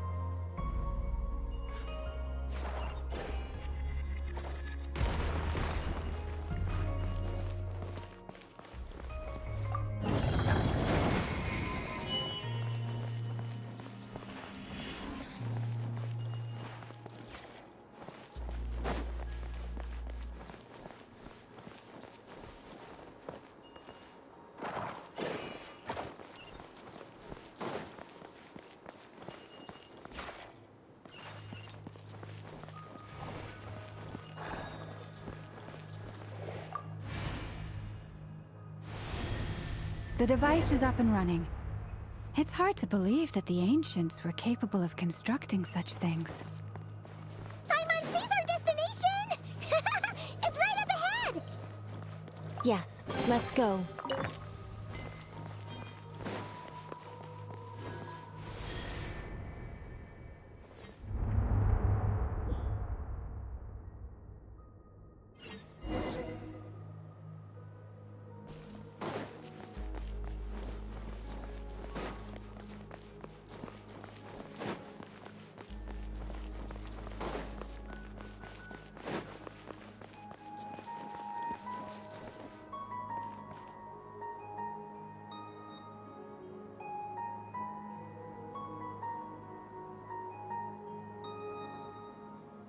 This is where the people of Hyperborea... We need only place the moon marrow upon this platform on Moon Prayer Night, and we shall be able to open a portal, the assumption being, of course... That's right. You want to know, and yet, she has no choice. That's not the only issue here. This is the end of the line, right? We've explored, and despite looking at historical artwork and talking to people from Hyperborean times, we're still... If it's not too much trouble... Oh, sure! Then your first job is to find it. Neither Columbina nor Kutar is her true name, and she's never really accepted either of them. Is it not also That would be a hard pill to... No one knows how she came into being, and she certainly doesn't have parents. Does that mean there's... Huh? Wait, why all this? Well, just because she's never had... What? Think about what Alice said again. Are you saying what I think you're saying? Yes. Names are anchors that connect us to the world. If she doesn't have one already, it's like... But what about now? I understand what you mean. Life is a long journey. Even the friends and family, when people call you by different names, what matters is, and of course, whether that resonates with you. Lumine. So, close your eyes and picture the moon goddess in your mind. If you were to call out to her in this moment, what would you... Columbina. Columbina. Paimon would call her Columbina too. Well, she has long forsaken everything that... Well, it sounds to me like... Are you sure? Is it really that simple? For a journey like this, the process is every bit as important as the outcome. Had you not searched far and wide, rejecting every other answer you... Oh...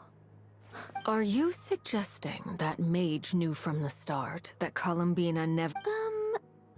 I can't say for sure. But I can definitely imagine her chuckling in satisfaction somewhere right now, saying, "Ah, what fun." Llama!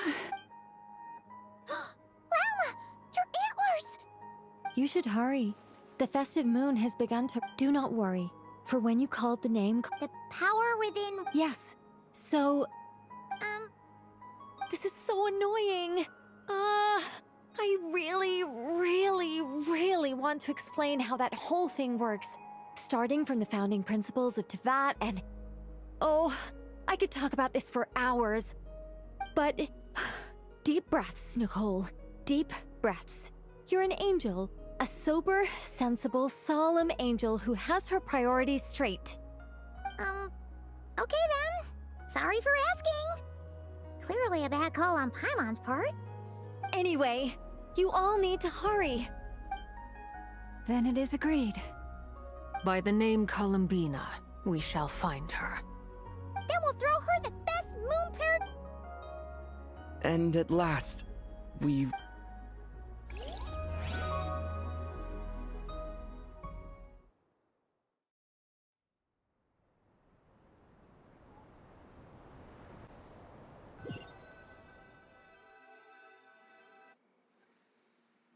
I can barely move anymore.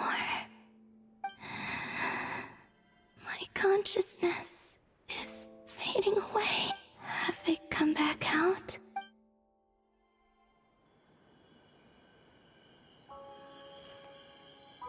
They didn't make it.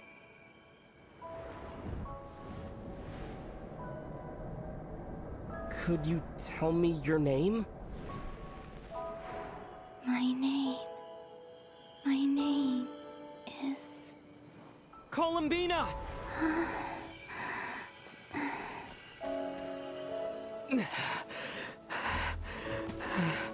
Columbina! Are you here? Columbina! That's the name you gave when we first met. And it's what I've called you ever since. Columbina. It's a fine name. I have many fond memories of Columbina, and so do all of your friends.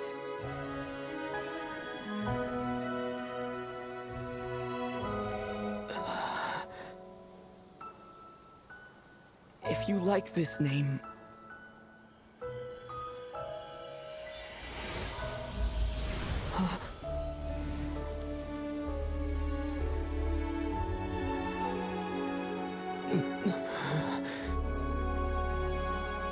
Looking for me?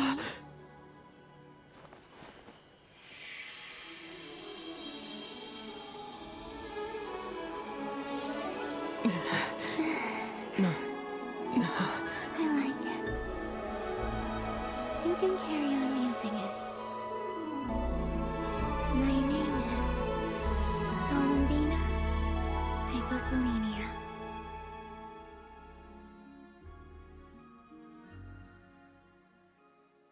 Columbina Hyposelenia. That's a wonderful name. I never thought that Columbina would become my real name. But after I met you and my other friends, the things that this name stood for slowly began to change. It went from being a Fatui code name to some...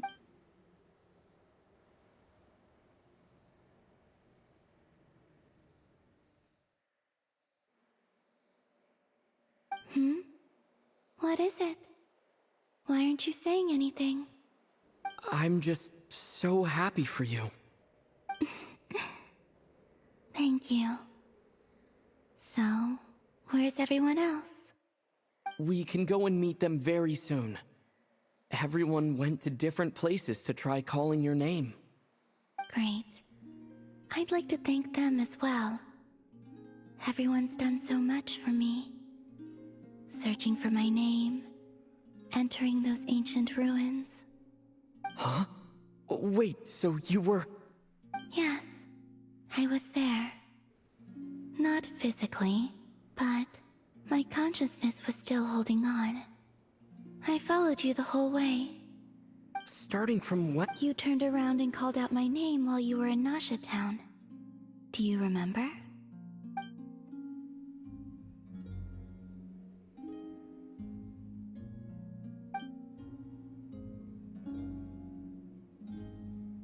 Let's go.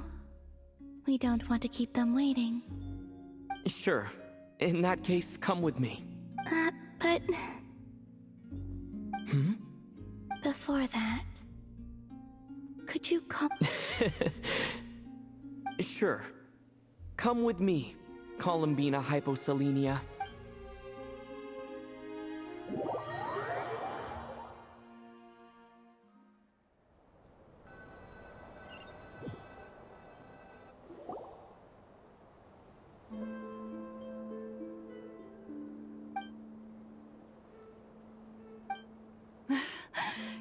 Columbina! Oh, this truly is wonderful. Llama, I can't breathe. Ha ha! Just in time for Moon Prayer Night. It's good to have you back, Miss Columbina. Yeah, Thank you, my friends. With your help, I now have a name that will... Columbina hyposelenia. That's right. It means... Born beneath the moon. Yes. And by extension, it can also mean born beneath... A fine name. Now, as much as it pains me to interrupt this beautiful reunion, I feel obliged to remind... Don't you want to enjoy the festivities? There's so much to see and do. And some of the ambient lighting and entertainments were sponsored by the kind souls in the Hexen Circle. Nicole? Why have you turned into Dodoko? So you're Miss Nicole. Thank you for helping us, and for helping me find my name. It's nice to finally... You're quite welcome. Guiding lost people to hidden treasure is what we Seelie do. And if you ask me, spiritual treasures are far more precious than material ones. Chests are all well and good, but this was what it's all about. Anyway, I had to go help Alice. It seems like she ran into some trouble. But don't worry. We're with you in spirit. We'll be celebrating right along with you. Keep an eye out for the Hexen Circle's festive stalls in Nasha Town. I think you'll like what we came up with. The Frost Moon Scions have also prepared various attractions. I believe Aino, Ineffa, and their crew are setting things up as we speak. On that note, Nefer, about that request I made. It's all in hand. Yehoda is on site to ensure that everything goes off without a hitch. Wonderful. In that case, Traveler?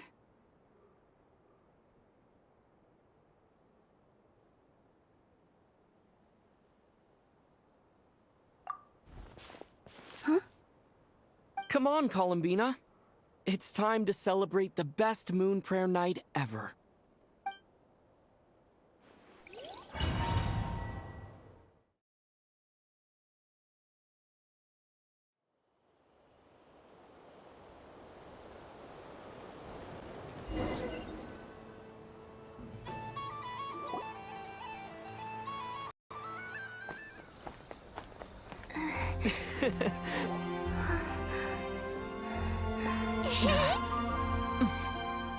Hey, young lady.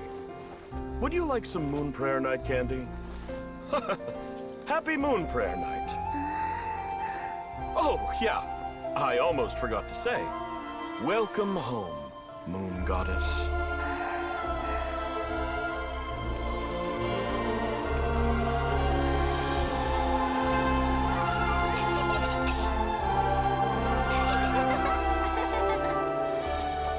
Welcome home, Moon Goddess. Welcome home, Moon Goddess. Welcome home, Moon Goddess. Turning Nasha Town into her home is a festive gift. A rather brilliant idea. Perhaps this is what Krai, Columbina's home, should have been like all along.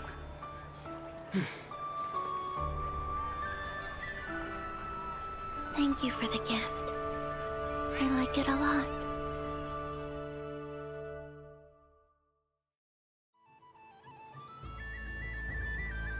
This feels like the surprise of my life. I do. I never imagined I'd ever get to enjoy Moon Prayer Night with everyone so freely. If you're happy, we're happy.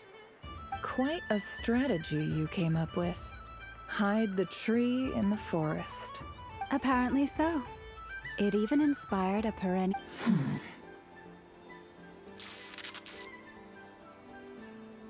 I see it now. This bickering is actually a sign of... Huh? What's everyone doing here? Oh, Miss Columbina, you're back. Yes, I'm fine now. Thanks for your... How's your progress with Alice's assignment? Very well indeed. I've never heard her sound so excited. Not like this. This time, her excitement seemed... She said she'll contact us once she knows more. In the meantime, we're free to relax and have some fun. Enjoy the time off while it lasts. I have a feeling that our next task won't be so simple.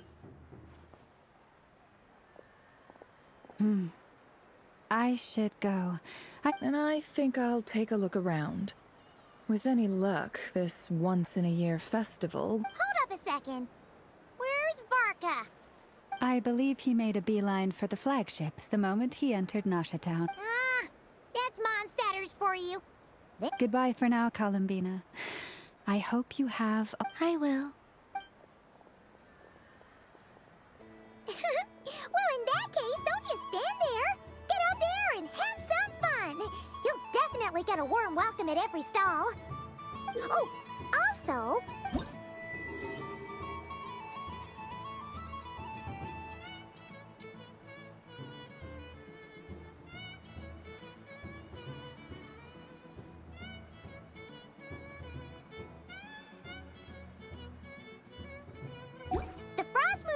stall is over here. Lauma's invited over there is the Hexenzirkel section. Atlas seemed more excited than... Oh, and then there's the Nasha Town local specialties, including... Actually, forget that. Thank you. It looks like you're not coming with me. We'll be around, but don't you... Yep. If you find something you like and want to try it out together, just give us a shout. We'll be right with you. Otherwise, just relax and enjoy yourself. There's so much on offer. Where should I go first? This must be the mage's stall. But I was aiming right at it. Aw, what a pity. I saw it with my own eyes. You were so close. So very. That's not true. It dodged out of the way right as I was about to snag it. I'm sorry? You heard me. This paper frog can move. I swear. Dear, oh dear, what are you saying? How could a paper frog move? Unless, even if I, the mere humble merchant that I am, knew such magic, surely I would not use it on a paper frog. I'd sooner give Mora legs, so it could walk right into my purse. My dear, dear customer, why not have one more try? Just think about how much experience you have under your belt now. You're sure to win the next... Darn. I used up all my coins. I'll be right back. Just take your time, but, don't take too long. This event is Moon Prayer Night only. Miss it, and you'll... Next customer, please. Welcome. Hello. Whoa! What's this big one doing over here? Dory? Why, hello there, Miss Columbina. Would you like to play my ring toss game? The rules are very simple, and it's easy to get... How much for a round? Oh, first time's free. Not a single Mora. After that, well, we can cross that bridge if and when we come to it. But with your sharp sharp skills, I'm sure you'll win all the prizes in one fell swoop. That was an obvious enough hint for them.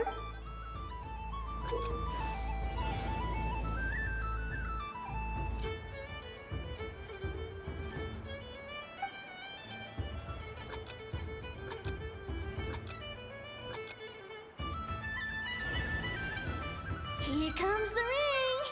Oh, peanuts.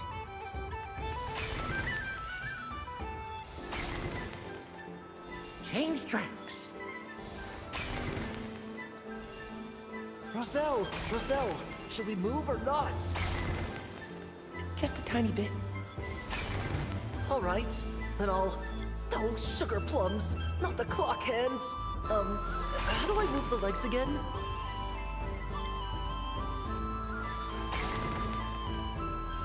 Stop it! Stop dodging!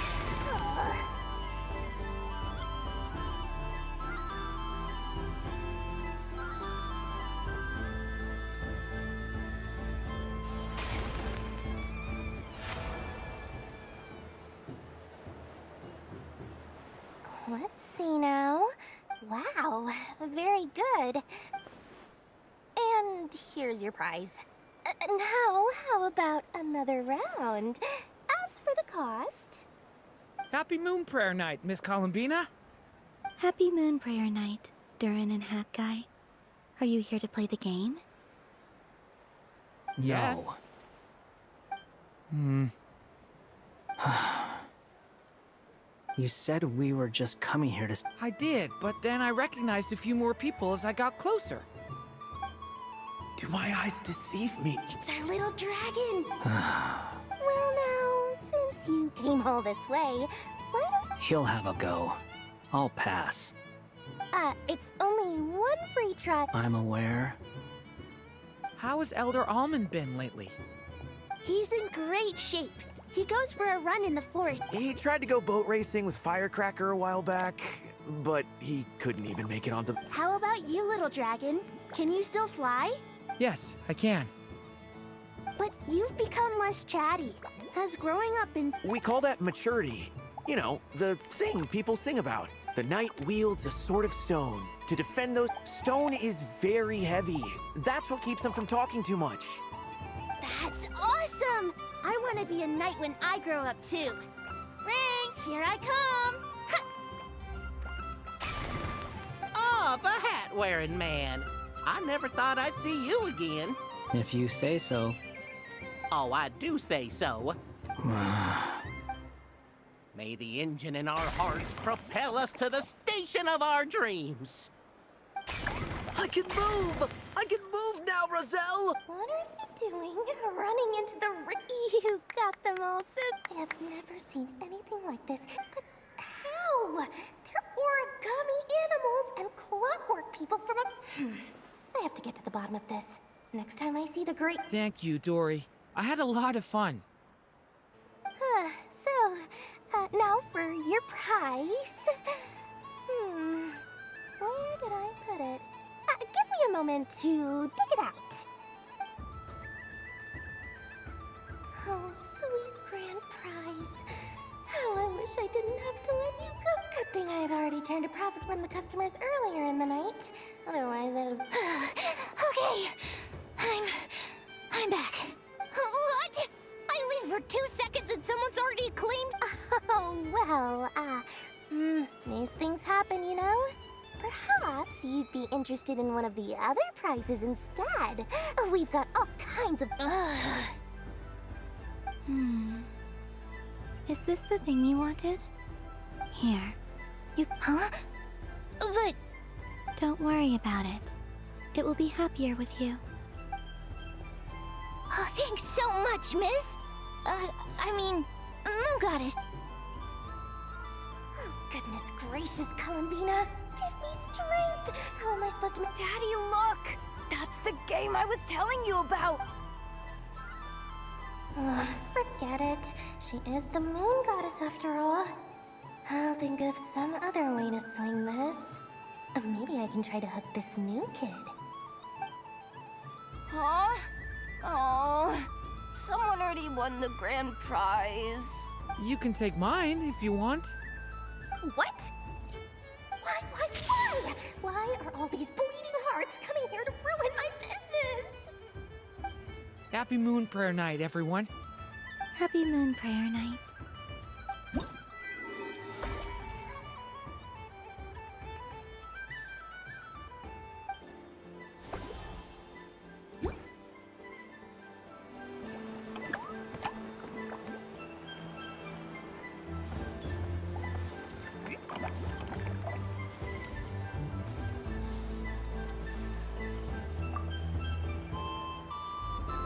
Soft and furry creature that bounces and jumps. Welcome home, Moon Goddess. This one talks too. Allow me to introduce myself. I am a Dodico from a distant archipelago, the most mischievous of all my Dodo brothers and Dodo sisters. When the going got tough, I powered through, and when I met obstacles, I boomed them away. That sounds like a lot of fun. Doesn't it just? But then recently, I found a lovely beach. The same beautiful jelly color as my hometown, only to find it overgrown with seagrass and nasty little spiky fish everywhere, looking to turn me into a Nezuko kebab. I made it back to shore by the skin of my teeth, but my tail was sorely hurt. Couldn't you just boom them away? Oh, I wanted to, believe me. But I've heard that you, Moon Goddess, can understand animal speech. The last thing I wanted was to cause a gigantic fuss and get taken to court by a school of spiky fish. I'd be driven out of these waters for good, and my winter holiday would be ruined. And so, dear Moon Goddess, I was wondering if you might lend me your allegiance. Are you roping me into a crime? Oh, let's call it a once-in-a-lifetime carefree adventure. Does that sound better? All the festival goers tonight are dressed up as the Moon Goddess, but there's nothing to say that the Moon Goddess can't. Besides, this is your home. You should be free to be whoever you wish. I'm afraid I'm not well acquainted with Dodokos, Madam Mage. Oh, that's quite all right. We Dodokos are innocent, happy creatures with a free-spirited nature. Many, like myself, are mischievous troublemakers. Others are lazy souls who like nothing better than to lie. In our eyes, every creature who yearns for happiness and freedom is a Dodoko. But perhaps in yours, we Dodoko are a fluffier and more mischievous breed of Kuhenki? Yes, that is a much easier image to follow. Oh, wonderful! Then let's play! Grab onto my tail and...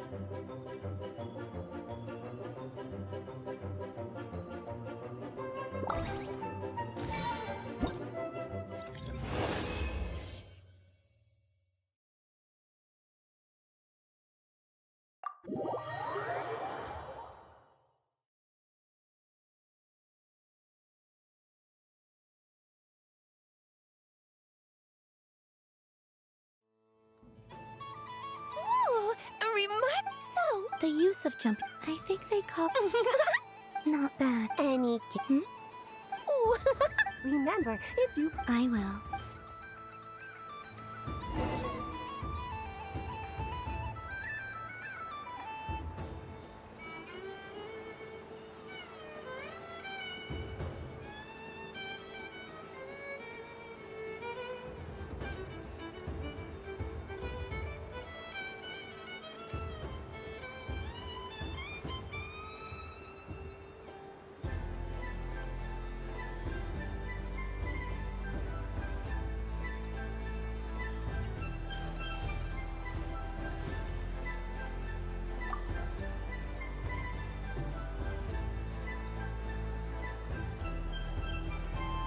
I wouldn't say it's unfair, exactly.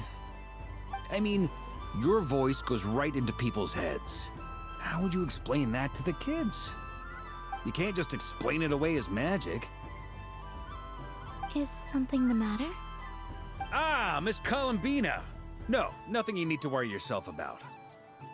Ah, impeccable timing. Stick around for a second, Miss Columbina. I need you. This self-proclaimed Knight of Justice has yet to give me a satisfactory answer. I, for one, would like to hear your verdict on the matter. Hey, now, I left the flagship just to help you out, Miss Nicole. What's going on? So Alice and I are both using long-range remote control spells that work on similar principles, allowing us to attend this festive fair in... Sorry, let me backtrack a little. Alice, being a great mage, wanted her Dodeko to reflect something of her own charm and mystique. So she adjusted the way its tail moves when it spins around. An entirely gratuitous move, in my opinion. I hardly see how anyone is going to notice that. If anything, I'd say that anyone who stares intently enough at a Dodeko's tail... I only say this to emphasize that my question has nothing to do with tails. Now that we're clear on that, why is Alice's Dodeko... Your voice speaks directly into people. See? Exactly what I said.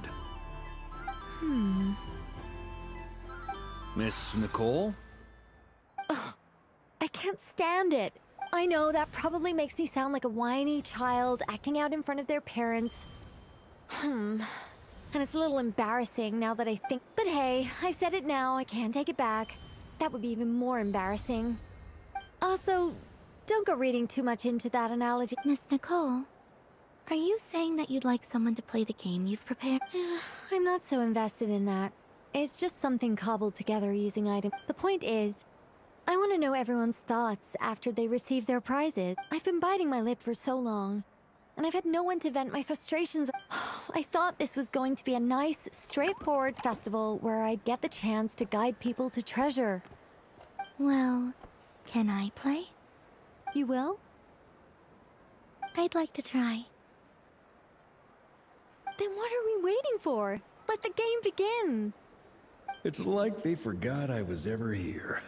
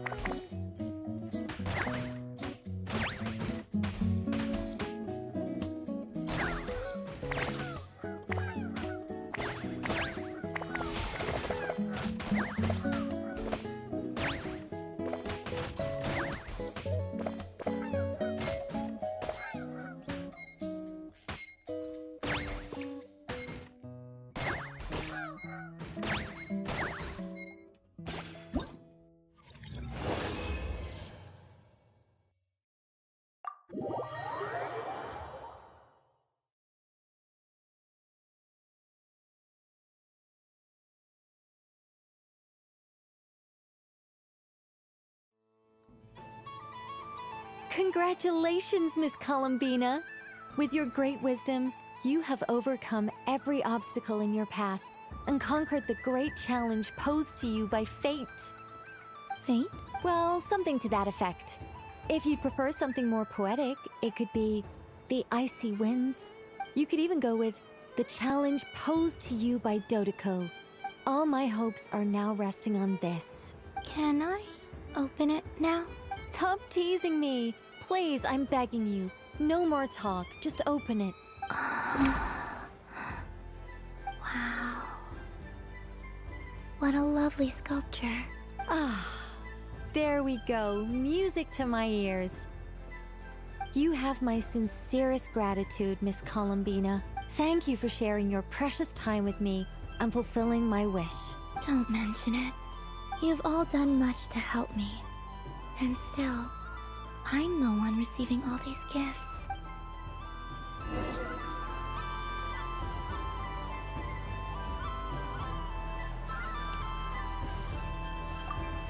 I don't suppose you... Don't get me wrong, once is plenty. All right, then.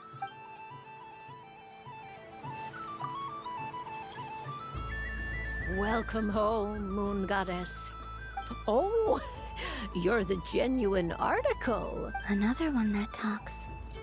Greetings. Pleased to make your acquaintance. Columbina Hyposelenia. Pleased to meet you too. Hyposelenia. A fine name indeed. Now then, Miss Columbina, do you wish to hear a mage's divination? Divination? The Frost Moon Scions used to ask me what would happen in the future. Is this like that? From the perspective of the one seeking answers, perhaps. As you look to your journey ahead, if you seek to understand the unknown, resolve your doubts, and soothe the confusion in your heart, divination could be for you. The unknowns on my journey. Of course, if one wishes to peer into fate, then hydromancy is the more precise option. But that is a complex affair, and to relegate that majestic art to the status of a festive amusement would seem somewhat uncouth.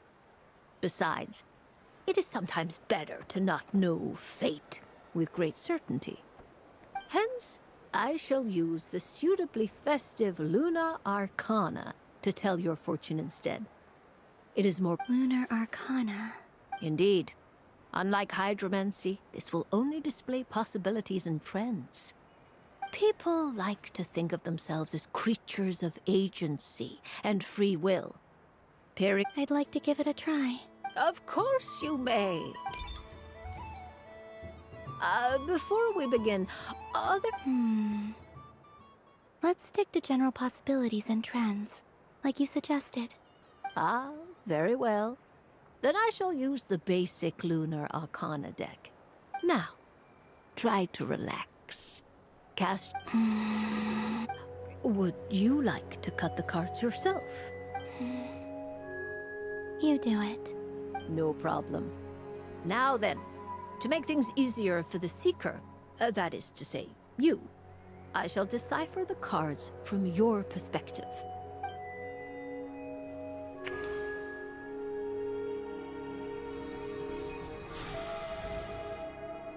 Please, draw the first Lunar Arcana. Now, draw your second card. And now the third Arcana. This is the present. Finally, the last card. This shall speak of the future, which... fascinating. I've never encountered this before in my role as a diviner. What do you make of this, Miss Columbina? Perhaps this is the guiding hand of fate in action. Of course, if you wish, you can choose to deny the validity of this card and draw the future for yourself. No, it's fine. Let's go with this one. A bold decision. I must say I'm looking forward to the results. Well then, let us flip the Lunar Arcana in sequence. Sure. First, Destiny. No surprises here. The moon. Indeed. The moon can represent the truth at some time. When the moon is placed on the destiny tile, it indicates that your destiny is not what it may appear on the surface. It symbolizes a journey through the fog, fraught with uncertainty and deception, where one must face inner challenges head-on. I don't understand. Patience, my dear. This is but the first card, which serves as a basis for the interpretations that follow. Our divination will only grow clearer from here on out. Now then, flip the second card, the one that speaks for the past.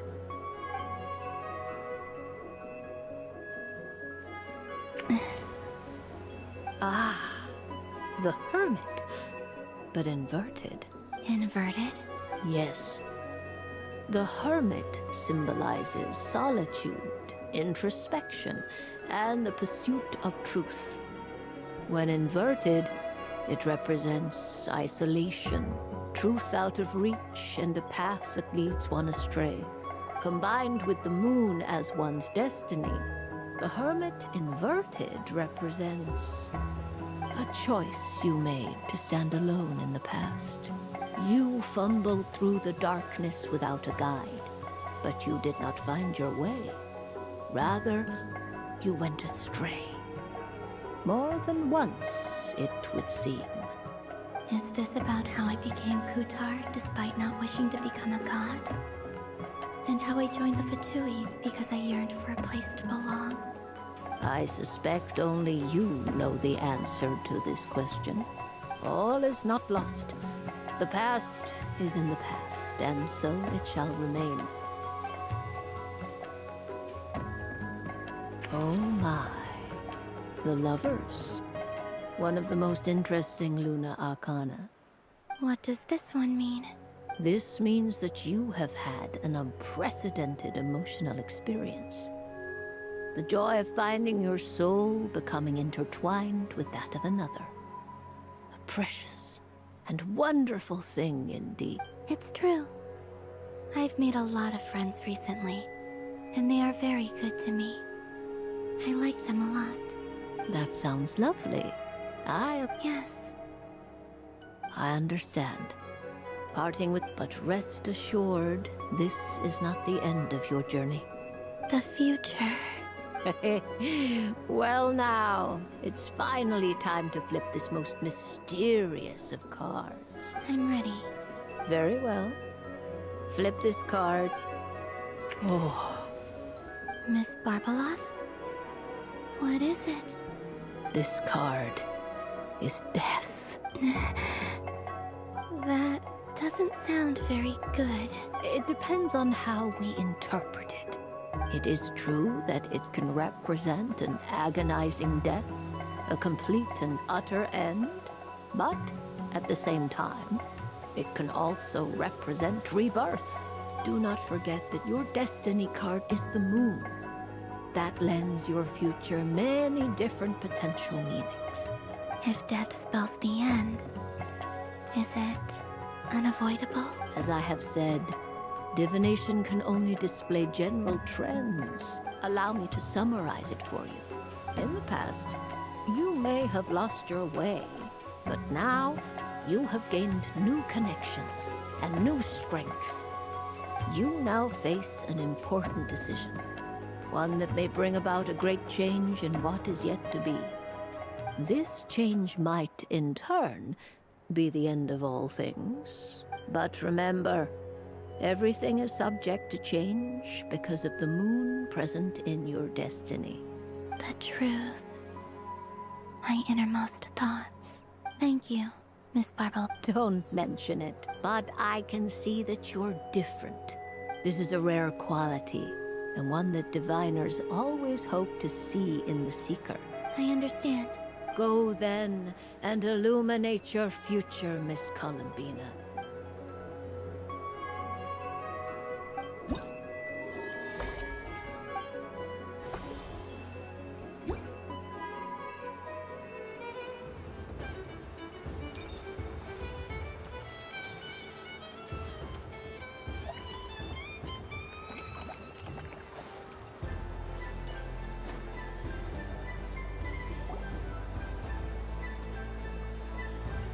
Dodoko's Whirligig! Come check out Dodoko's Whirly... Ah, welcome home, Moon Goddess. Might I ask what this is? Ah, it's a very special amusement sponsored by the great mage herself. Right, I say that, but I'm just following a script here. Who is this mage, anyway? And what the heck is a Dodoko? I'd like to ride. No problem. But, are you by yourself? Is that not okay?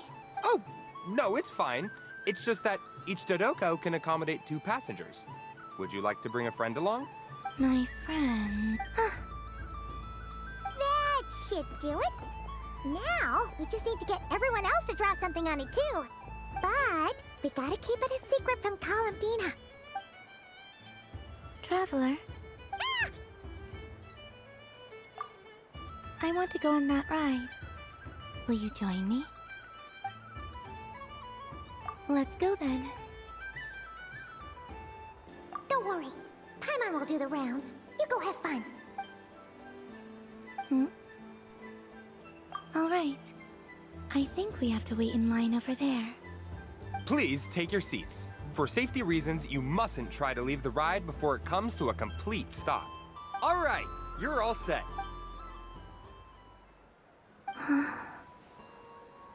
Not bad. It reminds me of riding a moon lane. Sometimes, the Kuhenki circle around me like this, playing their beautiful melodies. Yeah. I'm going to miss them.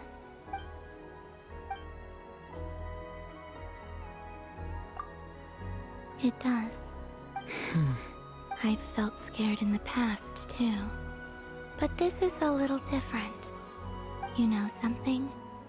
I got to see a lot of fascinating things during my disappearance. I saw how the Frost Moon Scions act around their families. So different than how they used to act in my presence. It made me curious at first. Why do people act so sincere when they're worshipping gods, but save their truest, warmest feelings for each other? Slowly, I came to realize that it's because they trust one another. They know, deep down, that they'll be accepted for who they are. All of it. The good and the bad. I know. I knew it the moment you started calling out my name. What I fear now is the end. I fear losing all this the very night I have gained it.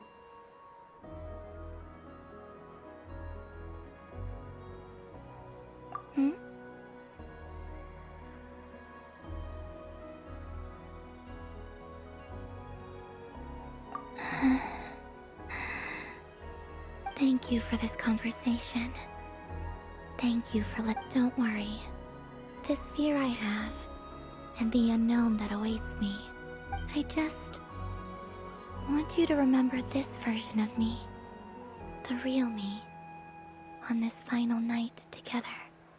Dear passengers, Dodoko's awesome adventure has come to a close. Please leave in an orderly fashion, and we look forward to seeing you again in the future. Don't want the journey to end, huh? Don't worry, you two. There's always another adventure waiting just around the corner.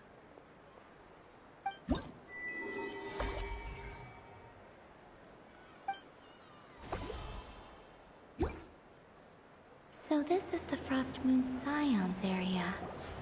It feels very familiar. But everyone looks much happier than usual.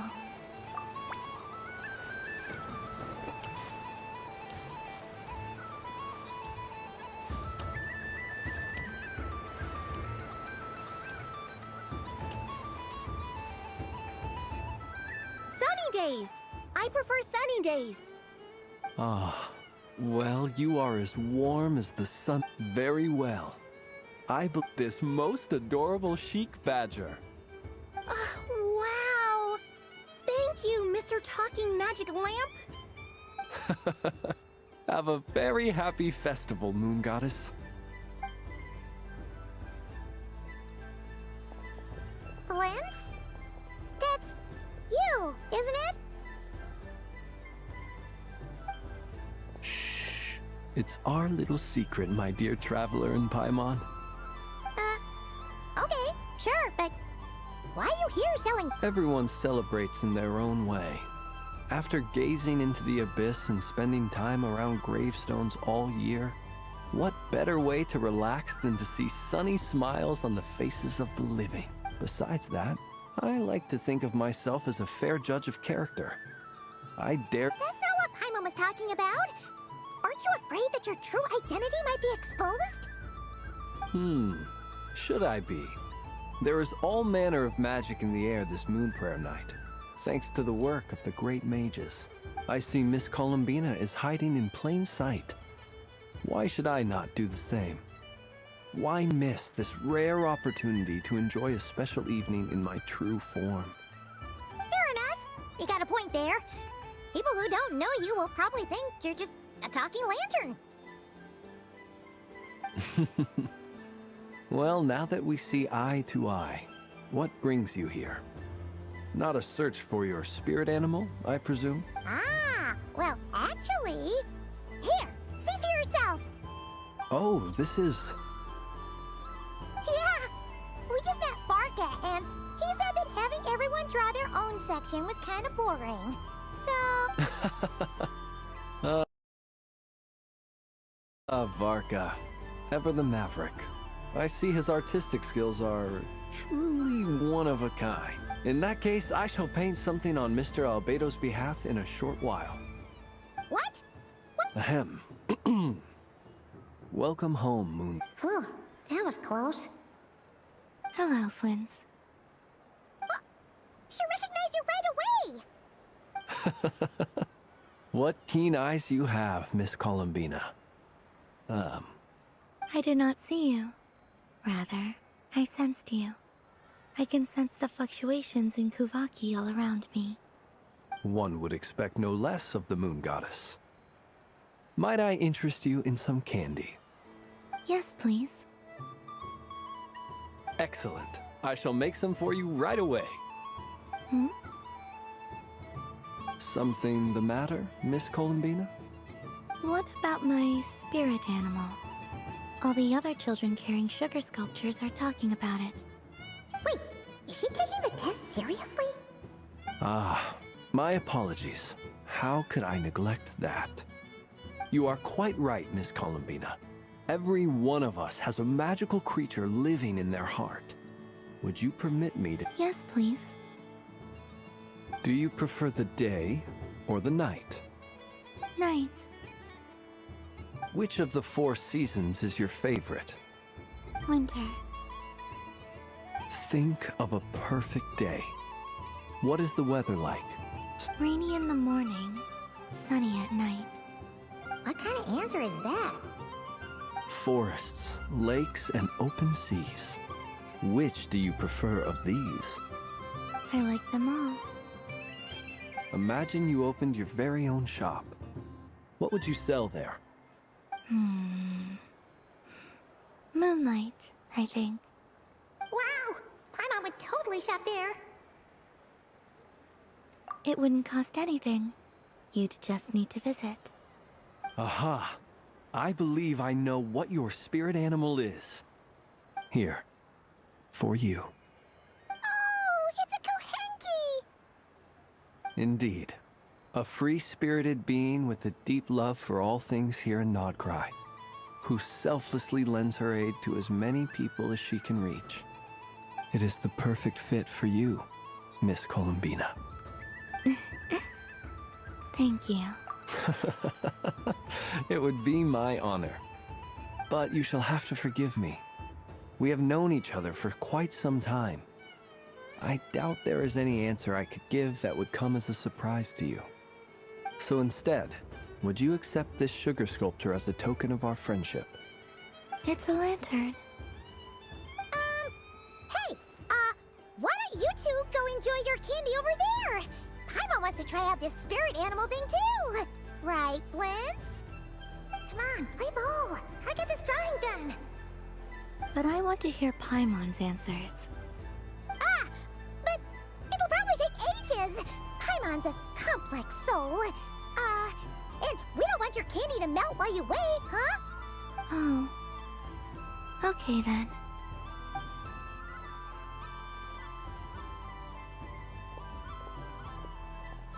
Phew! Nice excuse, Lady Paimon. That was some quick thinking. Yeah, no thanks to you. A little help next time?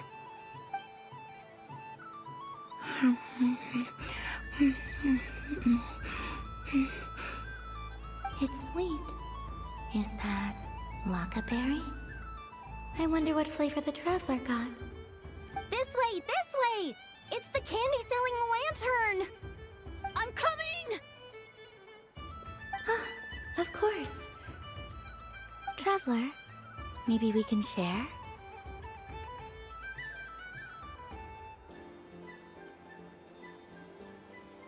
Yes. I found out recently that people share their food. Thank you.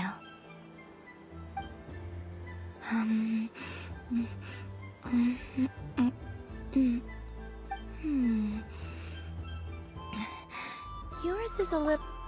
Are you sure? Amazing. My sugar sculpture has shrunk, yet my heart is filled with feelings of sweetness. I will remember this feeling. Sure.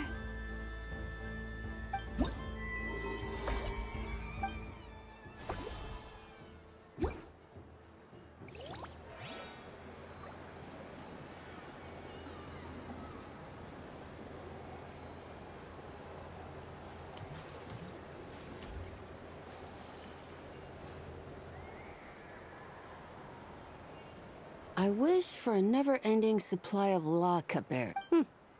What a humble wish. Probably written by a child.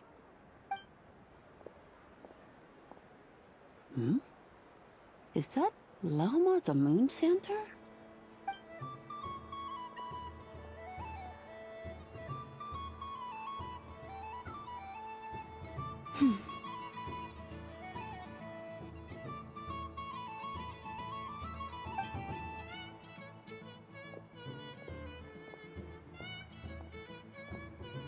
I wish that the long plume ibises would stop biting me. Oh dear, poor Lauma. All right. I'll write that one down for you. I got it. While everyone else is celebrating Moon Prayer Night, you're as busy as ever. I don't mind. It's rewarding work. My antlers are at their heaviest tonight, and the Kuvaki waves are especially strong. But as I help these dear friends hang their wishes up, I feel, you see, they're all such beautiful wishes. And they are ones that we can fulfill by our own strength. Do you blame me, Lama? I want to hear your honest answer. It is by the help of so many people that I can return to the moon. But I feel as though I've hardly done anything in return. You've done plenty, Columbina. I say this in earnest, both as someone who knows your history, and also as a friend who has seen what you've been through. What about as a moon chanter? I feel proud to honor our moon goddess's wish. And I'm sure any moon chanter in history would have felt the same way. Thank you for your kind words, Lama. But... Since you asked for my honesty, I won't lie to you. My feelings are mixed right now. Besides pride, I also feel... I suppose it's a reluctance to let go. Once you return to the moon, we will be far apart and separated by a false sky.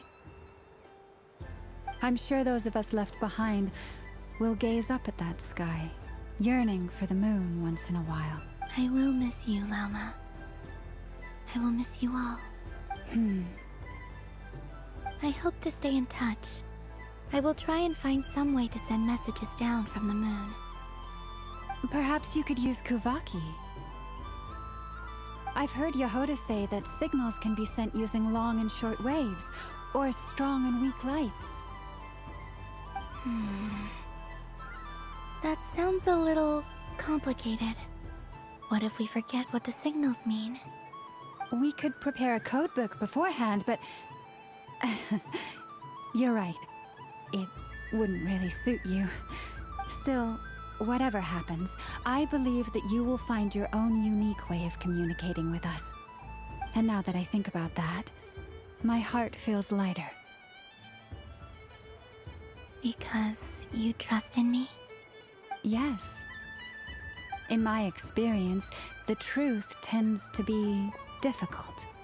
But that's what makes it stand out from what is false. So I'm confident that your thoughts and your love will shine through the curtain of lies. We will know it when we see it. Thank you. Now, could you help me hang up my wish? Is this? I wish that all who dwell in this moonlit world can find a place to belong. And I wish that I shall one day see my friends again. It's 2 wishes. Not at all. And I think you speak for us all with the second one.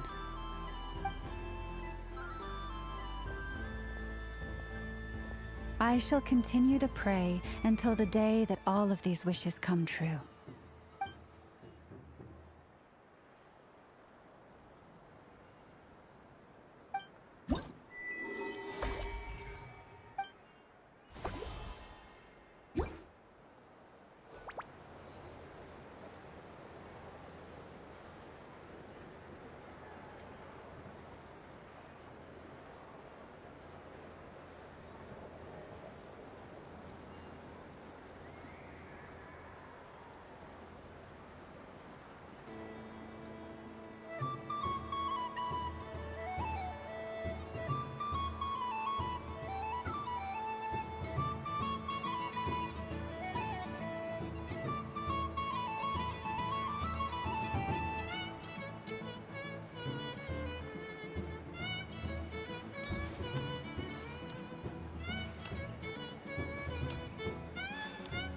What's this?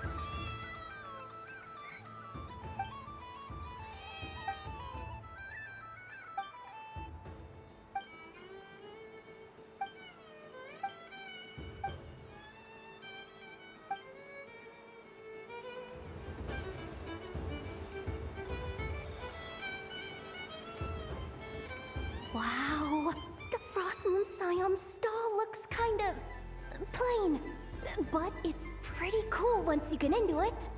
I don't go to Hisi Island much, but it's got that. And if culture means we get more festival. Hello, Yahoda. Columbine! That was too close. I almost gave the game away in front of the staff. Oh, wait, what's the deal with her shoes? They don't make a sound when she walks. I could do with a pair of those. Do you like balloons too? Balloons? Oh, you mean those?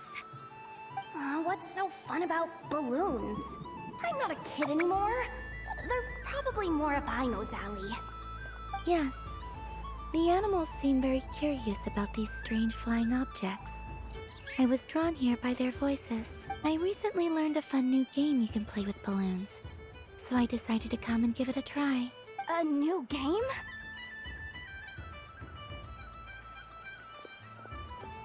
Hello. Welcome home, Moon Goddess. Yes. Could you give me a few that haven't been inflated yet?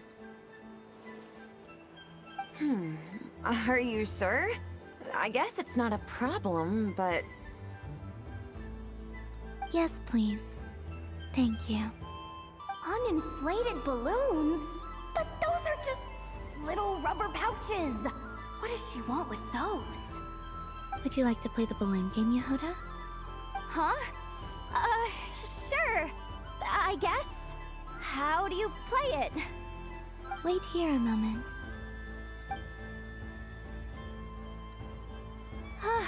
Oh. This is so weird. What have I got myself into now? I thought I saw Columbina nearby. Uh-oh! That's the fourth Harbinger! Although she's helped us out quite a bit, she's good people. Is she looking for Columbina? Oh, guess that's my ticket out of here. I'm not sure my heart can take being sandwiched between two Harbingers.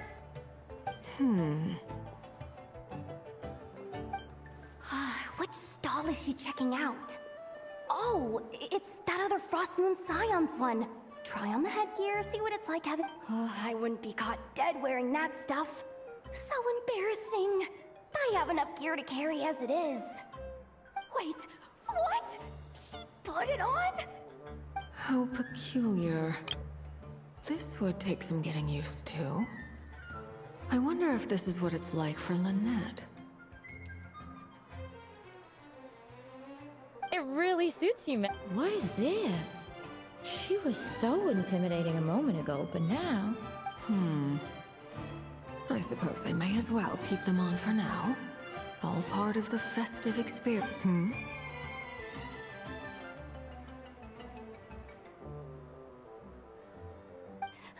She's coming. How do you do, Miss Yehoda?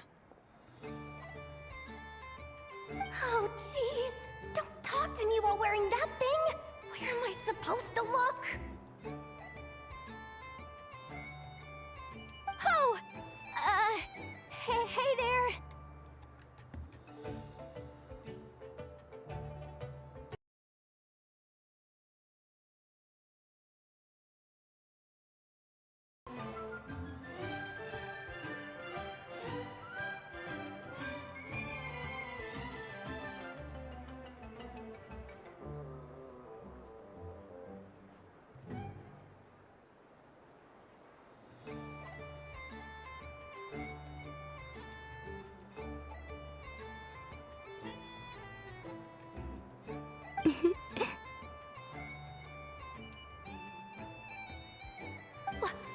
Oh, wait.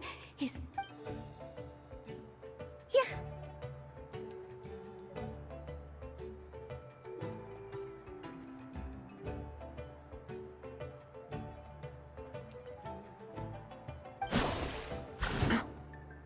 Huh?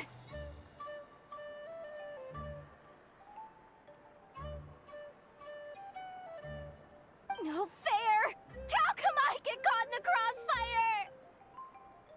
An ambush from the rear? Is this a declaration of war, Columbina? Would you like to play too, Arlecchino? Seriously? Are they gonna start some beef right here, right now? Gladly. That said, I believe there is another who would like to join. Boss Nev! Thank goodness! You've gotta get me out of here! Things are kicking off big time! Hello there. I'd like 10... no, make that 20 balloons, please. Uninflated. What? Miss Moon Goddess, I hope you're prepared to pay the price for assaulting my employee.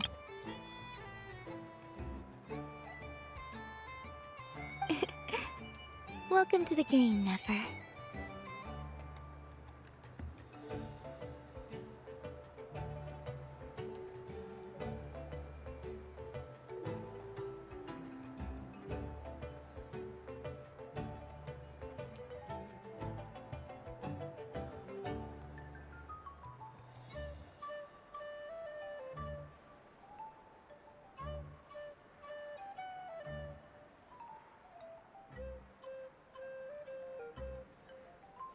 Just to be clear, let's keep this a fair fight, okay?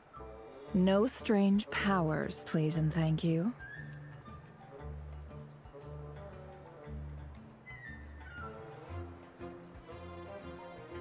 Naturally.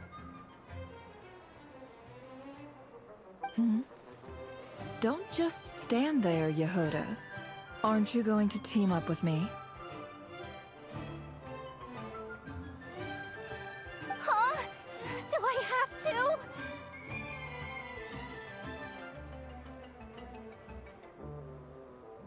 Of course. Don't forget the curator. I knew something like this was gonna happen.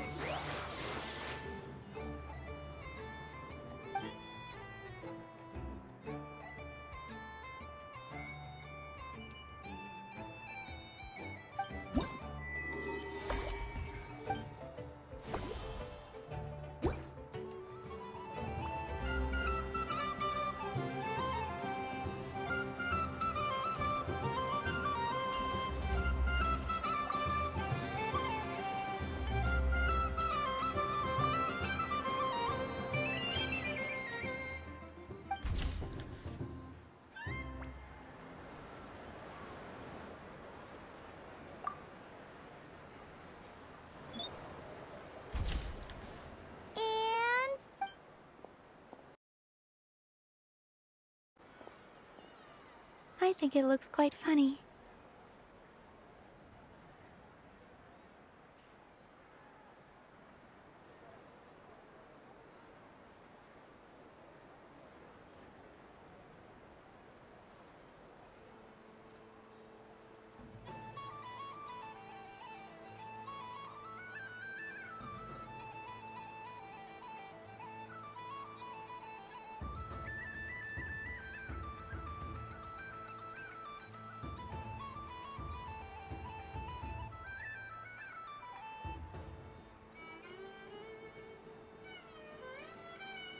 Well, Paimon thinks it's super cute.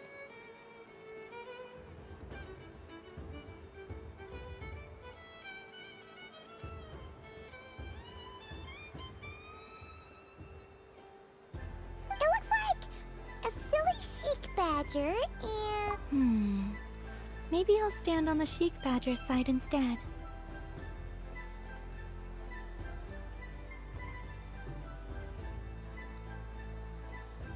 It looks like we've attracted the attention of quite a few animals.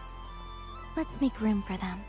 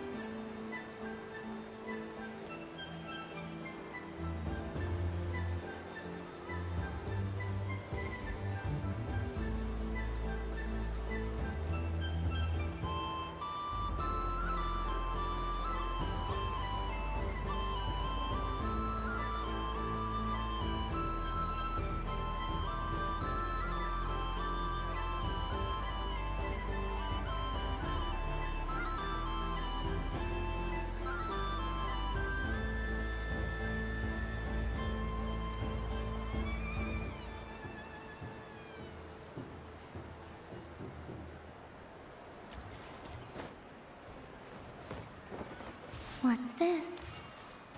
There are so many attractions here. Since I rarely get out, I might as well make the most of it.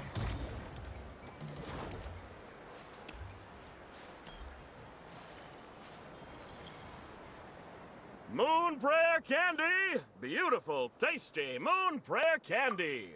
Buy a whole box, share it with your friends and family! Candy? To share?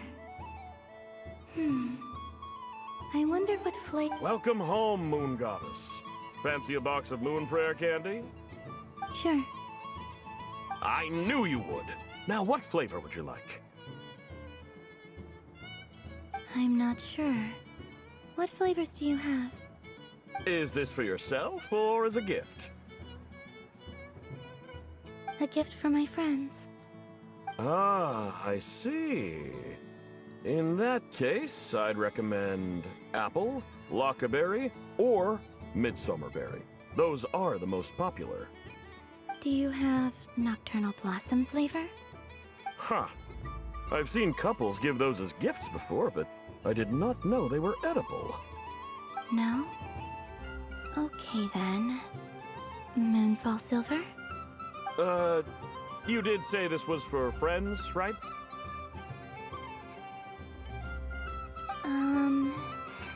Maybe smetana then. Hey, now that's a creative idea! I've never tried it before, but if you're happy to wait, I can see about whipping up a batch on the spot. While we're at it, you got any other ideas?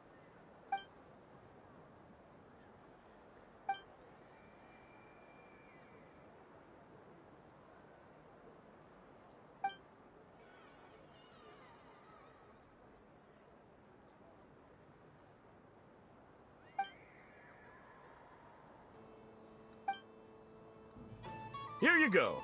Every flavor you asked for is in there.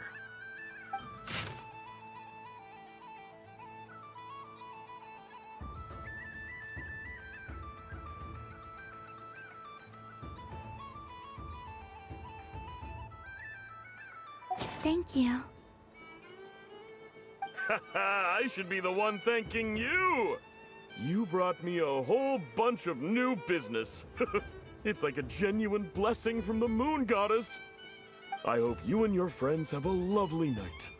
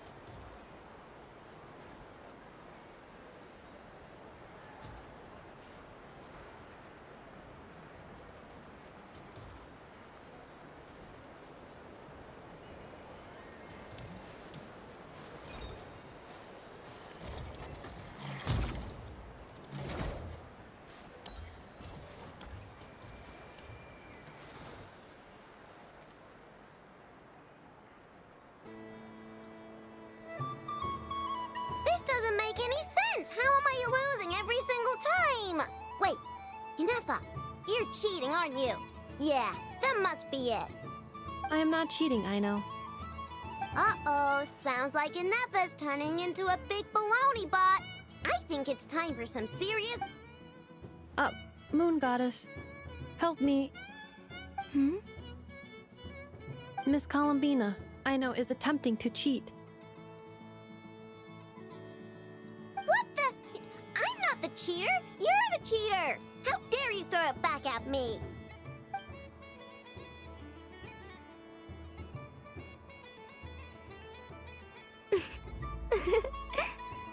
Alright, fine. Let's all laugh at I know. Just you wait till I get home, because I'm gonna make a game bot that can win 100% of the time. Let's see you laugh when I come back and beat your butts. You'll all have your heads covered in stickers when I'm through with you. We came to check everything was okay after all that yelling, but,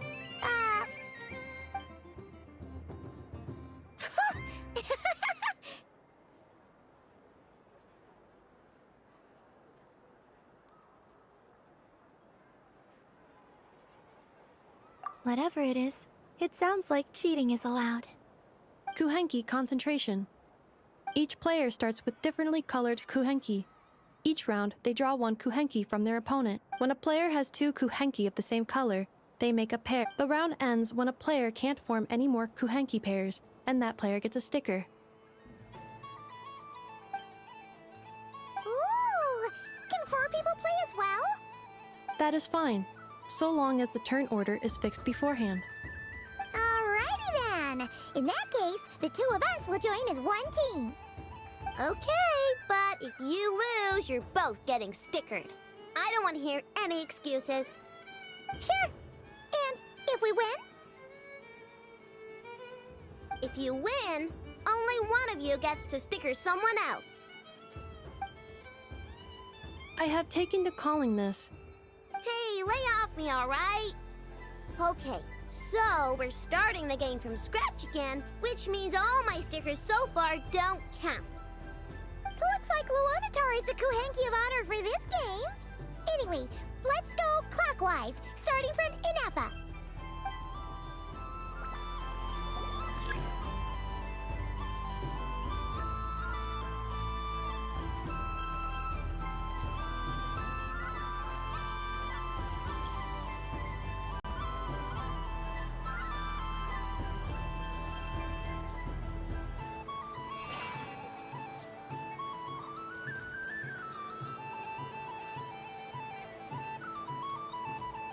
Nice! That's a pair!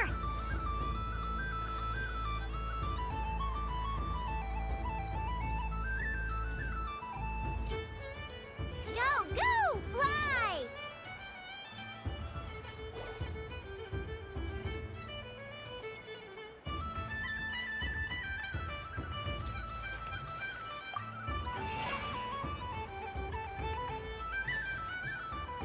Go on.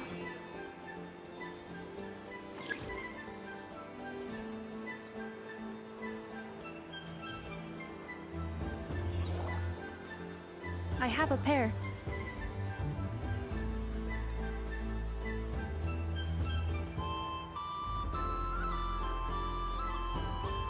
Uh-oh! We gotta pick up the pace!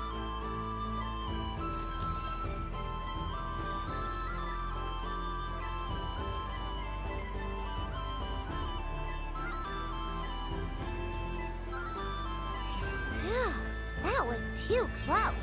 I thought I was gonna lose.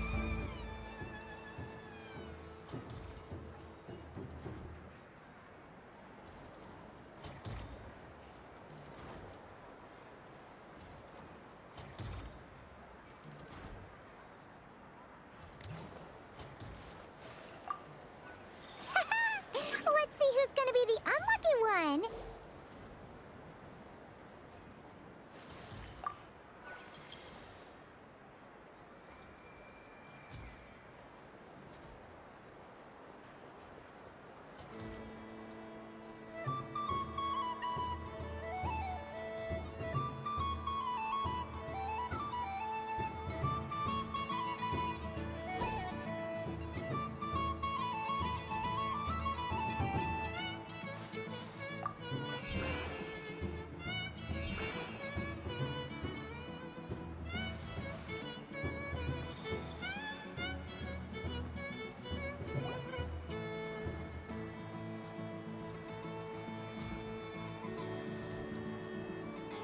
pick a good one.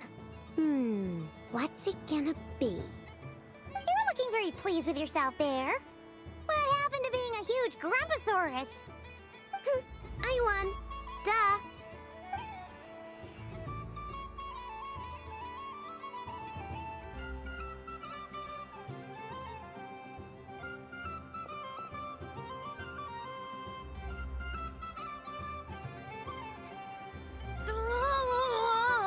Me again? Don't fidget too much, Aino, or the sticker's going to fall off. I don't care. If it falls off, if a pair of Kuhengi get discarded, why not a pair of stickers? Huh? Huh?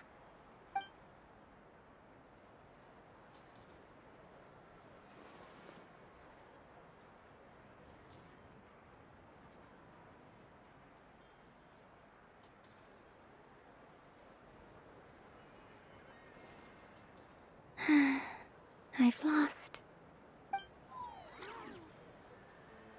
Sticker, sticker, sticker!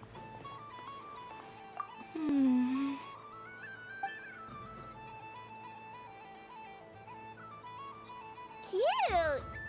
You think so? Shame. I can't see it for myself. What did Luanatar say? She said it looks so cute that she wants me to lose a few more rounds.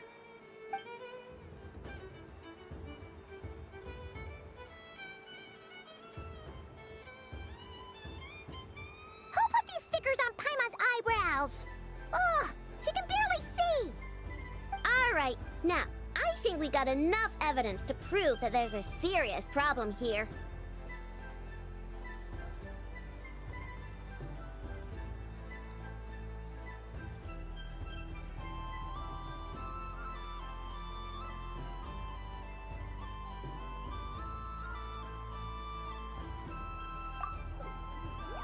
Yes, I agree as well. The culprit is... Inefa! Culprit? What did I do? Quit acting dumb, Inefa! You're not wriggling your way out of this one. I've been watching you. Not only did you remember whose side Luanatar started at, but every times which Kuhengi pairs were gone, who had what color Kuhengi in their head. Exactly! What Aino said! Putting aside the fact that running calculations is not against the game rules, do you have any evidence to support your allegation? But that's not against the rules either. So she admits it. She certainly does. Alright, everyone grab a sticker. It's time to get Inefa back. But... Take that!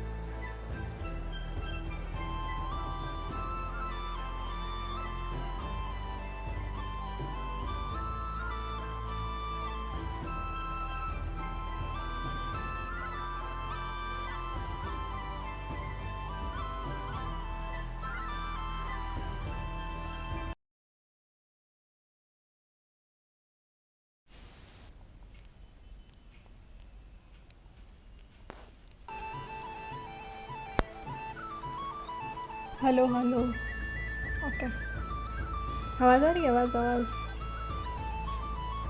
ये on किया मैंने Well, well, look who it is. I heard someone went and disappeared on us the moment we let her out of our sight. Okay. They looked all over for you. Frankly, I didn't think you'd be back for Moon Prayer Night. Were you worried about me, Sandrone? You'd like that, wouldn't you? Do you even hear what you're saying?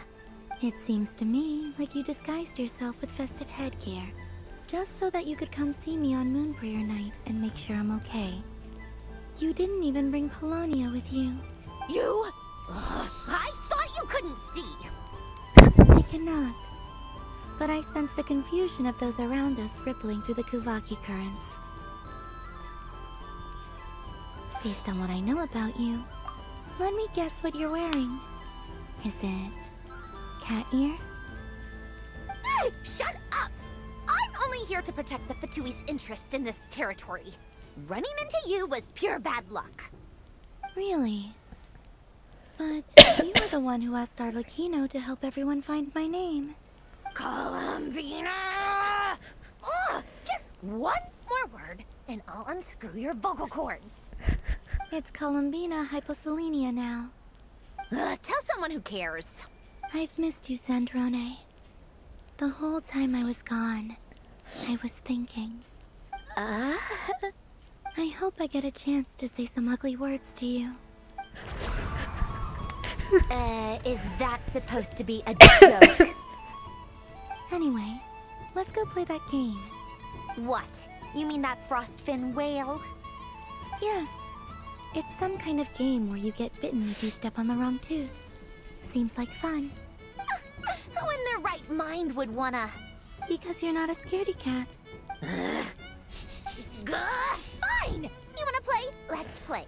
Don't Asian complain when I... Lovely. You old geezer! I'm gonna beat the pants off you! Just you watch! I almost forgot. Sandrone? What is it now? You'd better not lose, or I'm going to beat your head in. What? Allow me to demonstrate since I'm feeling so nice. You just step on the teeth, like this.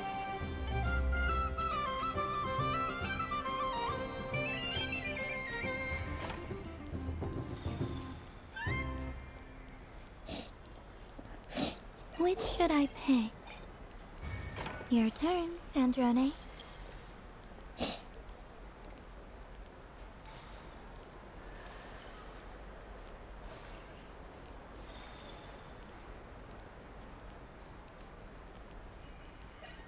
इतना धीरे हो रहे हैं Don't come crying to me if you get bitten.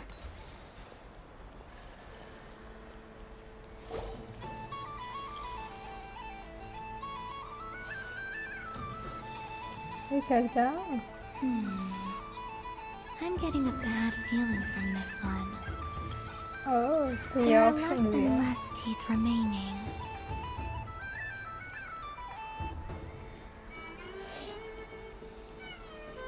खराब लग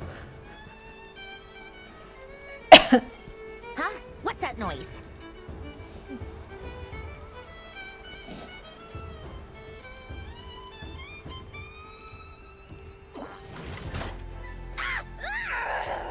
I think you might have picked a bad tooth, Sandrone. Shut it! Do you need any help? It seems like you're stuck. No! It's just a blasted toy! How is its grip this strong? Stop laughing! All right. Well, you lost. So just like I promised. Hey! What are you doing? Are you? Hiya! Why, you... Oh, just you wait! Cute तो है सैंड्रोने Are you all right, Sandrone? That was quite a strong bite. Are your clockwork parts? Quit your fussing! I don't need it! All right. I'll go first this time.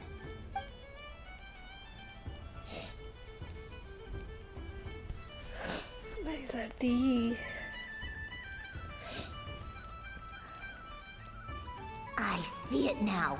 She can sense which teeth are rigged. So I just need to avoid the same ones that she does.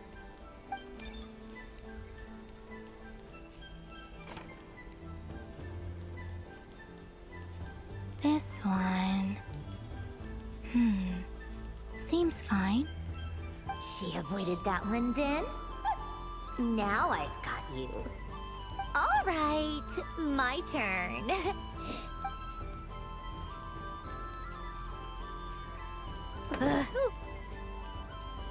What? Looks like you lost again, Sandrone. Wait! There's more than one bad tooth! Bonk.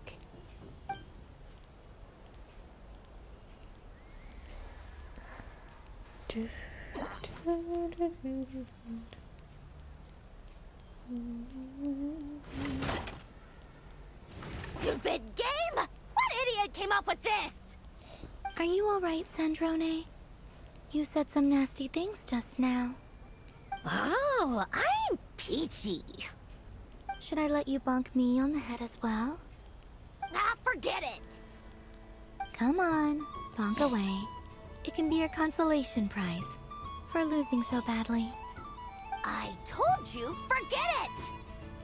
Gah, you've always been so annoying. Singing right outside my door, inviting yourself to my tea parties, going AWOL. And now you're off to the moon or something.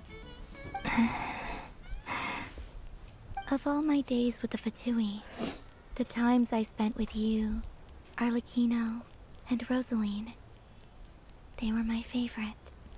I will not forget them. Just as I shall not forget this moment.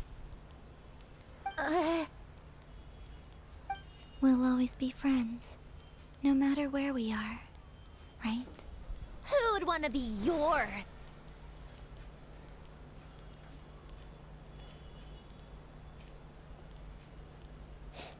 I'll miss you, Sandrone.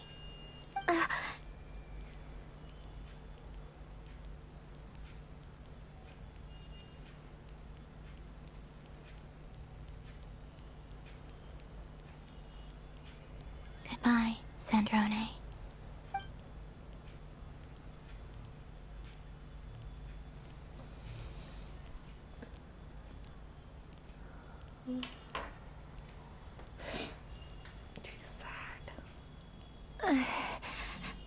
I'll miss you too, Columbina. Sorry, what was that? Yeesh! No need to freak out. What's wrong? We've been looking everywhere for you. What do you want?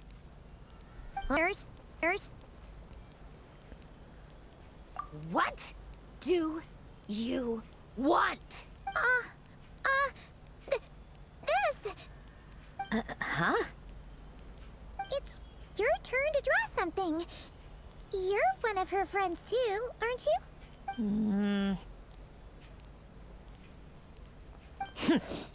Doesn't know how lucky she is.